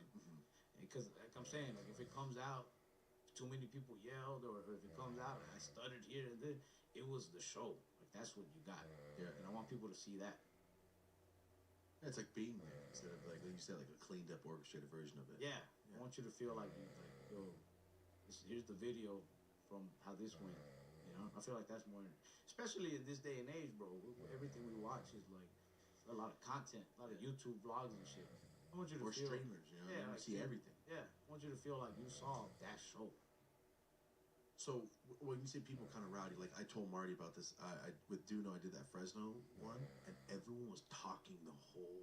It was brewery though. It's not like one of those. Oh well, that's the thing. It was at a brewery though. I get it, but they do. But I'm like saying, like, how do you? Shut up! I haven't had to deal with stuff like that in years. God, bro, it's my second time on stage. Like, yeah, but at your point in stand up, you should deal with that stuff. I didn't know what to do with it. Is what I'm saying. Like, You'll figure it out the more you get on stage and the more you get. Do you press through it? Do you acknowledge it? do you acknowledge it? That's what I'm asking. Sometimes it depends, bro. Every crowd is different. But like sometimes you press through and you could focus on 1 or 2 people that are paying attention, and if it All right. and if it's funny enough, it'll start getting people's attention. So sometimes it's good to press through because it's gonna test your material. Sometimes you start with somebody in the crowd, but again, it has to be somebody who is already paying attention, and then you kind of get them to help you get somebody else's attention or something, But those dog shows make you into a killer. Shit, it was not. It was. I was standing there like that. Still talking. I can hear you. I can hear everything you're saying to your homie. You're in the back. Sometimes when you're at a brewery, like bro, when you're at a brewery, you're at a bar, you're at whatever venue, they're mad at you. They're like, what the fuck is he doing up there? Like I'm trying to have a conversation. He's so loud. But Like, that's how I felt, dude. People were doing this shit like that. Like I was saying. Like, they did it to everyone. yeah, bro. Like 10 minutes. Those people were fucking tricked into being at a comedy show. Okay, they were like, let's go out. There's gonna be live performance. Yeah, they didn't go out to the show. They wanted to go to their brewery, and they're like, "Oh, they're doing a show here tonight." That's how I felt. That's exactly how I felt. Like, fuck. Yeah, that's how it starts, That's bro. fine. That's fine. Those make you better. It's fine. It was fine. Those make you better so that where later on when you're at a comedy club and somebody yells out, you're just like so. That's true. Yeah, we did the Brea improv, and it went seamless, exactly how I hoped. And because they went to watch comedy. That's what I was trying to tell Doom. Like this, he's like, it's different. They want more crowd. They want to see the shit you with people. Yeah. He's like, don't do material here. I'm like,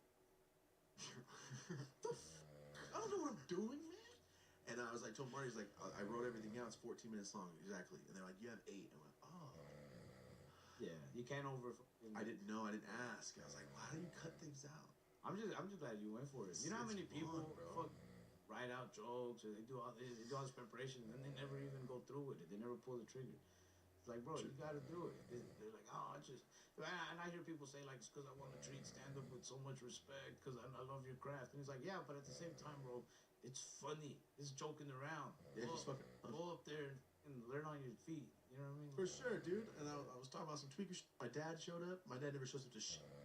And he showed up, and I didn't tell him, like, the whole last part is about you being a drug addict. And I can hear him laughing. I'm like, it's a great night, man. I've never done this. I'll say this, though. It was like, remember the first time you stood in front of class? You're like, you give this speech, and you hear your homie, you're like, all right, it's fine. Because you heard your phone laugh, like, you too. That's how I felt like, oh, this is fun. Bro, I remember taking a speech class, and the first project was, on the first day, was write 10 facts about yourself and present them to the class. And, it was like such a golden opportunity. I remember I just wrote like stupid shit. Like none of it was true. Oh, shit, okay. And it helped me come out of my shell a lot, you know what I mean? Like I started it off by ripping off The Hangover. Do you remember in the Hangover, Alan is like, he gives that speech before they go out? Yes, like, hey guys. And we're all wolves. Yeah, he's like, how about that right over here? Haha. He's like, I guess that's why they call it Sin City. And so I went up there and I was like, hey guys. I was like, how about that right over here, huh? I was like, I guess that's why they call it North Mesquite High School. Like, they didn't make any sense. Yeah, you know, it was just stupid. I just say he had 3 people. What the yeah. The rest laughed. But it started like getting with people, and I was just like, a little bit about me. Please don't make me angry. You wouldn't like me when I'm angry. I turn into a raging green Hulk. I was like, just saying, like, just facts. Yeah, I just made up, bro. It was like I have a dog. Like sometimes he's here, sometimes he's not. He's able to fly. I was like, his name is Crypto. Like I went to rescue. His owner died. I killed his owner and I rescued the dog. It sounds like Mitch Hedberg, just like. Yo, that's the bravest man ever. To throw a norm, to throw out some shit that you're like, this is gonna get 1% of this crowd. And you see one dude in the back. Yeah. Like that's who it was for. Bro, That's a brave thing I remember to do. there was this one dude, bro. He was in my class, and he was kind of like hood, like this kind of thug type dude. And he was laughing his ass off. So when he was laughing, I was like, it gave me, when he laughed at the first 2 facts about myself, it gave me all the confidence in the world to just keep going. I'm like, if the most hardcore dude in the room is fucking laughing, I'm like, fuck all you guys. Like the old man at the Brea Improv, gangbanger, laughing like, let's go. Yeah. He hit the table and went, there was like, like, rob me? bro, there was like 20 kids in that class, and I had maybe like 7 of them laughing. I was like, good. That's a lot. Yeah. That's a hell of a lot, dude. When you burn somebody or you say some shit with a class laughs, you might as well be an adult as a child. Like, I grew up, we're going to high school. Like, you guys, I'm gone. Yeah. I did that once. I'm like, I have those moments now where I say some slick to April and the kids all laugh, and I'm like, just burning your wife. I roast my wife often. It's just on you now, you know? We rule this house. You never know. You might have a little clan going over there. oh, for sure. The last time 2 nights ago, I FaceTimed Marty. But what do you do? He goes, I'm just trying not to kick April in the face. And she goes, what? I'm like, jeez. No, I'm trying not to cross body kick April in the face. What the Bro, you want something? This is what works for me.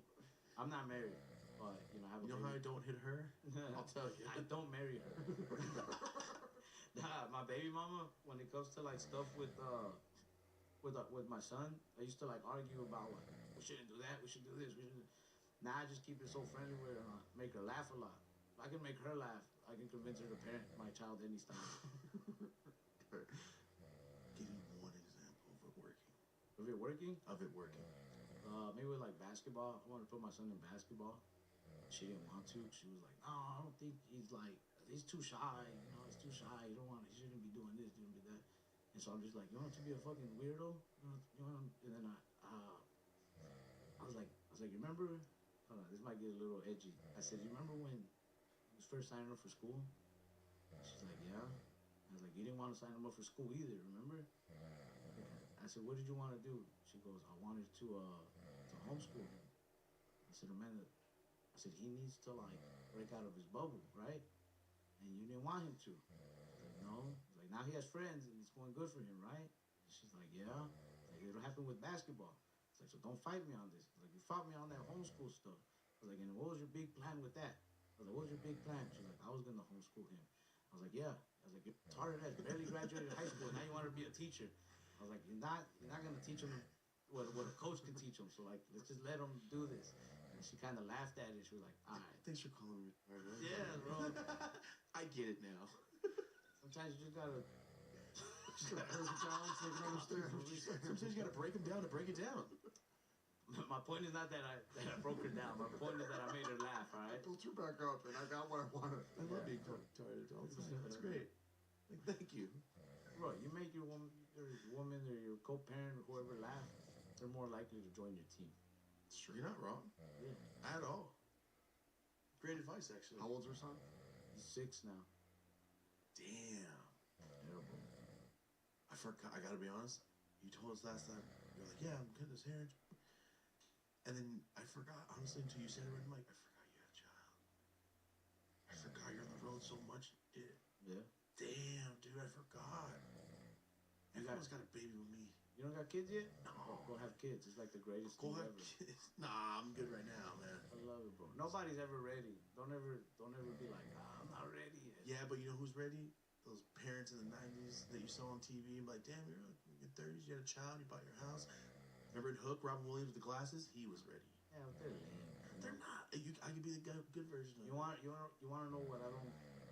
And I like. Don't get me wrong. You should be for all those parents who wait until, they bought their house first, they got their life established first.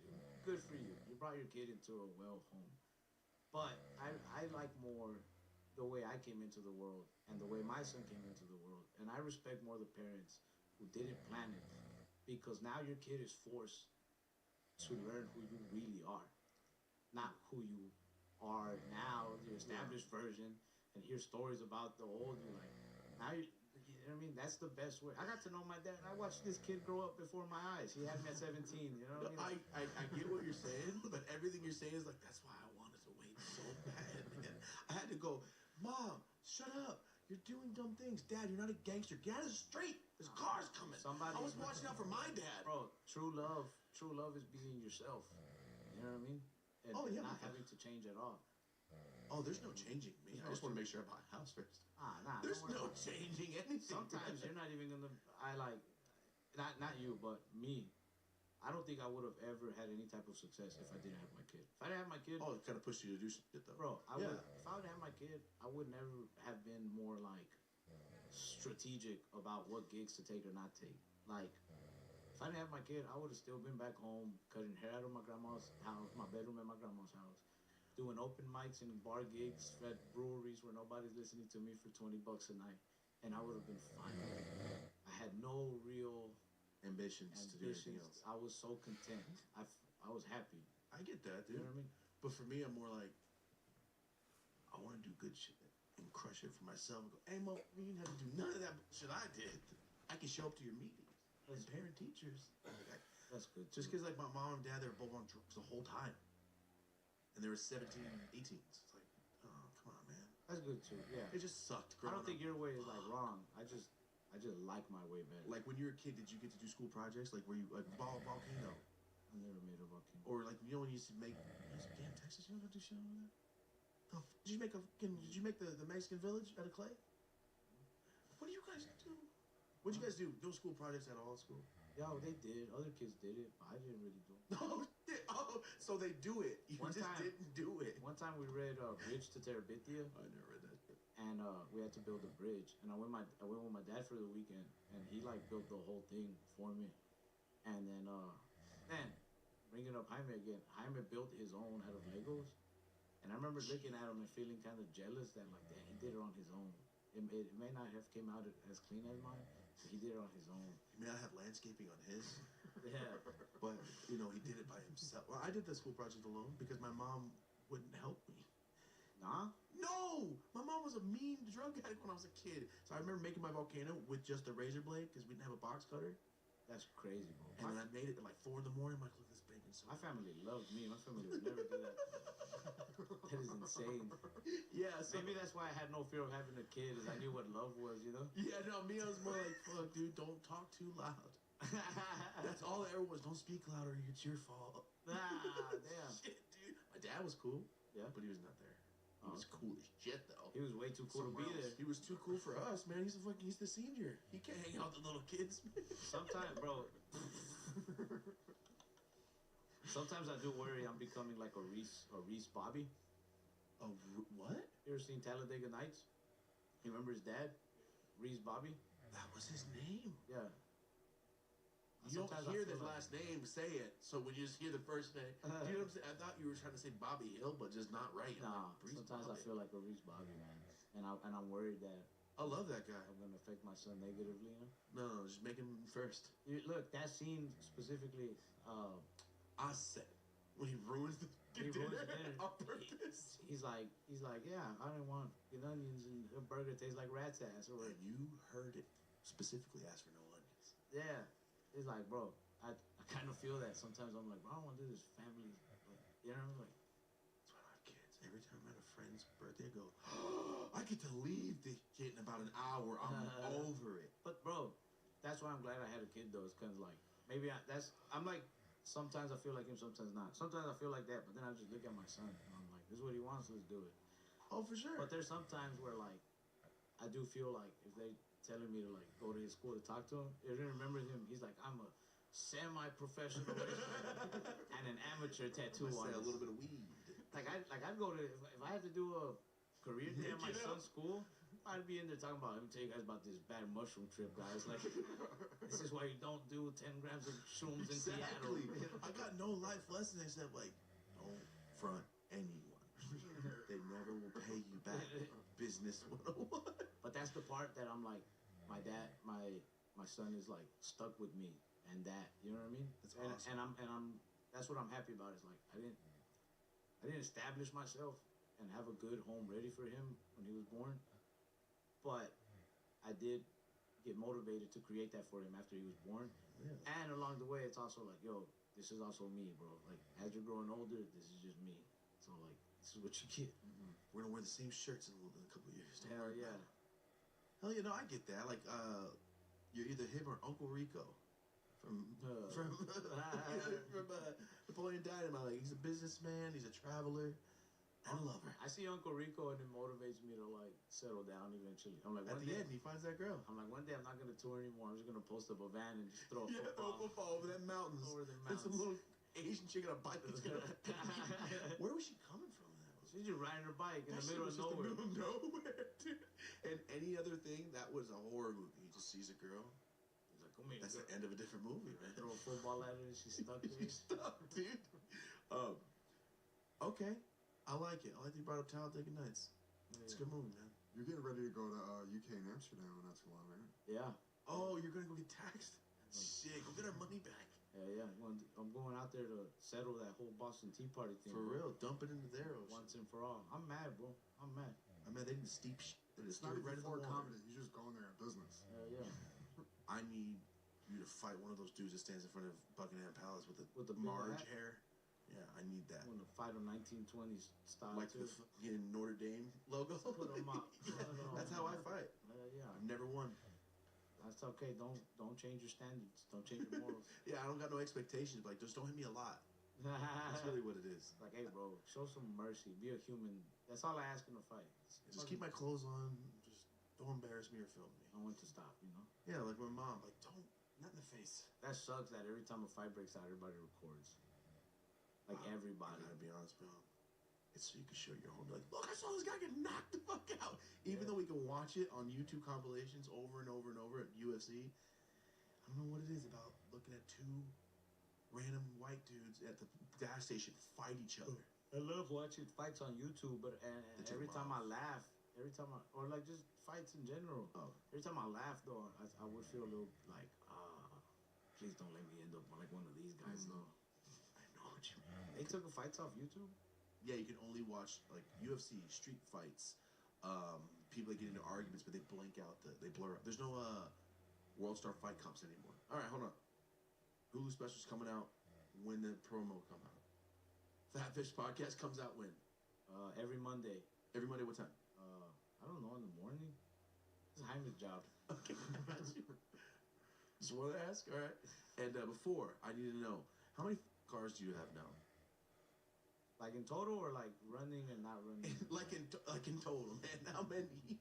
I don't know, man. 15.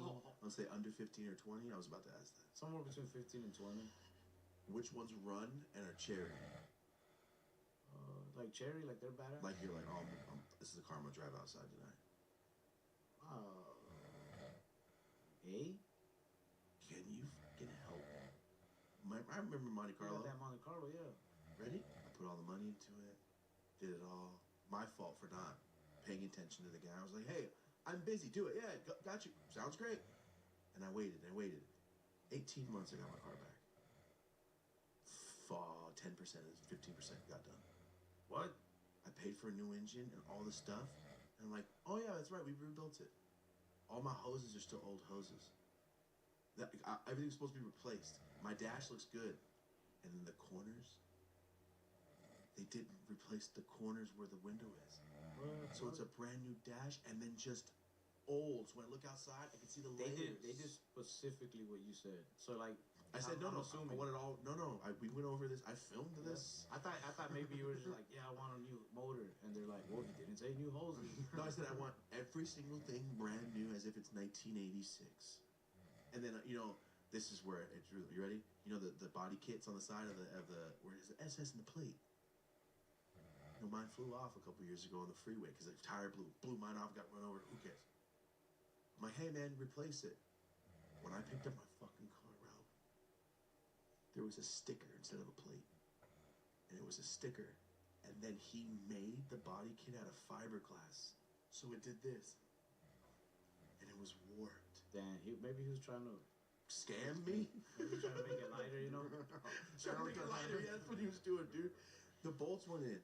Like the bolts to hold it in weren't in. You should have got to this guy. I'm gonna That's shout what them it said. out. Please, I need something. He's here in LA area or California in general. OT has a guy in Houston. I was about to send it to. I would much rather just leave it in California. That guy right there, bro. He builds badass cars. Motorsports Official. Yeah. You can also check out their YouTube. Check look them at out, bro. That's what my car was supposed to look like when I got it back, dude. You know what it looks like? After Alonso gets shot up in training day. That's what shit looks like, dude. Yeah, all dead. He would have never got out of that car. He got shot 96 times and gets out and dies. Like the fool from Terminator. Right. You know what they say is like when your body's getting killed, your body's like fighting to like stay alive no matter what. Like, like people who've been in war, they talk about that. They're like, you don't just shoot them and they're dead like in the movies. They fucking fight to stay alive. Like it's scary. So you gotta human centipede him a little bit. Mouth to butt. Ass to ass. I need this. I'll get it from you. I'm gonna send this to you right now. Please. It's insane that's you. I've never even seen you drive this car. Like it's not. Oh, I took it out on 4th of July. I started it and it didn't start because the battery and alarm was off. I mean, the alarm was not wired right, and it killed my car. You know what happened the next time it came out? It didn't work again. I tried to drive it about 3 weeks ago, and I got so fucking mad. The alarm's not even on. If someone steals it, give me my fucking money. Mm-hmm. I'm so mad, dude. But he's such a nice guy. I don't want to like yell at him. You just gotta always remember. I don't know how much this guy charged you, but enough. Yeah, like 30 bands. Yeah, that's the thing, bro. It's like for the new motor, the interior's nice. I'll say that.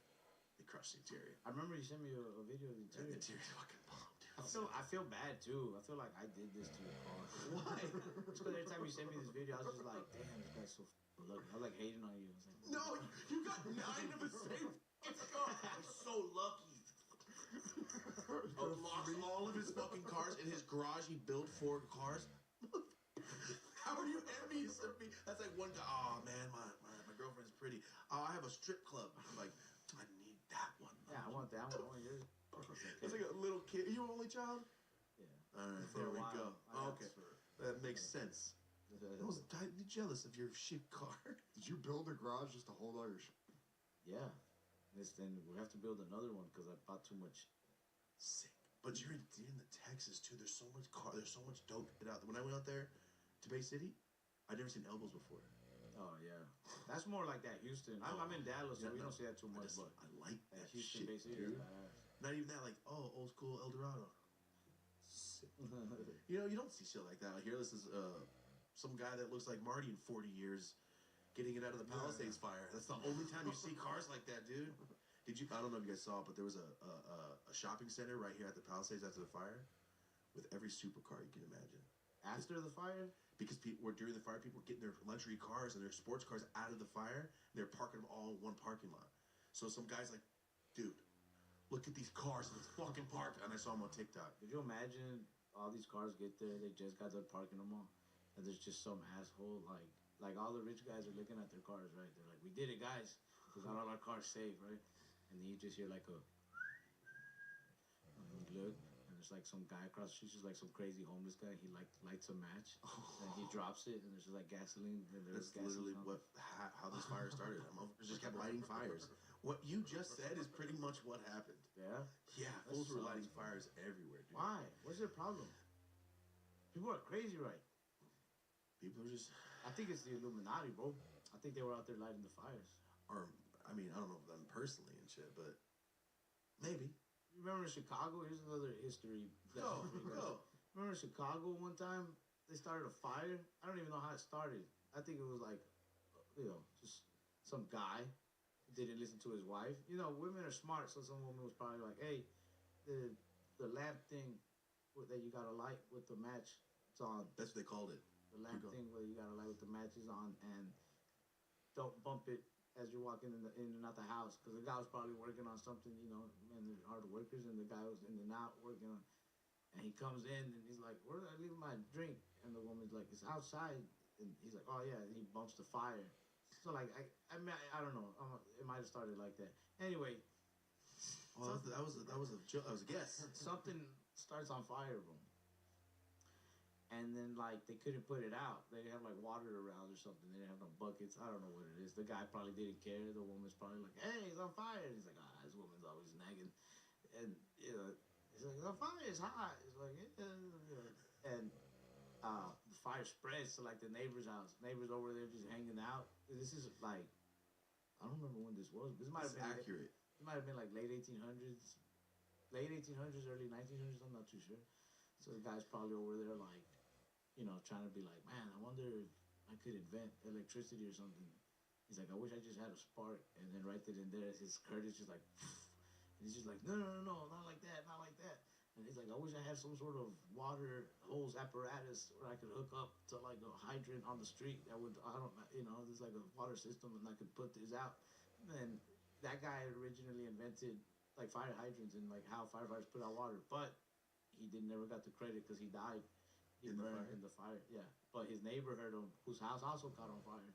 But his house caught on fire not before he wrote down and drew what the guy was describing. This is a true story, by the way. I don't know if you know that. I'm reading this as you say it on crazy. Wikipedia. So that guy's house spreads, you know, and while these people were like, so other neighbors are watching this happen, and now they're like, like, we're next. So they run to water, but the water was like a quarter mile away because they live pretty far from the lake. Mm-hmm. And so they're like running to the lake, and they had to get buckets. And you know how like back then they had to put out the water, to put out the fire, they had to pass the buckets of water like Little Rascal style. Mm-hmm. Like, so they had to form a line like over a quarter mile long but they didn't have enough buckets, was what they realized. So now that another line had to form where they ran to quarter mile in the opposite direction to get a bucket. To get buckets at Home Depot. Yeah, but back then it was the first Home Depot ever. That's the first one is in Chicago. No Mexicans at all. No Mexicans at all. It was started by Christopher Home Depotson.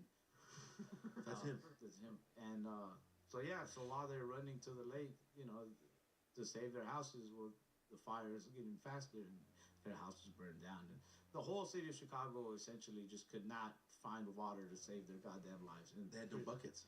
the entire city burned. So yeah, LA, like it's horrible what's happened here. But I mean, come on, like Chicago was alright. You guys can do it too, man. They can win championships back to back to back in the 80s. We can come back and win You can championships. come back, bro. Y'all got this. Don't worry. Yo, where's this lesson in school, man? I like this version better.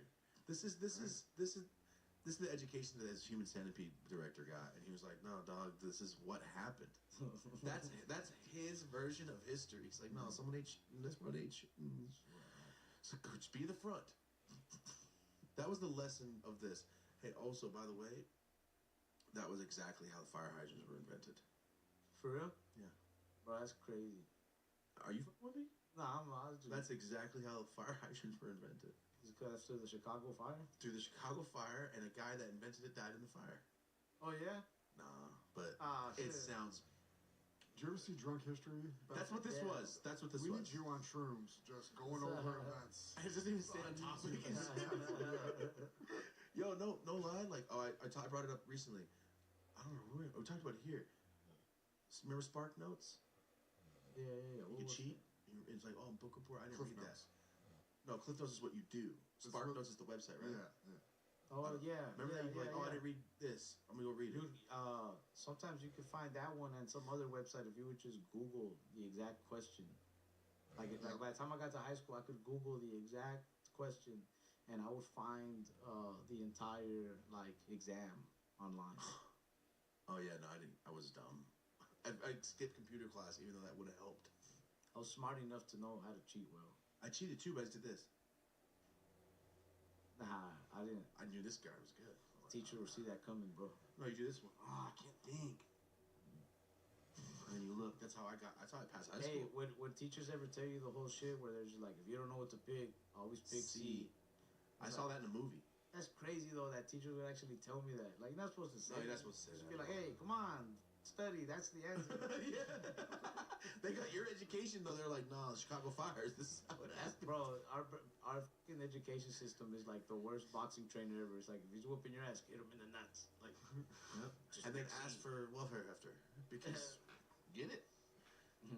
I had a class where we had to like, it was like remedial math type class, like it's like the dumb math, but they would kind of prepare us for real world situations. But it was like our expected real world situations. You know what I mean? Some poverty ass shit. Bro, so I remember this one time they gave you a paper. You had to so they partnered us up. They're like, this kid sits alone. This kid sits with you know this boy and that girl. This girl and that boy. You're alone. And then they'd come by and you'd have to draw out of a bucket a piece of paper, and the paper said like all right, like the kid by himself. They were like, you live single. You're not married. You make this much a month. This is what you have to pay in bills, and you have this much credit card debt. Like, how do you know? Your life sucks. How do you get out of it? Yeah, like shit like that. You know, like what are you gonna try to go for? You could try to like, I'm gonna go for this career. I'm gonna go for this career. I'm gonna try to do this, whatever. And I remember, it was fun though, man. That shit was so fun to me because it turned into like this comedy show for me. Like, I got sat with my friend Kelsey, and they were like, "You guys don't have kids, and you work here and you work there." And so they come by and they're like, "All right, what's y'all situation?" And I just like added to it. Like I kept the facts, but like added to it. I'm like, me and Kelsey, we live in an apartment in a not so good part of town, and we wanted to find a better place, but she decided she wanted to stay close to her mother. We are married, but to my recent knowledge, Kelsey is unable to give me kids, which I resent her for. So no, we don't have kids. And I just sounded like this miserable husband who like hated his wife. Incredible. I remember my teacher just started laughing, bro. And I didn't do this happened a lot actually. I had a lot of fun in that class. I didn't do the project correctly, so I technically like failed it, but they passed me just because it was funny. Skated by, dude. I gotta be honest. If I was a teacher and my student said that, but you're fucking going places. I don't know if you know. Bro, the teacher's assistant, he was this nice dude. I remember he was always drinking a drink from Sonic, but I remember he heard me say that, and he was like, "This guy's gonna be on a big screen one day." I was like, That's funny though, dude. That's exactly. If I heard I was a teacher's assistant once, but the grade below me, which makes no fucking sense. It's like, yo, answer to your fucking brother that's the same age. Like, but the thing is, I'm a year younger, so I was the same fucking class year as these kids, and I'm like, yo, I'm deciding if you pass. And I would just pass my friends. Nah, bro, our teacher's assistant was like a grown person. It was like an official job. Oh no, this is like where Porks. They're like, yo, the best grade, you. Go. I promise. I didn't get paid. I didn't get nothing. I got to go to lunch early. That's cool. That's like a good time in prison and shit. Like, don't worry, man. You don't get molested. We're gonna put you by yourself. Nobody's gonna touch you. I'm gonna touch you and you get to sweep all day. I swear to God, dude. That's what it did. As a kid, I was the smart kid. I was in all the smart kid classes. Oh, badass. It's just because I tried. I wasn't smart at all. When I found the 9th grade, I was like, oh, I'm normal. I just gave a shit, and then I stopped giving it. Do you think? Damn. Wait, just because you tried though, are you saying that like? All I did was try to do my work, and I got enough A's. They were like, you should be in this class. I'm like, oh, I guess. Fuck you. Bro, you cocky, bro. Yeah, you know, I don't know. I just tried a bit. And... You know, like, in school you don't give a shit. You're like, once I got 9th grade, I went, I don't care anymore. Like, oh, you're stupid. I'm like, no, I just don't give a. Yeah. And then I just, got F's. Man, that like this is gonna sound corny, but that actually does kind of like sometimes maybe it's just me just getting older and just like cornier. But when I see like kids that they don't care about high school, or like they're like, when am I gonna use this? Like, it's not about when you're gonna use it, but like, just learn it, bro. Who else is gonna teach you algebra for free? Oh, that also? Fuck algebra. Hate it. I hate it. I even said, when am I gonna use a quadratic formula? I'm fucking out of here. I'll tell you when some Please guys explain it. when some guys talking about how this is gonna affect this and that, and you don't want to sit there just being like, I want to know, bro. I want to know. That's not the quadratic formula. The quadratic formulas come up 4 times in my life. Can you give me once? Right now, it came up You quadruple. bastard. It came up quadruple times. Fuck out of here, dude. If you had never went to an algebra class and you I never wouldn't even know about that shit. how could I make fun of it if it's not there? All knowledge is make funnable. 100%. Yeah. So therefore, I all like knowledge that. is good knowledge. I take back what I said. Science. Well, hold on. I knew about it, just don't know how to use it. But you can make fun of it. You didn't. So I got enough. There you go. You see what I'm saying? 2 girls, 1 cup. 2 girls, 1 cup, 2 birds, 1 stone. Yeah. Horrible, Sounds great. I like that. horrible piece of history. 2 girls, 1 cup. But because we know it, we got a good 5-minute chunk of podcast material in there. I've had like 5 minutes every other day of my whole life thinking about it. Just like, oh, I have to piss hard, but I can't piss. That's happened to me never, but that's how I imagine. Yeah. You I was know about what to I'm say, you were about to scare me, bro. I was like, wait, is that a thing that happens? I don't want to drink anymore. I don't know, man. Just don't get shit. I don't know. No, it's like the Pirates of the Caribbean. No matter how much you eat, you're still starving. Same shit. I've never seen those movies. Oh, don't. I just told you about it. Ready? Johnny Depp's like, oh, you faded, and then he just saves the day. That's all that matters. He's always faded. He's always fucking walking around like fool from San Francisco and shit. Yeah. Some homeless guy. Hollywood makes like drunk people and junkies look so like Cool. and like Because they are got cool a good if they get their together. Like, I know a lot of junkies that are Yeah, great. wow. I know some junkies that are Remember awesome. like that Julia Roberts movie, Pretty Woman? She's a hooker. Yeah, bro. Women that look like her don't become hookers though. You know what I mean? They become Julia Roberts. I guess that's true. That is true. And then she had class. She knew how to act. You ever been around hookers? I have. These bitches are horrible. I've met one that was really cool. Oh, I mean rude hookers. I didn't know she was a hooker till about 40 seconds in the conversation. Went, oh shit! I should have. I mean, I kind of did. She was that guy, Magic Don Juan, so I kind of should have known. No, actually, you know what? I gotta correct myself. One time I was in Salinas, California. Oh, okay. What's up? Beautiful city. I got Monterey Bay and like Salinas and all that. I've seen all that. It's so beautiful. Monterey over there. Bay's nice. My friend took me to his house. He lives in the hood. Even the hood over there was beautiful. It's just got ocean breeze. That's all. Yeah, bro. Yeah, but he was like, "Bro, there's this area right here with like a lot of hookers." And so I was being like a little asshole. I wanted to pull up there and get her on video that I asked one of them, like, "Yo, how much?" And when she says the price, I go, "Hell nah," and I just peel out. The lady was. Hold on, so I pull up, right? And she's facing the other way. So I was like, "Hey," and when she turned around, oh my God, she was so beautiful. Become a hooker and be that beautiful. She was so beautiful. She could have any man by the balls. She could have the world by the balls. But she was, and I froze up. She was like, "What's up?" She was so kind too. She was like, "Hey, what's up?" I was just like, "Are you okay?" Just drove off. Are you good? Are you hungry? So I stand corrected. Not all hookers are. That one, She you know was a what real Julia Roberts. That one. She was an officer, and you lucked out. Is what happened. That could have been, yeah. She had all her teeth. She's a fucking civil servant. No, there's no way, dude. She works for the city, and she's a police officer. I met one, like the one I met. Her name, I should say her name. Anyway, she was this like super hood ass black chick, super cool. And as she bent down to rip the bar, I went, "You have no heels on your heels." She was just, the shoes were high heels with no heel. She's like, "Yeah, it helps me with balance." She was practicing. Like, what an overachieving hooker, dude. Plyometrics. That is badass. Pretty badass. And then I saw Don Juan pass a joint around, and they only smoked it through their nose. Because he said he promised his mom he'd never smoke again, but not through the nose. I was like, that's insane. And everybody hit it through their nose. They passed me and went, "Are you fucking crazy?" And I remember they looked at me like, "You didn't hit it?" I'm like, "Are you fucking dumb? Just met you. You're also a prostitute. I'm fucking good, dude." Yeah. But I just remember that, like, oh, what a workaround. It's not the only thing she takes up the nose, huh?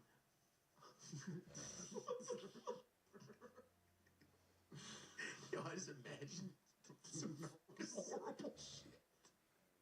It's hard. It's hard for a hooker, bro. It is hard for a hooker, man, especially with I feel like I've met diseases. like one or two hookers, and they're always mean. Maybe because they're older. There's one old lady. Older. Maybe she's just tired of being the hooker, you know? Yeah, she's tired of everything. She's like, "You want some?" And I was like, "I'm okay." And then I just sat there, and she came back around like, "You sure?" I'm like, "Yeah, like I'm okay." And she came back one more time. She's like, "Eres joto o qué?" I was like, "No, you're Gross. lady, you're beat, lady. Call it a day already. I'm gonna You start- should have stayed for retirement, goddammit." Dude, I'm gonna start saying that and up girls like, "Gay or something?" Every time I gay as hell. Man. That's a good cop out for a dude. Lesbian. Scarface. Yeah. I was like, I heard it in that tone, but I can't see it. Yeah, Scarface. All right. Before we get out of here, man, where can everybody support your stuff? Where can everybody watch you? And where can they get tickets? You can get tickets to all my shows and see all my tour dates at barbosacomedy.com. It's Barbosa with an S, not a Z.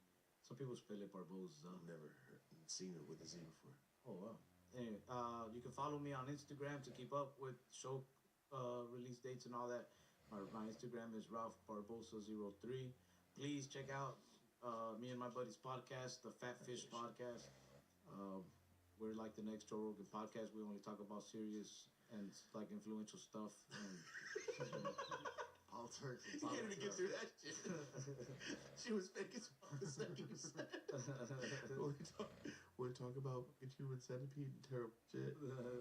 You got San Francisco. You got Sacramento coming up in January. Yeah. Oh, nice. So these are just some last minute like random. We're just booking random gigs, and I'm trying to work out a new hour. So yeah, we just started booking some gigs. Like, Damn, you got 4 San Francisco shows in a row. Mm-hmm. Awesome. He's not fucking around. Yeah. Oh, tonight you're at the Improv. Why'd you say it like that? You say it like I'm like I just. You say it like the headquarters at the CIA when they found out Jason Bourne just murdered all their assassins. He's not fucking around. Doing 4 shows in San Francisco. This guy's fucking serious, bro. That was a good comparison I got for you. I want to see part 1 of that shit. That's a good movie. That is a good fucking movie. All right. So, all the United Kingdom in March. Yeah, hit in Europe. Get us some fucking baked beans and tax money. Got you, bro. Thank you very I'm much. bringing back the Queen with me. Her body? Oh, she died, right? Shut the fuck. That was hella rude and shit. I'm bringing that bones back. I didn't know she was dead.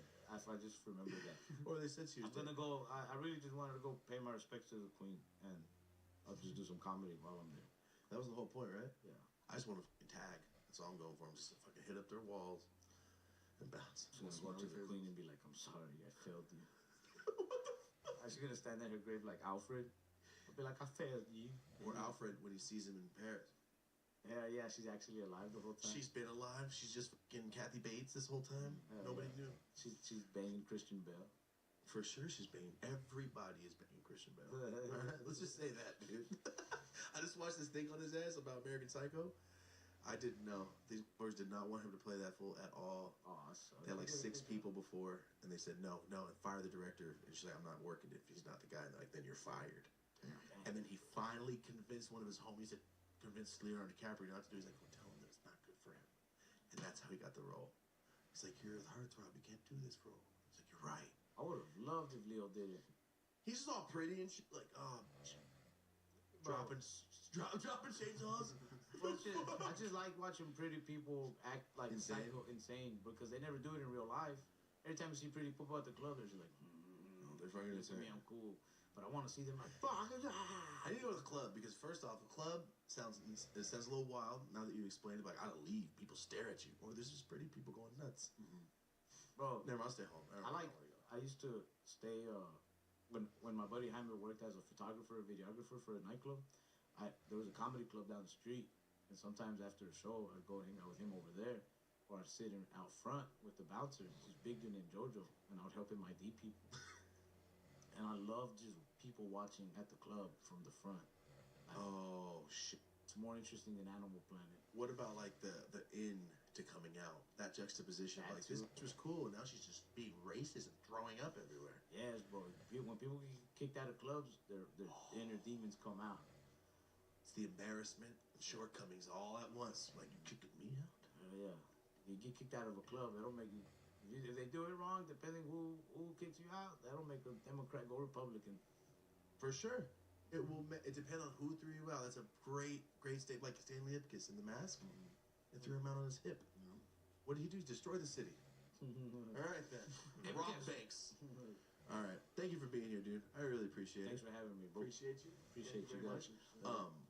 I will need that. I'm gonna fix that car. Yeah, I knew that guy is good people. And he makes a lot of content. So like, it seems like through his videos, it seems like his cars come out nice.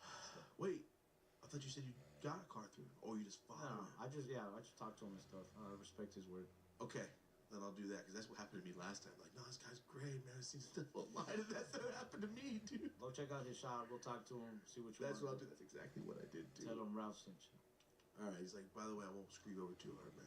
Nah, I appreciate you, dude. Thank you so much. Thanks, man. Anything else, Marty? No, I appreciate you coming through. I've been waiting for this one. Yeah. No, it's been a First minute, one dude. was It's legendary. been a minute. So that last was it Appreciate you. last year? It's like a year. October 2023. Damn, time's flying, dude. All right, well, thank you so much. I appreciate you guys. All of Ralph's links, all information can be linked in the description or anywhere you're watching right below. Marty, thank you very much. Ralph, thank you very much. Guys, this has been the Dope as Usual podcast. Have a dope ass day.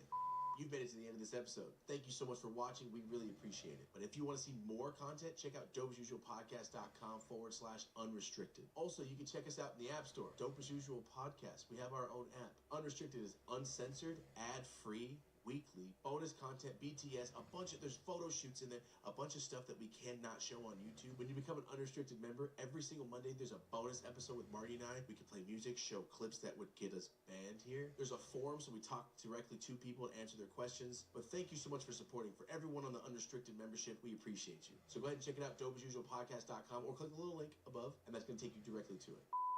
Hey, what's up, guys? If you're seeing this face, that means you made it all the way through the episode. If you want to watch more stuff, check out these clips. There's long-form clips, there's short clips. Thank you so much. Do us a favor, leave a like. Don't forget to subscribe, hit the notification bell. Thank you for being here. And if you made it here, that means you're a fan. You watched the entire episode. Thank you.